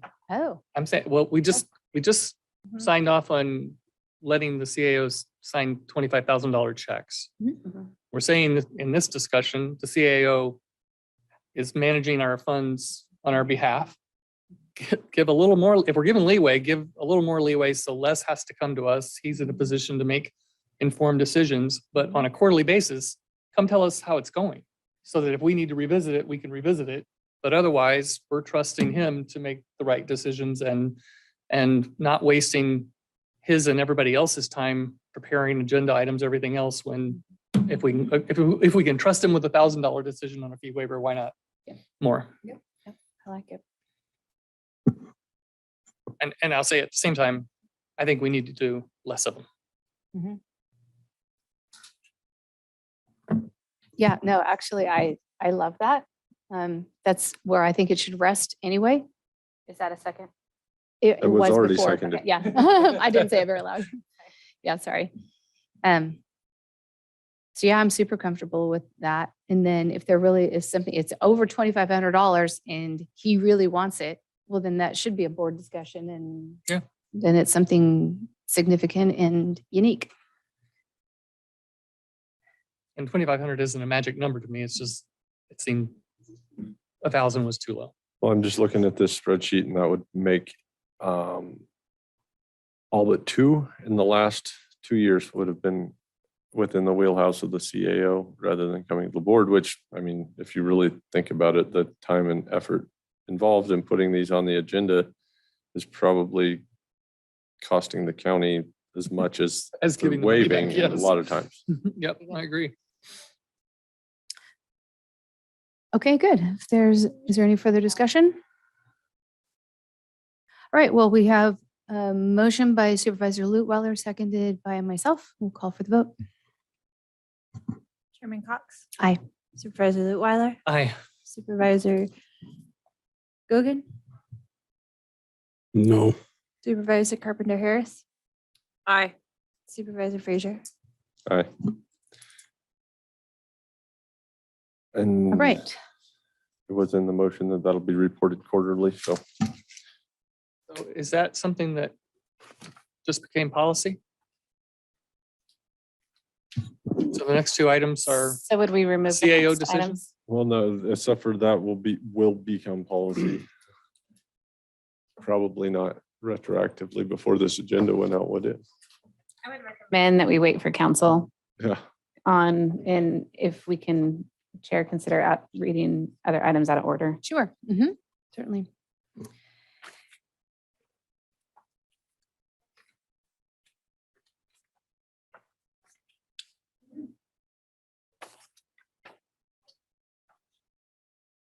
I can't hear everything you're saying. They're just trying to. Thinking out they're- loud, they're- sure. That's fine. You know, what, I'll just take another item out of order and then we'll see what Margaret has to say. Okay. So that would be the next three. So CAO item 5.6, approve a budget adjustment for fiscal year 22-23 for Animal Control Department 2284, increasing transfers in by $79,783, salaries and benefits by $78,783, and services and supplies by $1,000. Approve a budget adjustment for fiscal year 22-23 for contributions to other funds, Department 1990, increasing transfers out by $79,783, and approve a budget adjustment for fiscal year 22-23 for general fund contingency, Department 9901, decreasing provisions for contingency by $79,783. Increase in general fund appropriations in the amount of $79,783. Current cash balance in general fund, Sheriff Fund 110 is $347. I'm sorry. That would be scary. $347,311.97. And current balance in the general fund contingency is $531,833. Refer to CO Hamilton, but I'm kind of thinking Susie is the one with the numbers. Okay. Okay. So what happened when we were doing budget development, there was some additional funds being provided by public health to the sheriff's office for animal control. And there was some miscommunication between the sheriff's office, public health, and county administration in developing that budget on the funds that were being provided for the animal control officer. County administration, when developing the budget, thought that those funds were available to cover costs of the current animal control officer, not fund the additional requested animal control officer that the sheriff's office was asking for. So we left the full revenue in the department's budget, but we cut the expenditures for that additional animal control officer from their budget unit. After budget hearings, or right around the same time as budget hearings, we found out that that was a mistake and that those funds were there to cover a second animal control officer. However, those expenditures had been cut from their budget. So this item reinstates those expenditures that we cut related to that second animal control officer and leaves their revenues alone and transfers the general fund contribution amount that essentially, if we weren't going to allow them to have that second second animal control officer, and wanting to cut that amount, we should have cut their revenues. So it was an accounting error that we made. And so this makes the sheriff's office animal control budget whole, and provides those funds out of contingency. And supports what the board intended at the time. It just Correct. Okay, thanks. Is this what Marcy brought forward? Yeah, Marcy touched on it a little bit, a couple meetings ago. Okay, questions? Thank you. Questions of board members? Okay, we will open the item for public comment. Any public comment in the room? Any on Zoom?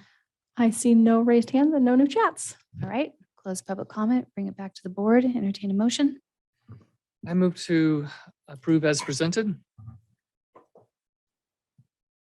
I'll second.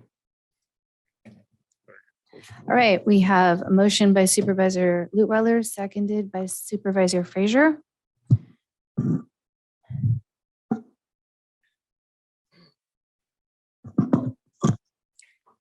I was waiting for discussion, sorry. No, we're good. Yes, Supervisor sir. Frazier. Aye. Supervisor Lutweiler. Aye. Supervisor Gogan. Aye. Supervisor Carpenter Harris. Aye. Chairman Cox. Aye.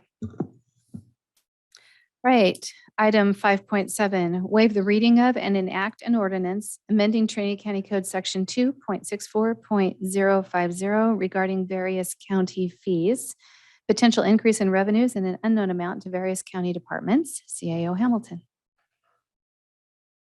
I'll also hand this to Susie. Or Mhm. Senior Financial Advisor Susie Hawkins. So this is just the second reading of the fee ordinance to update the fees that have been brought before you for that first part of county departments that we've been able to get through. There's a second part that will come through, but ordinances require that first reading and the second reading. So this is more of just a procedural item for you. Okay, perfect. Questions of board members? All right, open to public comment. Any in the room? Any on Zoom? I have no raised hands, no chat. All right, with that, we'll close public comment, bring it back to the board. Anybody care to make a motion? I'll make a motion to adopt as presented. I second. Right, we have a motion by Supervisor Carpenter Harris, seconded by Supervisor Lutweiler. Supervisor Lutweiler. Aye. Supervisor Carpenter Harris. Aye. Supervisor Gogan. Aye. Supervisor Frazier. Aye. Chairman Cox. Aye.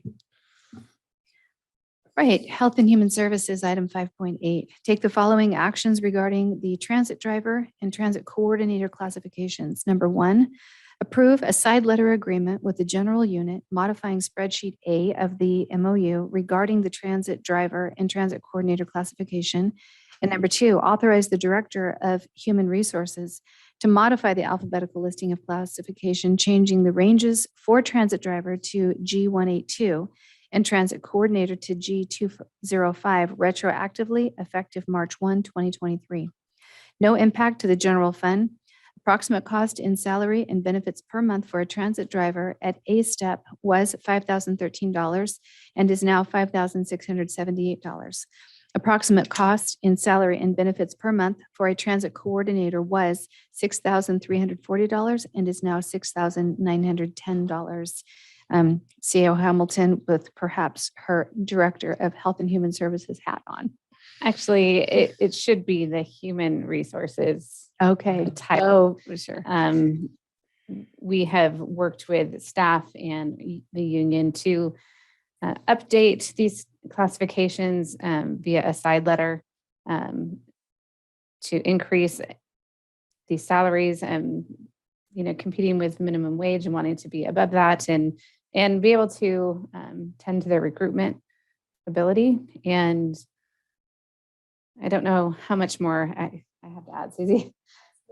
The other thing to add is that the increase takes into consideration some of this certifications that they're required to have, and the driver's license, the more than a Class C driver's license that they're required to hold in order to have this position. Okay. All right. Any questions of supervisors? Okay, open it to public comment. Seeing none in the room. I have no raised hands. Okay, closing public comment. We'll bring it back to the board. To entertain a motion. I move that we approve as presented. I will second. We have a motion by Supervisor Lutwiler, second by Supervisor Gogan. Supervisor Gogan, Aye. Supervisor Lutwiler, Aye. Supervisor Carpenter Harris, Supervisor Frazier, Aye. Chairman Cox. Aye.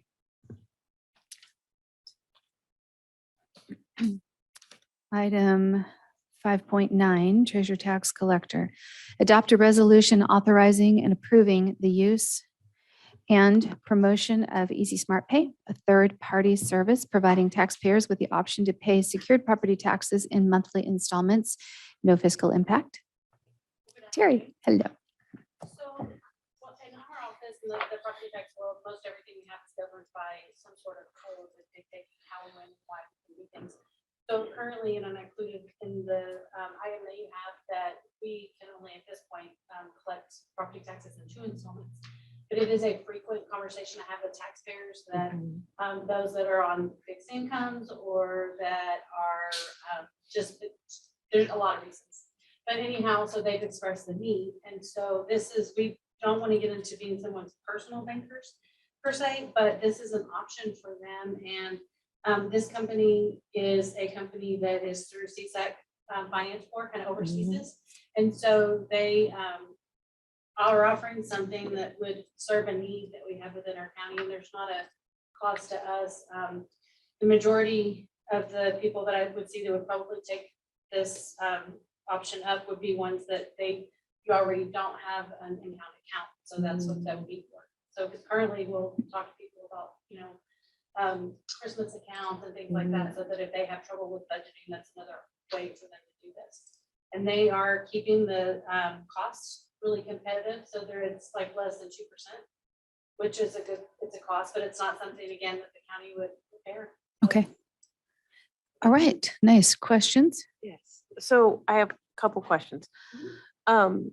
So just so that I understand this correctly, the taxpayer can enter into the smart pay system and the county does the county get the whole sum that's due and then the landowner is paying back the smart pay at a 2% interest and then.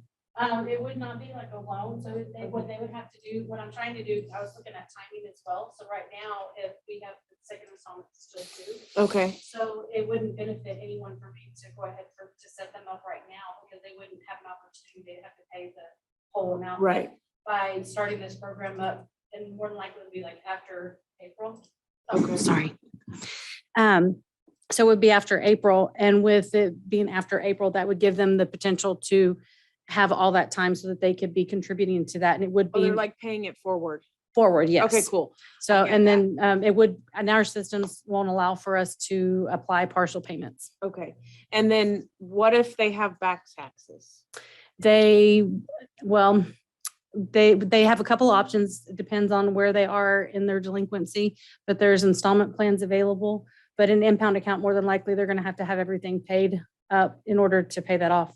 But they could, from what I Like understand. if an impound account with the bank, I understand that, but with this smart pay, can they say somebody owes $16,000, if you will, on back taxes and they can't come up with that chunk of change, but they can come up with an additional $350 a month to put towards that. Is this going to help solve that problem as well or no? Not in its entirety, because we have to have a certain percentage. So in order for us to be able to accept anything on delinquent taxes, it's 20%. So 20% of whatever it is delinquent. And then there's a few, they have to keep their currents current and they make a once a year payment. So as long as they're not power to sell, that changes the rules entirely. Right. But as long as they're not, then there is an option that they could do that. But they would have to pre-fund that so that they could make those payments. Okay. And Terry, would you qualify the 20% is a year? It is, yes. So if I owed the 15,000 or what, 16,000 in that example, 3,200 a year is a minimum that you would be accepting under a payment plan. And if that you is will. by code, yes. Okay. So, and it's Thank off of the defaulted base tax. So Thank it's you. at 20% of that. Okay. Mhm. Okay, any other questions? All right, open this to public comment. None in the room. I have no raised hands, no chat. All right, closing public comment. We'll bring this back to the board. I move that we approve as presented. I'll second that.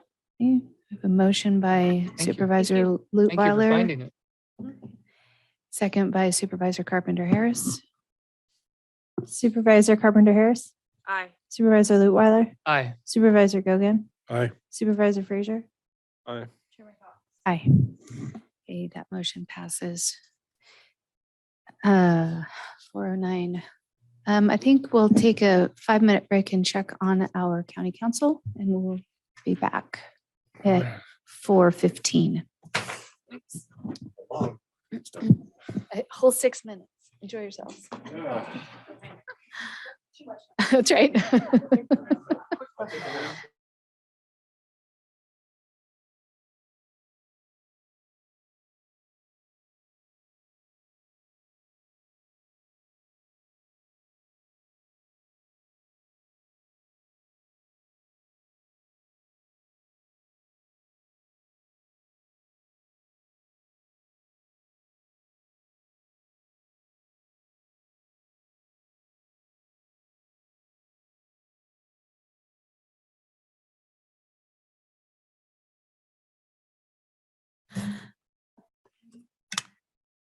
That's a compliment to me, actually. If she ain't Down finding to cookies. second. Right. To make it. Oh, okay. Are we back? Oh, we gotta. Okay, it is 4:15 and now we are back in session. We would be on item 5.3, but we had a question of council to find out what happens with the next 3 items, considering what we did with item 5.2. Thank you, and I apologize for having to step out. I had a quick court call. The answer to that is because this was, the prior item was adopted via a resolution, it goes into effect immediately. Policies, resolutions, minute orders, they go into effect immediately, as opposed to an ordinance which would require a second reading and then 30 days. As a result, the policy in effect at the time the decision is made is the binding one. And in this case, because the policy that is in effect is the one that you just passed, these fall under that policy, which means it's appropriate to remove them and process them under the policy. Okay, well then these will go to the CAO directly. Great, okay. We need to have a motion that states that. You can, or they can just be pulled by the department head over them, which would be your CAO. And Recommendation? I apologize, I'm just noticing there's a raised hand. It just popped up. Okay, do I have to deal with the raised hand? No, so Okay. the recommendation is do a motion on them to make it official. Okay, very good. But you do have to open up to public comment. All right, very good.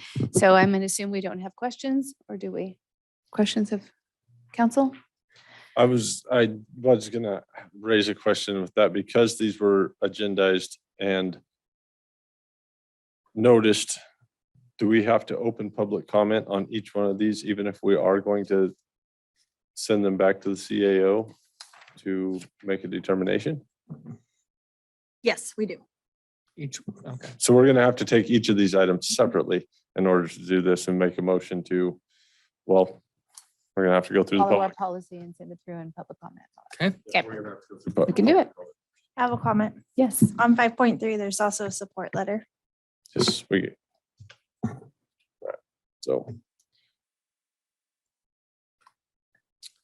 Okay, So you'd still need to vote on whether you're gonna sign the support letter or not.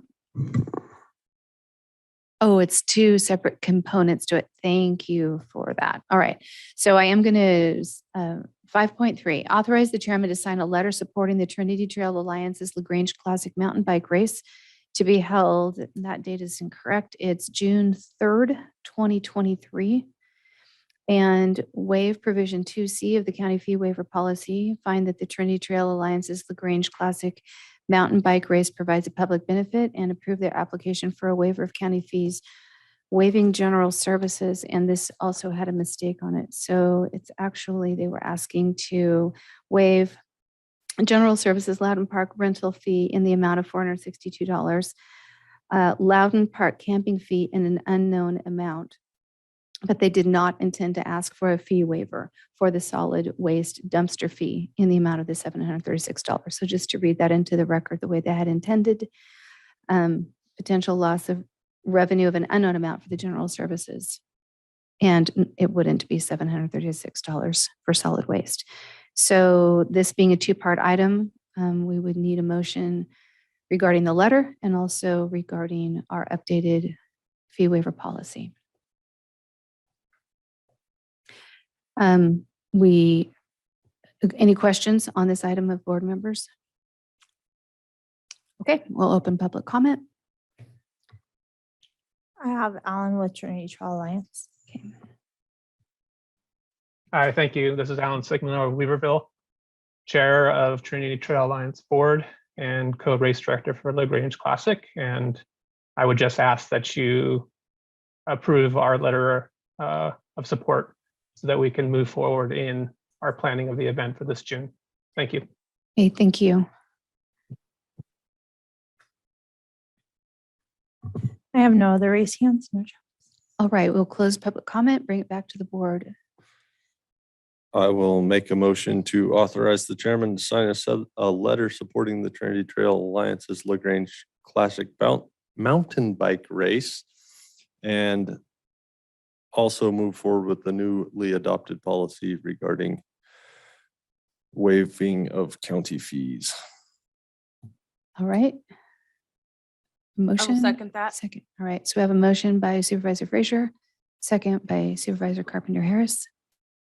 Supervisor Carpenter Harris. Aye. Supervisor Frazier. Aye. Supervisor Lutwiler. Aye. Supervisor Gogan. Aye. Chairman Cox. Aye.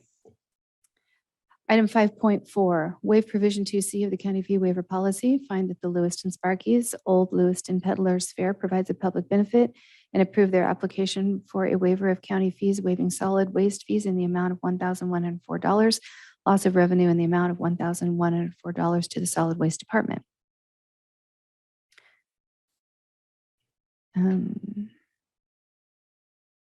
CAO Hamilton, did you have anything to present about this item? We can just move forward. Okay. Questions of board members? All right, we will open this to public comment.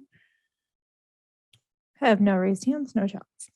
All right, closing public comment, bring it back to the board, entertain a motion. I will move that we observe our newly adopted fee waiver policy with regard to this item. I'll second that. Supervisor Frazier. Aye. Chairman Cox. Aye. Supervisor Lutwiler. Aye. Supervisor Gogan. Aye. Supervisor Carpenter Harris. Aye.